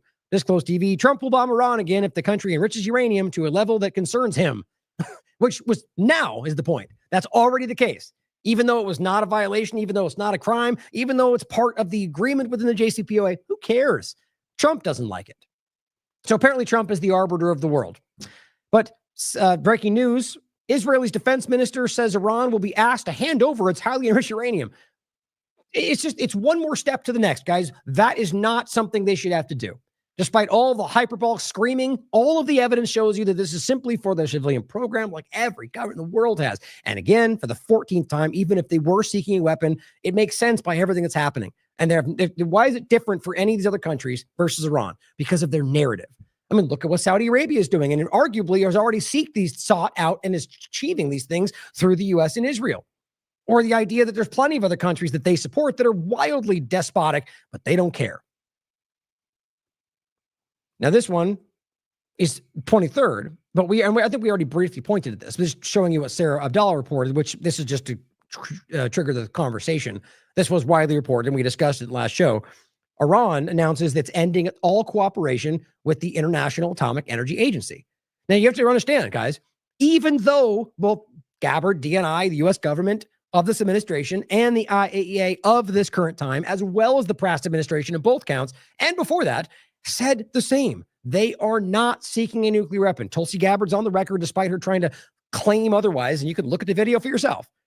So, but the point is, the reason they're not working with this is because they're already recognizing how it's being used against them and always has. And I mean, the real point is, I think nobody doesn't say it down there, but they've complied. They've complied and been checked and researched and complied and been proven to be right. And it complied and proven to be right. And they get bombed. And they continue to check and prove, and they're not breaking the law, and they get bombed. What's the point of this mechanism if the only dynamic is for them to call them liars? If the actual International Atomic Energy Agency is confirming that they're not, and they get bombed anyway, and they don't care, then what's the point? It's a tool of coercion is what it really comes down to. So they're going to pull away from it, which I wouldn't even, it doesn't surprise me, because every moment, that's what she says right here. Years of inspections, 0 nukes, still bombed and threatened. Israel, no inspections, no national non-proliferation treaty, hundreds of nuclear warheads, no issue from Israel. So when they pull out of this, it makes sense for a lot of reasons, but it will be used to call them out for it. But just recognize how obvious it is that it's being used against them. And on top of that, it was just proven that Palantir's, was it Gotham? I forget what the name of it was. I think Gotham's the police one. Palantir has a database that's being used by these groups, and that information has been handed over to Israel. And that's about internal information that's not Israel, that we're using it against them. So it's obvious to see what's happening here. Now, Patrick Henningsen simply points out the obvious point that we made over the years, which whenever I say that, by the way, that's not meant to diminish his point. I agree, and I'm glad he pointed to it. The point is to show that this is an important thing that has been around for a long time, which is the obvious comparison. Trump and Netanyahu, Iran is the bully of the Middle East, right? Well, this meme's been around for a long time, and it's only gotten worse today. Countries attacked by bombing, sabotage, or attempted government overthrow since World War II. Well, you'll be shocked to find out that you can list a ton of them on the side of the USA and Israel, by the way. And then over on Iran's side, it's completely blank. I mean, podcast, it's blank. And then China, Syria, Korea, China, Iran, Guatemala, Tibet, Indonesia, Cuba, on and on. Yep. But let's make sure, let's frame one as the bully. Lastly, here's June 25th. Now, again, you can't confirm because it's not really, there's minimal coverage, but it's what they do every single time. And there's been multiple reports, but I'll include it so you can see it. Unknown explosions in Tehran on the 25th. And there people from in Iran's conversation or argument, this was Israel. Nobody cares about it unless it's pushed through from their, the certain aspects. But global reports that an explosion was reported in the Janat Abad neighborhood of Tehran on the 25th. Opposition sources claim it was an attack, while Iranian state media described it as a gas explosion. So who knows? State media in Iran is susceptible. Also, maybe they don't want it to be spun out while they think there's a ceasefire. I mean, who knows? Or it very well could be a lie. Or something that is, an internal force trying to work for Israel that's not necessarily Israel, that they don't want to be used. It's lots of ways to look at it. The reality is, during the so-called ceasefire on the 25th and the 26th, Iran was bombed. This one, they say a fire broke out after an explosion was heard in an apartment in Tehran. Cause unknown. Yeah, I mean, it's certainly possible these were random things, but there have been multiple reports of different back and forth, and I think this is relevant to what we continue to see. Even Mario Nawfal, propagandist, my point is that this guy tends to toe these lines when they're useful for their operation. And so he comes out and goes, an explosion has struck an apartment in Tehran. Rumors suggest a drone may have been involved. Unverified reports claim that a senior nuclear scientist was killed. See, so what do you mean? That's coming from Israel, guys. If that's the report you're getting, that's what that's from. A group has claimed responsibility, but speculation is spreading. Here is Lindsey Graham. Guess what he's saying? Their facilities are obliterated today, but you can reconstitute them. You see, he's playing another narrative, adding a third level to it. No, we stopped them because we're tough and strong, and we bombed all their buildings, and it's complete. Don't listen to the leaks. But they can reconstitute it all. Like, imagine pretending they just spent the last 50 years doing that, but they can do it all tomorrow. Well, the reality is, in other contexts, they've all already argued that, well, the material was moved. That's why. But it goes, and real question is, have we obliterated the desire to have a nuclear weapon? Oh, so now we're ideologically moving the goalposts to not just that they have the possibility to, but just the desire. We can't allow them to succeed. We can't allow them to live if they seek the things that we all have. Lindsey Graham is a monster. I mean, he's one of the most belligerent in this whole conversation. Abby Martin, in the conversation of the nuclear scientists they claim they might have killed, let's not forget, 17 scientists have been executed by Israel. There's no legal reality for why that makes sense, whether they work with nuclear research that you think is wrong or not. These are scientists. They're murdering them with their families. And point of fact, Sanatosi points out the family of an Iranian scientist killed in an Israeli war on Iran. Everyone marked with a heart in this photo was killed when Israel bombed the scientist's family home. That's one of the earliest bombs you saw. They claimed they bombed military targets. They bombed an apartment building, as Professor Morandi pointed out. How are we okay with this today? How are you out there allowing this to continue by ignoring because of politics? Abby Martin says, imagine if Iran hunted down every top Israeli nuclear scientist and killed them along with their families. The outrage would fuel immediate NATO intervention. But who cares when they bomb family homes in Tehran? Now, to end, let's not forget, Netanyahu on Friday, Netanyahu's, hold on, did I mix these up? Yeah, I think so. First, I wanted to show you this. So the point is, Israel's currently bombing Lebanon, which is not secret. Even Israel takes claim for it, but says the IDF hits Hezbollah terrorist targets, but blames them for the death of the innocent people in the area. Right? So Israel bombs Lebanon, and they just go, but their fault that innocent civilians died. But I don't even know why they just chose to give a narrative, seeing as though no one seems to care that they violated the Lebanon ceasefire every single day it existed, according to Craig Murray on the ground and everybody else that was there. But they're bombing Lebanon is the point. So at the moment that they get pulled away from Iran, they start bombing other places. Multi-front war. Because I think this is just, what's the right word?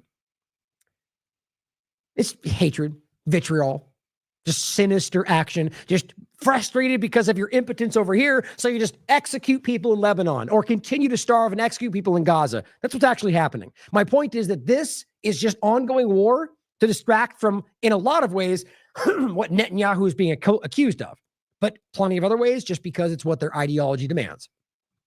Here is Qatar. As Al McLeod points out, Israel's currently bombing 5 countries, but some are already planning for the next one. Qatar, Israel's next real enemy, says the Times of Israel. Or Pakistan.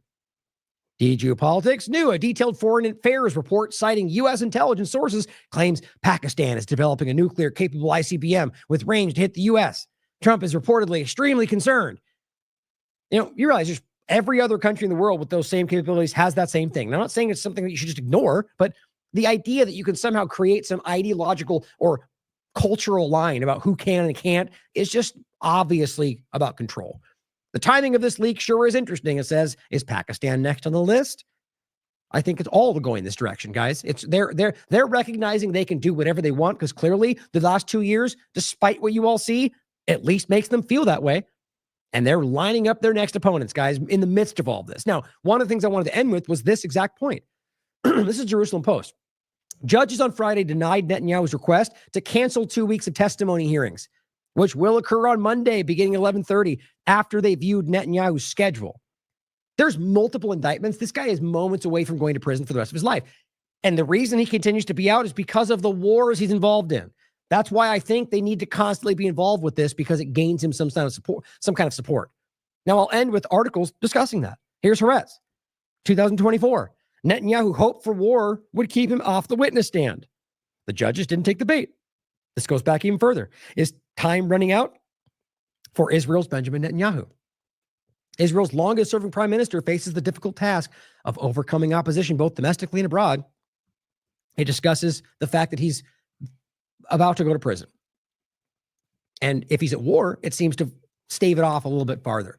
It's such a common conversation. It's actually like an open debate amongst Israelis. The guy will start war, will fake bombs from Gaza just to keep the idea that he's the war president. Isn't that what Trump I mean, think about when the whole Tesla thing happened and both Trump and Netanyahu came out and made weird advertisements about Teslas. I mean, clearly these people are in lockstep with the way this is all going. Now, all of a sudden, this guy's really about to go to prison like it's almost been many times, but the wars have kept him out. And what does Trump start saying? Oh, he's a wartime president. How dare they? Why do you think that is? It's all right in front of you. All of it. Please continue to fight for this stuff, guys. Highlight the truth. Call it out. No matter how inconvenient, no matter how politically partisan. It's just so wildly important that we start calling this stuff out. Not just because I think most people already see a lot of this, but just to show others that it is okay to call out, to be able to have an open conversation about this. Like, and as always, solving any problem, the most important thing to start with is acknowledging that you have one. And there are plenty of people out there that haven't even really come to terms with what this is. So thank you for continuing to support this platform, for continuing to support the truth, for finding the courage to call it out.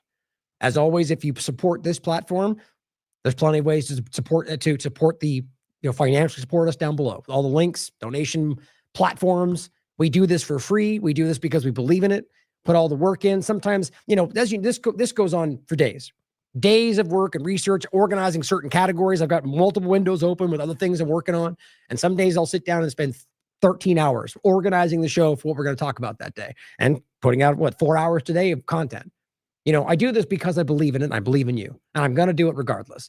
But if you want to see this continue and grow and continue to put out more content and more writing and more of everything we do, show us down below.